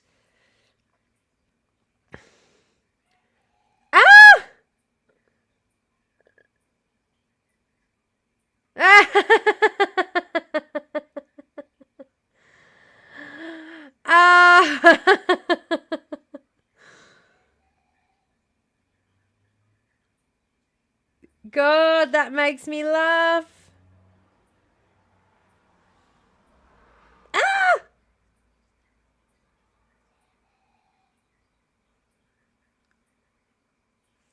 All right. All right. Here we go. Oh, just get hold up with supplies over Christmas. Right. I was hoping I could hold off for another few weeks, but no.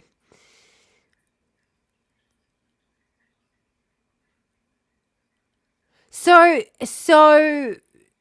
you've got the farm. Are you gonna be able to stay out at the farm while you build the vans? Because that was the plan originally, wasn't it?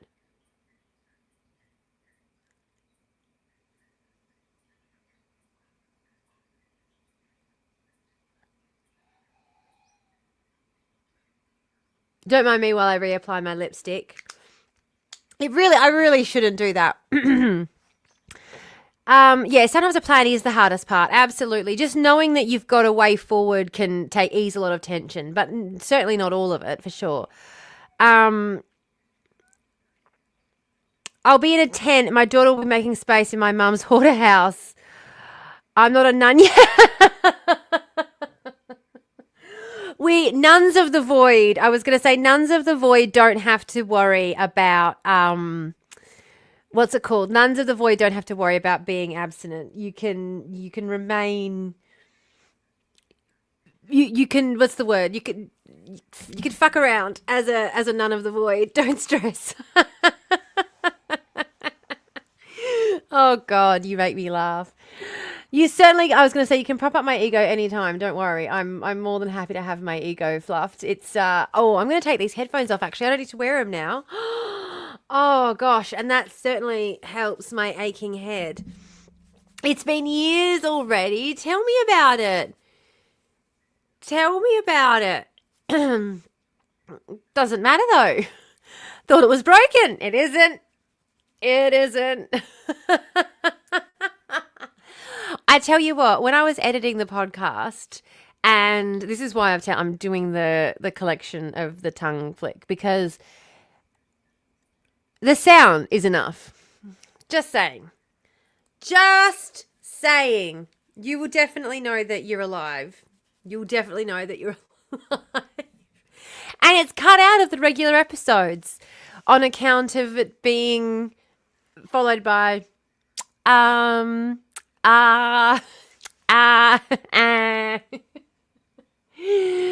already have a farm here in a van. Oh, you already have a family here in a van.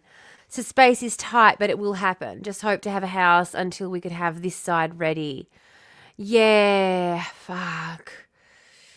No, you don't have to apologize. Absolutely. No. You do not need to apologize. This is exactly the kind of thing this community is here for. Like, we want to be able to help and support through these.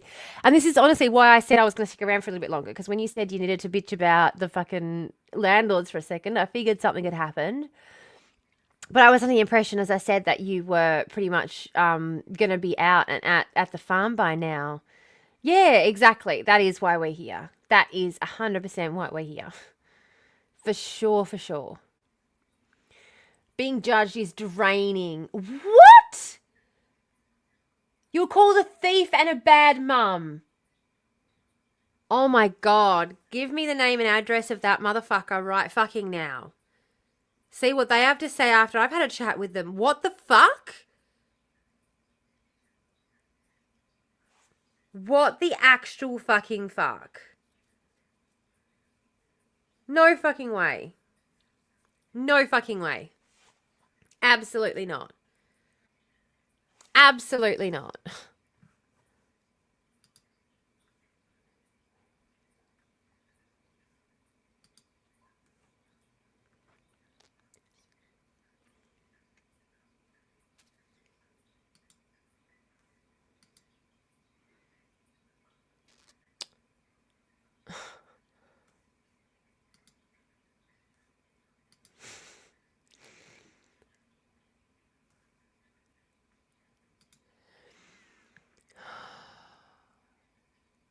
What? Landlord dragged her 3 children along for the sympathy vote. You're kidding me. What a cunt. She's commodified somebody else's need for housing for her financial gain, and she's trying to get the fucking sympathy vote. Go get fucked. Fuck off.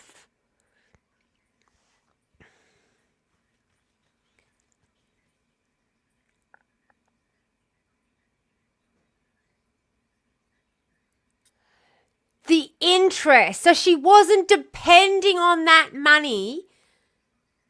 She wasn't depending on that money. That money was just going to be sitting in her bank account accruing interest. That's what she's saying. That money was going to be sitting in her bank account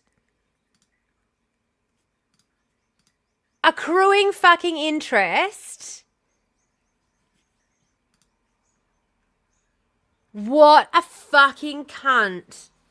If that money was going to be sitting in her bank account accruing interest, why is she sitting in there claiming, oh, fucking... She said that she can't feed her kids because no rent money, but she also would have earned interest on that money. You can't have it both ways. You can't have both been going to have spent that money on food for your kids and be claiming that you would have also been earning interest on that rent money sitting in a bank account. Both things can't be true. You got to pick one. Pick a struggle, Joanne. Pick a struggle. Yeah, Molotov cocktail. Yeah. Molotov target acquired. Abso-fucking-lutely. Abso-fucking-lutely. This is what makes me angry. Yeah. Yeah, bet she says she's a property owner and not a second-hand welfare mum. No, she's a welfare queen. She's a welfare queen. She's living off of literally the direct income of 4 other families struggling to get by.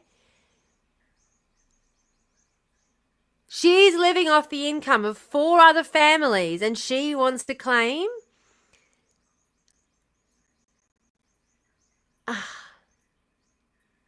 Fucking hell. Get fucked. Get fucked. Absolutely nailed it, Carly. Absolutely. Thank you for sharing my right. Yes! Oh, pisses me the fuck off. And the system, and that's what I mean. This is what we were talking earlier. It's a shame you missed it, actually, because you would have fucking loved it. We were talking earlier about the violence that's inherent in the system and how people will be suffering and dying as a result of the allowance of commodification of housing. And now with you withholding rent money, the court will portray that as violence, you withholding, like, you know, causing this family pain and suffering. They'll place you as being the causer of pain and suffering, but not her actions in commodifying your need for housing. Like they don't see the correlation in those two fucking... And I got to say all of 2 sentences in court today after hearing all of that. Could say nothing back. Far out. Yeah, you have to share it between other emotions. We get to focus on our rage. Yeah, you've also got to try and now figure out what's next.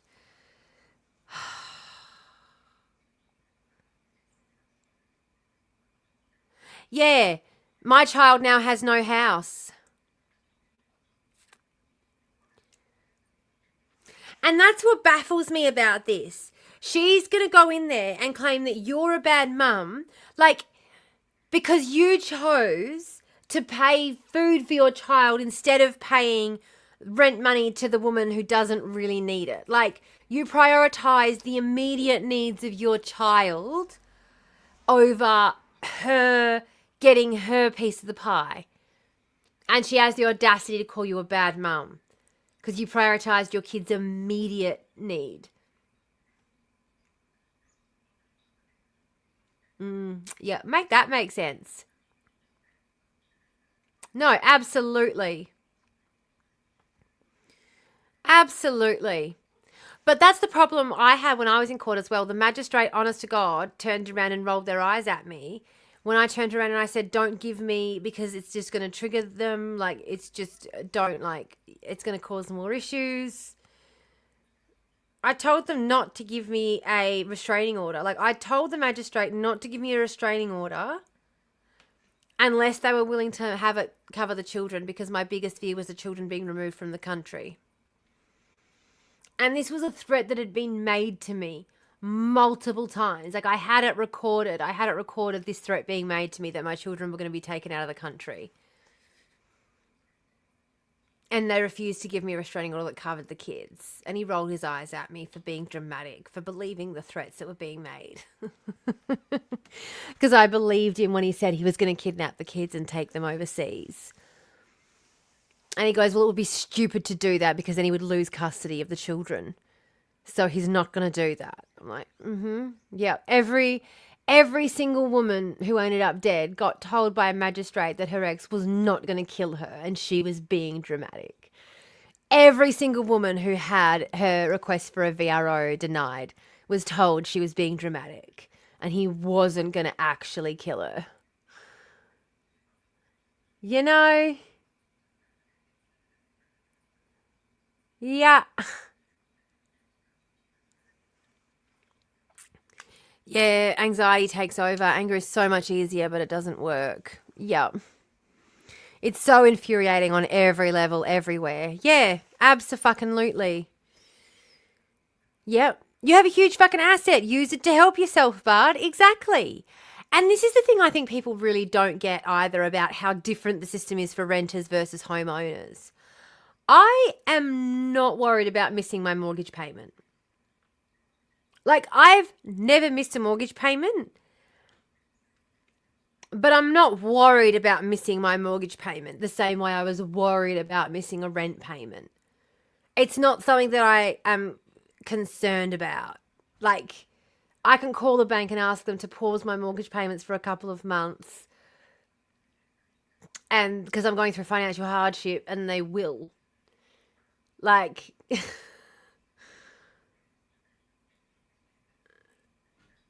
You know? Yeah, and the access that it opens up. Yeah. The access that it opens up. Even just things like my water rates are cheaper because I'm a concession card holder who owns a home. And like the rates that I pay... Like, people complain and they go, oh, when you're a homeowner, though, you have to pay all these additional expenses. But when you're a homeowner and you're also on a pension, you get all these other benefits that renters on a pension don't get. Like, a renter on a pension doesn't have access to a discount on paying the rates the way that I do. So I might have to pay the rates, but I don't have, like, I'm on a pension, and someone who was renting who's on a pension has to pay their rent regardless. Like, they don't, you know what I mean? You don't get, yeah, anyway, whatever. I just, yeah, paid so much for water as a renter and zero benefits. And I don't know, it's just, life is so much easier when you actually own the property that you're living in every respect, in every fucking respect. Like, the bills are not quite so immediate. The bills are not quite so pressing on you in a way that is really impossible to explain, the way that it is when you're a renter. And it's there's a pace of life that I think happens because of that, because you're hustling in a way that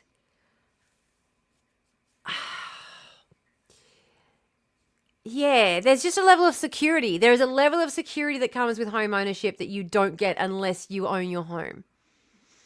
And you can't experience it unless you own your home. Also, renters can be moved in an instant, which costs thousands. Yeah. I paid for internet to be connected to like 7 fucking rentals. Yep, absolutely. I've had to pay to have, improvements done on every single property I've lived in. I've had to pay to have a water filtration system added on to every single kitchen tap in every single house I've lived in. And that water filtration system stayed there when I left because I couldn't remove it and leave a hole in the sink, but because it was an improvement to the property that they'd allowed me to make, it could stay there. The hundreds of dollars I had to spend each time putting a filtration system on because I've got a person with kidney issues in the house. That should be a single cost. You've paid for 7 times and you still have nothing tangible to show for it. Exactly. Even the moving house, the furniture that gets damaged when you move it, every single time you move. Every time you move and the kitchen table doesn't fit in the new house and you have to get rid of it and get a new one. And there's no such thing as a second-hand furniture market anymore because IKEA's figured out how to get rid of that. Simple things like cancelling internet plans and resetting up internet plans and the connection fees on internet plans and the connection fees on water, the connection fees on electricity accounts, the connection fees on gas accounts, the bond that you have to have in your bank account and then wait for it to get returned to you again and you've got to fight to have every scrap of it returned to you again. It's life as a renter is so much more stressful, and this is why, without a shadow of a doubt, I know all it is going to take is a big fuck off piece of land. I know being an hour away from a major town with major thoroughfares for business and stuff, or 45 minutes, half an hour away from a major town is going to be necessary. Don't get me wrong, but it's not going to be as necessary because as long as you've got a piece of land and a roof over your head and a community around you, you've got everything you need. You've got all of the basics that you need. Everything over and above that is extra.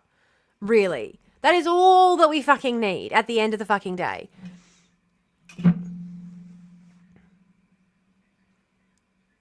Yeah, people want their 10-year outdoor couch to be sold for $100 less than what they purchased it for. Yeah. And that's the thing. Or people aren't willing to pay, $100 for a proper couch that's going to last because they're going to have to be made to move in 2 years and that couch isn't going to fit into the new house. I paid and bought for a huge, decent-sized couch because I had moved for the last time with my kids. We'd settled down. We were in the house we were going to be living in. We had a long-term lease. And then my partner fucking cheated on me and we ended up having to, we moved. Anyway, just long story short, doesn't really matter. Not important, not important, not important.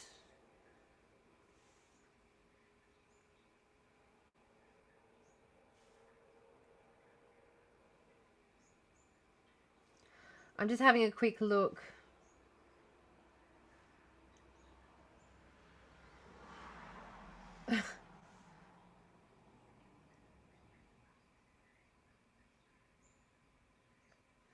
Oh, I forgot to put that on there. Whoopsies. I forgot to put that on there. That's okay. I've got to fix that. Oh, well, I will fix that. My blue sky is not yet up on all of the places. I have to do that. The landlord, and each landlord has benefited on my dollar. Yes. Abso-fucking-lutely. So expensive just to exist. I never asked for it. Thanks, Ma. Yeah. And this is the thing as well. There's so many things that you just do as a renter because you don't want to get... at the moment, there's a guy who is moving out of the property and my friend's been around there helping him patch up the walls. And they're freaking out because when they peeled the painter's tape off, it peeled all this other paint off. And I just said, well, then obviously they've done such a shitty job on the painting. It doesn't fucking matter. Like, if they haven't done a professional paint job, then they can't expect the paint to have lasted. Like, it's not reasonable to expect the paint to have lasted if the paint wasn't done in a professional manner. Like, that won't stand up. And they're like, it doesn't matter if it'll stand up. We can't afford to fight and ask them, like, go before a magistrate and fight to get our bond back. So we're going to have to spend our whole weekend around here painting and patching this wall that they haven't done a good job. There's no one in their right mind would expect the job to last for 5 years. But it's going to be fixed, and it is going to last 5 years. It's going to last 10 years. It's going to last far longer than the investment they've put into it in the beginning, because the tenants living in the properties are so scared of being punished that they will go over and above and make improvements to the property. Like, I had a friend who was getting in trouble because the flowers died in the garden bed that they put in the garden. Like, it was just lawn.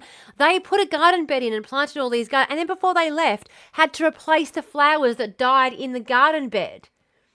And we're like, I'm just not even going to fucking fight it. I put the fucking garden in. There was no garden, but I can't afford to fight this in front of a magistrate. It's easy just to go to Bunnings, buy a couple of $10 plants that I can chuck in and get my whole fucking bond back. And so again and again and again, these property owners benefit from the work of tenants who are trying to live in a home, because it's not an investment to them. It's not like, I'll do a cheap bodjo job. And that's the thing too, like living in a home that you can tell part of it was lived in for a long time by people who lived here, and then part of it was done when they were getting it ready to tenant out, and it wasn't done as well. And you can tell the difference. You can tell the difference in work that was done from the homeowner in mind and their enjoyment of the property in mind, and the stuff that was done in order to get a cheap cash grab from tenants who can't afford to purchase their own property. And the fact that you can tell the difference shows that these landlords know what they're fucking doing when they do this shit. They absolutely know, because when it's them who's going to have to do the follow-up work, they invest the money in making sure that it's done properly. I just planted grass in the backyard that was just dirt. They asked me to remove the grass. Oh my fucking God. Everyone has a story or 10 just like it. Yep. Abso-fucking-lutely. I'm taking the light globes. Yep, I'm being that fucking petty. Go for it, Carly. Go for it. I had to fight every single time that they were my fittings. I restored theirs. Yep. What I used to do, and I did this even up until the last house that I rented, I had my own shower head, because shower heads that they put in these properties get damaged and break, and you have to replace them so many fucking times because they put the cheap fucking awful shower heads on there, right? So I had my own shower head, which I still have, because when I bought this place, it had a good shower head. Again, I could tell that someone who owns this property built that bathroom because it had a really nice big, people have commented on my shower head in my TikToks before. Like, people have noticed the shower head. But I bought a shower head like that, and when I would move into a house, I would take off their shower head and I'd leave it in the bathroom closet, and I'd put my shower head on so that when I would leave, I could just reattach their old shower head, and I wouldn't have had to pay extra money on shower heads, because you'd end up paying to replace the cheap shower head, and you'd get one that's slightly better because you'd prefer to have one slightly better. But then when you go to leave, they're like, but there was a shower head on here when you moved out. It was damaged as a result of your wear and tear, even though it only wore and tore as a result of them purchasing the cheap, bodgy shower head. Because a shower head should last. Like the shower head that was on this house when I moved in, I soaked it in CLR when we moved in. It works perfectly fine. It's brilliant. Like we've lived here 2 years. I've soaked it in CLR again once since then. I've run CLR through it again once since then. But the point is that a decent shower head that someone spends money on is going to last. These cheap shower heads they chuck on these rental properties don't fucking last. But because you rented it with a shower head, they'll just tell you that you have to replace the fucking shower head. I'll see if I can find the email. I'll send it to you, Tam. They also found my bong I accidentally left. I'd always keep their box their crap in a box, switch it over. Yeah. Renters tips. We should have some renters tips. Things like this. Take your own shower head and switch theirs out. Switch theirs back in when you leave so that you're not doing things like replacing their fucking shower heads for them. Anything like that. And even stuff like Oh, the amount of bullshit, that they tried to make us pay for when we left. It was honestly ridiculous. Toilet seats as well. Yep. Yep, absolutely. Absolutely. The cheap crap they put in, and then tenants are charged 10 times its value for it to be fixed and replaced. And they'll blame the tenant for something breaking that has literally been in the property for 10 years and it's got a 2-year warranty on it.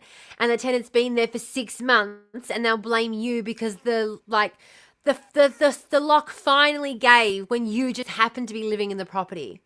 I was living in a property that had an antique stained glass front door, and the wind blew the door and it flexed because it had been years since the stained glass panes had been updated. And so one of the panes cracked and fell out, and they bent me over the fucking coals to try and get me to pay for it. The $400 to get the whole stained glass thing restructured, because it just happened to fall out when I happened to be a tenant in the fucking property. Like, no, fuck off. Fuck the fuck off. Next time I live in a house, not that I ever fucking will again, I'll never live in a rental property again, but if I ever found myself stuck living in a property of someone else's again after that experience, I would take the fucking front door off and replace it with my own after that experience. They tried to charge me $390 or something stupid to get the LED light reset in this front door, because living in a windy city on top of the hill, the wind blew against the fucking door and the glass flexed and the thing fucking fell in. I almost threw a fucking rock at it to make the whole thing fall in, just to be like, that obviously wasn't my fault. Someone's thrown a rock at the window. I didn't, obviously, or I wouldn't be talking about it. Yeah, no wonder my fight or flight is in overdrive after years of this shit. Like, exactly. Yeah, cheap lino that gets stained just by the sun, or cheap lino that tears because someone moves a kitchen stool over it, and that's not considered regular wear and tear. So you're sitting there with a fucking like hair dryer and nail glue trying to stretch out the lino and get it to lay flat so that they can't see it when they come to do the fucking rental inspection. And the fact that everyone knows this shit, you know? Everyone knows this shit. Oh, I had a chip in my window that was caused by a bird who would tap on the window every day. They tried to make me pay for it until I videoed the fucking bird. And this is the bullshit thing as well. Landlords have insurance that covers this kind of shit. They just want to bend us over the rails and make us pay for it because they can, like everyone else's system, just like the fucking government. The government that could go after Gina Reinhart, that could go after Twee, that could go after the Fortune 500 companies for their share of the tax revenue instead.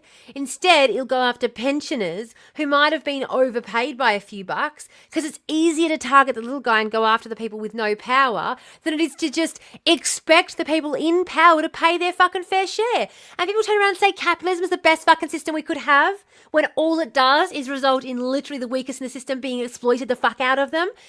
If you even think about it logically for 3 seconds, like Rawls' veil of ignorance, if you think about it for 3 seconds, capitalism is the most bullshit fucking system, and anyone who advocates for it is a fucking dumbass.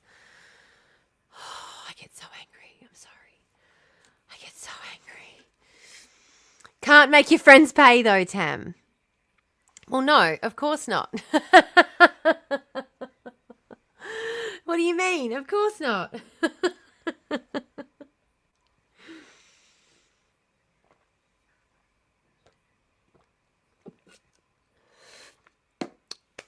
God, it just aggravates me. It just aggravates me. And I think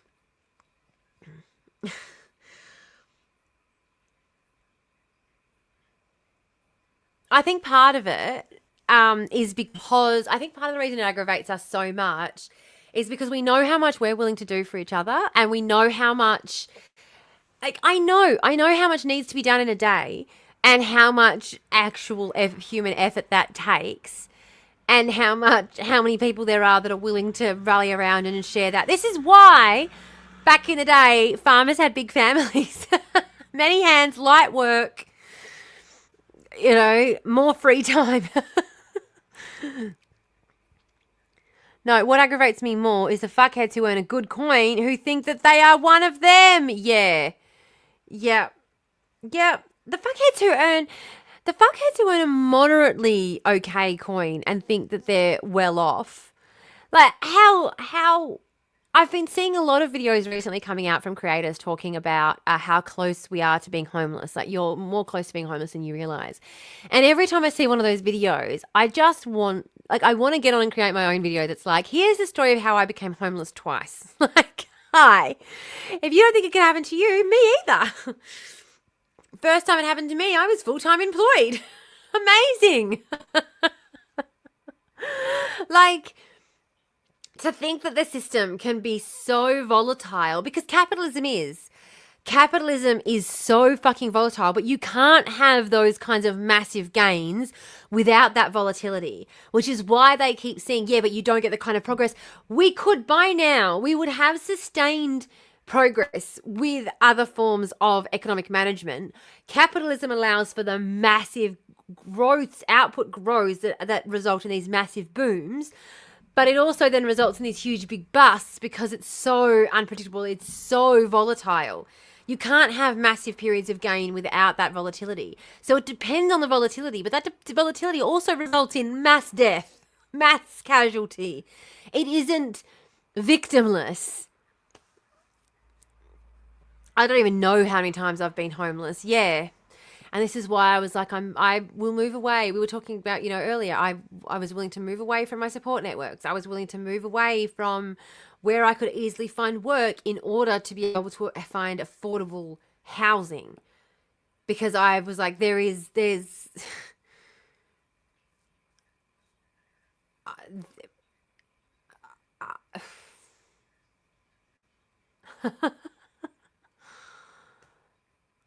this is the only, and again, like, I know security looks like different things to different people, and having a stable income probably represents stability for a lot of people, but it can, again, like, that company can go under. You are in so little control. Like, economically, we have so little. We are living in an economic authoritarian regime. We have so little control in what happens economically speaking. Having worked in the travel industry and having had the entire industry go belly up, like, it doesn't matter how good you are at your fucking job. Your job can just cease to fucking exist tomorrow. If organizations invested into themselves like they were into, we would have, yeah, it can literally happen to anyone. Yeah, absolutely it can. I was actually reading Stakeholder Capitalism, Klaus Schwab's Stakeholder Capitalism. Schwab is a German economist who started the Davos Project. He started the World Economic Forum. He and European economists in his time, they started the World Economic Forum. So I was reading Stakeholder Capitalism and the way that the economics of business decisions changed. So there was this idea that businesses had to, like, there was a community aspect to a lot of corporate structures up until the 60s and 70s that changed in the 80s dramatically, where the culture within corporations, and they sort of saw the shift happening because they were heading towards this sort of a stakeholder capitalism method of business modeling, whereby the longevity of a business depended on the longevity of the community, and therefore there was a lot of community involvement in business projects, and community projects were closely tied with a lot of community projects. So the way a lot of mining organisations do in regional communities in Australia, where they invest in the local community and get involved in a lot of local community projects, because without the local community to fund the company, the organisation with workers, they don't have a workforce. So they provide a few extra sort of things along the way. When they changed that in the 80s, it really was with the 80s. It really changed in the 70s with the push to beat communism. 60s, 70s, we saw the Red Scare. We were fighting them like on the battlefronts a lot. It became a huge economic battle in the 70s, toward the end of the 70s and the beginning of the 80s. It became all about profit. It became all like profit was king. The only thing profits had to do, their only responsibility was to the profit motive. And it was a marked change in the way a lot of corporations ran at that time, to the point that now, and you can see it, the way that these businesses run, it doesn't even matter if they ruin the business name. It's gotten so plastic and so fake. They just want to squeeze as much money as they can out of every ounce of us that they can, with whatever means they can, regardless of how much they destroy their own product while they're doing it. It doesn't matter. Because the less they invest in the product, the more profit they have. Profit's king. It's not about, because they used to put things in there like the longevity of the company, the longevity, like the continuation of the workforce, having low staff turnover, having great staff education. And the reason I was reading this particular chapter was because I was talking about why we have such a difficult time with transferring people away into new technological fields. So transferring people out of the coal and gas industry into green technologies. Why is that so hard in Australia?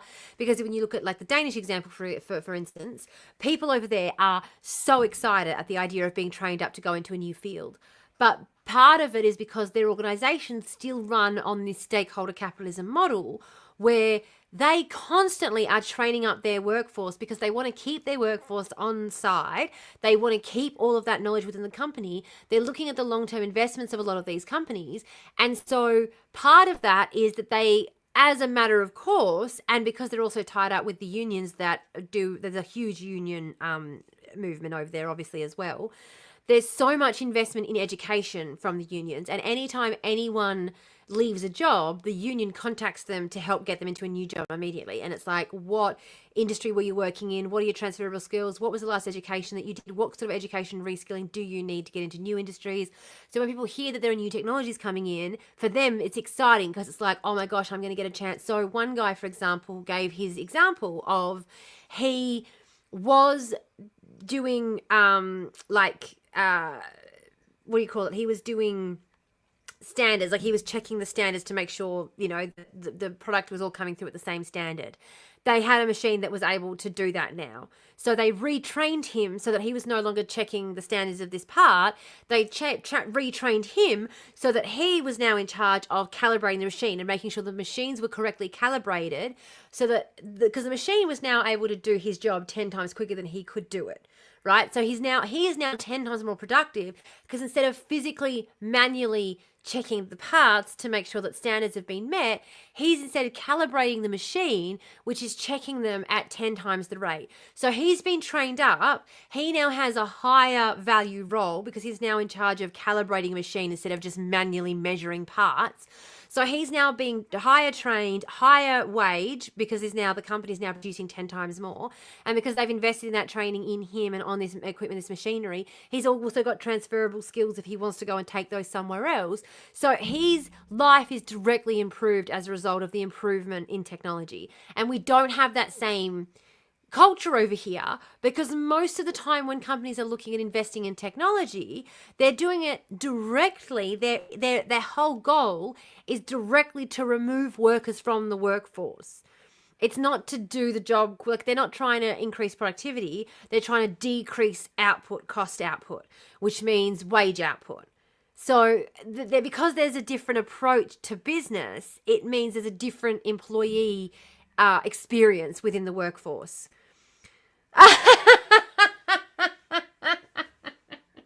I could quite literally listen to you talk forever.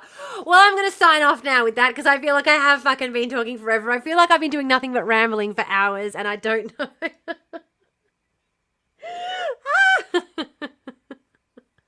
But anyway, I would really like if we could change that attitude in our community, if we could look at training and technological advances, if we could see this as being a way that we can grow as a community instead of just being a way to try and remove, because that's the whole thing, is all they're trying to do is remove costs in order to increase the profit margin, and they don't even give a shit. The end product isn't even their goal. McDonald's don't make food, they make profit. That's the problem. So because they have such a different approach to business, given that profit is their only responsibility, they're not actually, it's not tenable to continue. Capitalism is not tenable to continue. That's why Marx called it the snake that eats its own fucking tail. because it's destroying itself. It's destroying itself. We're using more resources every year than the Earth can replenish, and it would take 5 times the Earth's resources that it has for everyone in the world to live to the same standard we do. We just have to accept that our standards are going to decrease. We're going to have to start living simpler lives, and we're going to have to start doing that in order for us all to continue living at fucking all. And if we set ourselves up to do that now, while we have the time and we have the resources and we have the ability, it's going to be much easier than it will be trying to set it up later on down the track when things are already fucking awful and we're drowning, you know? Because anyone who's read Octavia Butler's Parable of the Sower knows that she saw this coming a very long time ago. She saw this coming a very, very fucking long time ago. And yeah, it's coming. It's very much coming. I think that it's good that more people are becoming aware of it. Absolutely. But more people becoming aware of it doesn't, there you go. There's the alarm going off telling me it's time to log off. More people becoming aware of it doesn't necessarily mean that there's going to be a solution coming anytime soon. That's the problem.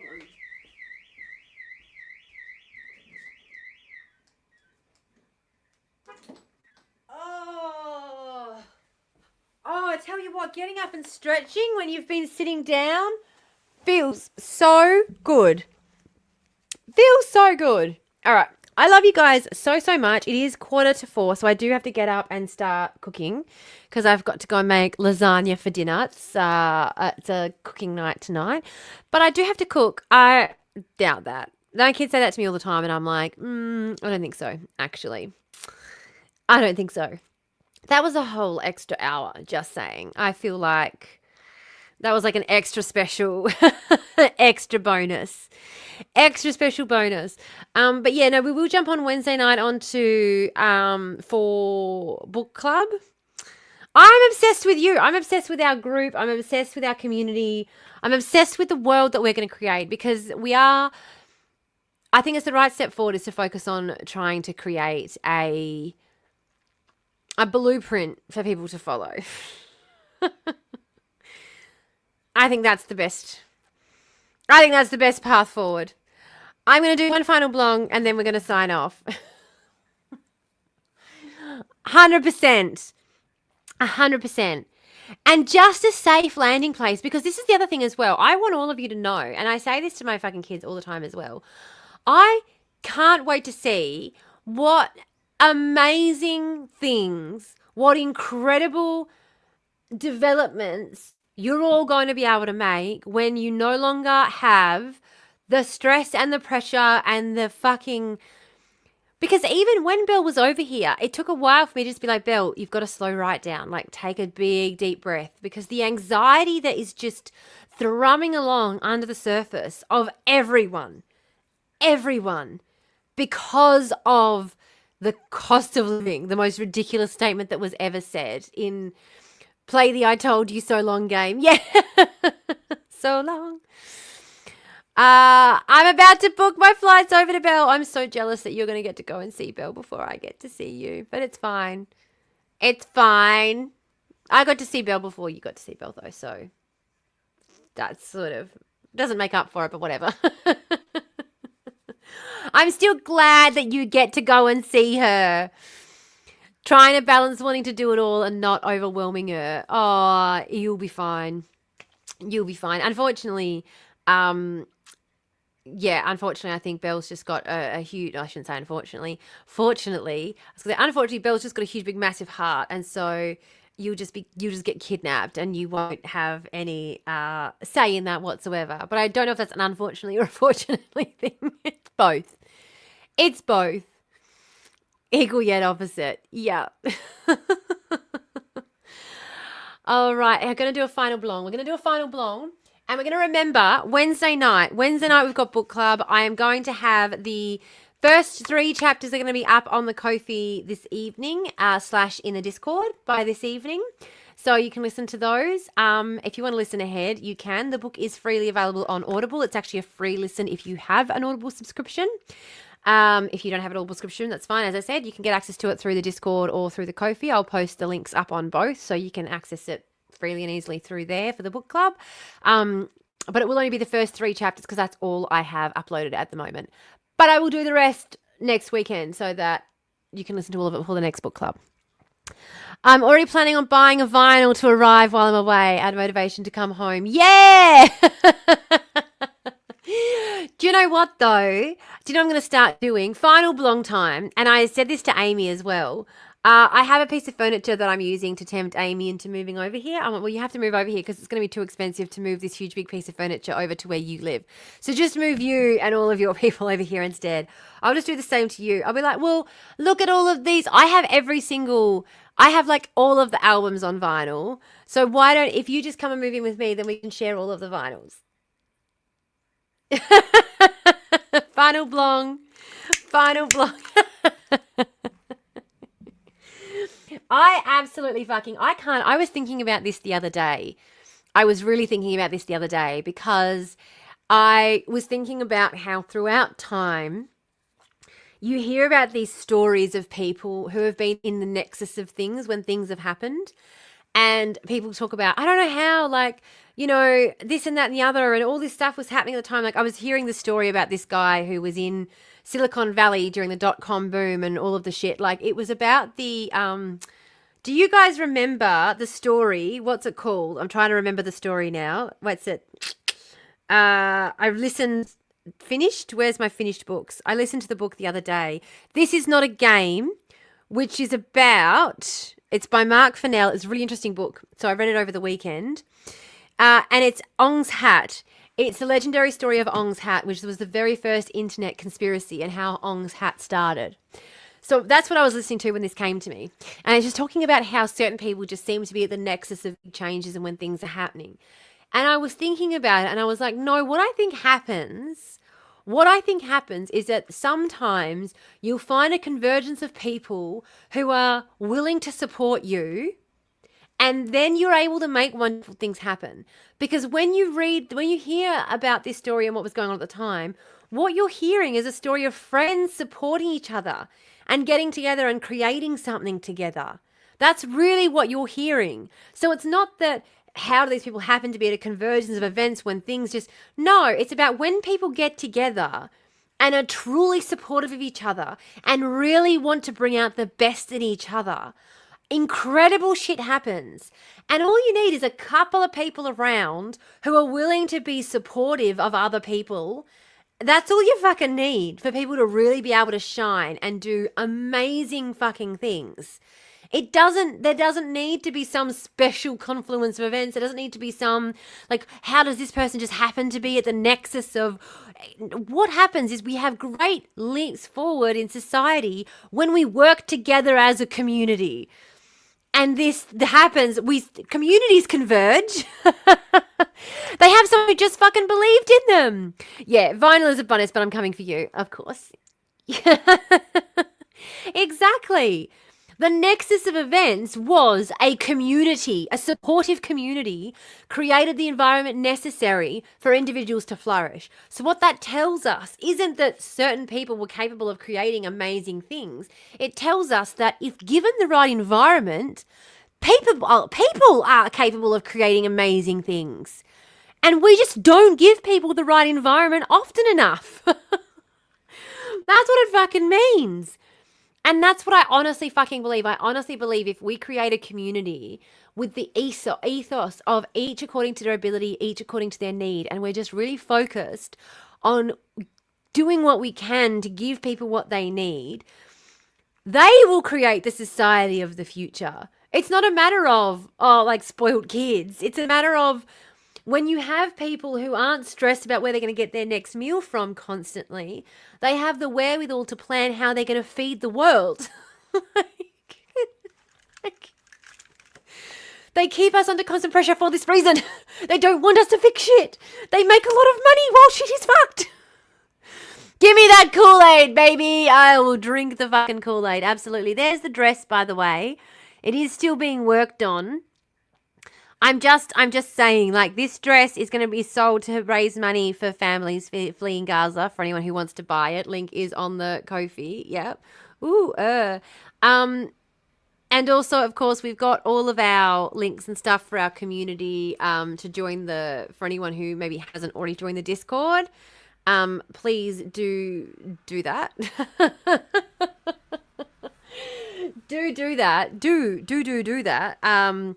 Because we are going to get a lot more active on there as we get towards planning the community, because we're going to need to. We're going to need to get a whole lot more active on there. And I know I'll pay $1 to see it modelled. I will have you know that I've been offered far more than that already. You've already been outbid on that. I'm half tempted to set up an OnlyFans just of pictures of me modelling the dress. Do the Discord notifications still work? Because Twitch sent the notifications today. No, the Discord notifications don't work for going live for 2 girls. No. All right. I'm going to log off now.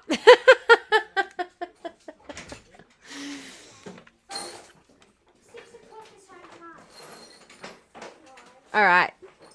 $1 and my soul. Okay, then, lol. Bye. I'm going to do a final blog and then I'm going to log off.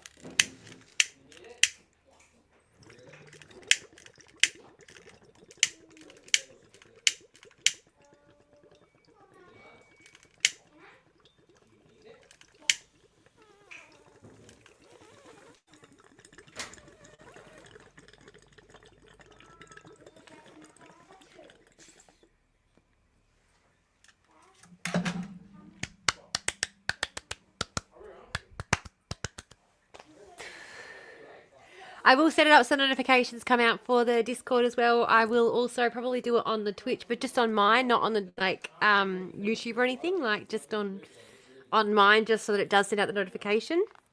And it won't be the whole thing. It'll just be that we're doing the book club over on Discord. Like, yeah.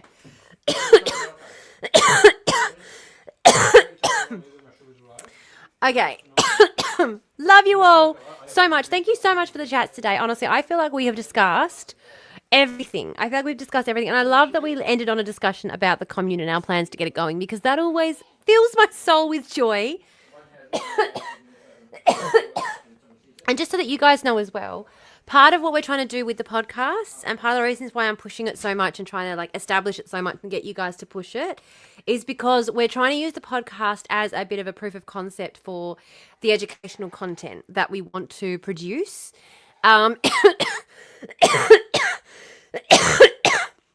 Absolutely, Callie. Remember, you know where I am. Absolutely. I'm always fucking here. Yeah, so any way that you guys can support with just, sharing the podcast, getting the word out there, all of that is so greatly appreciated. I love you all so much, and I will talk to you all Wednesday for book club. Love you. Mwah!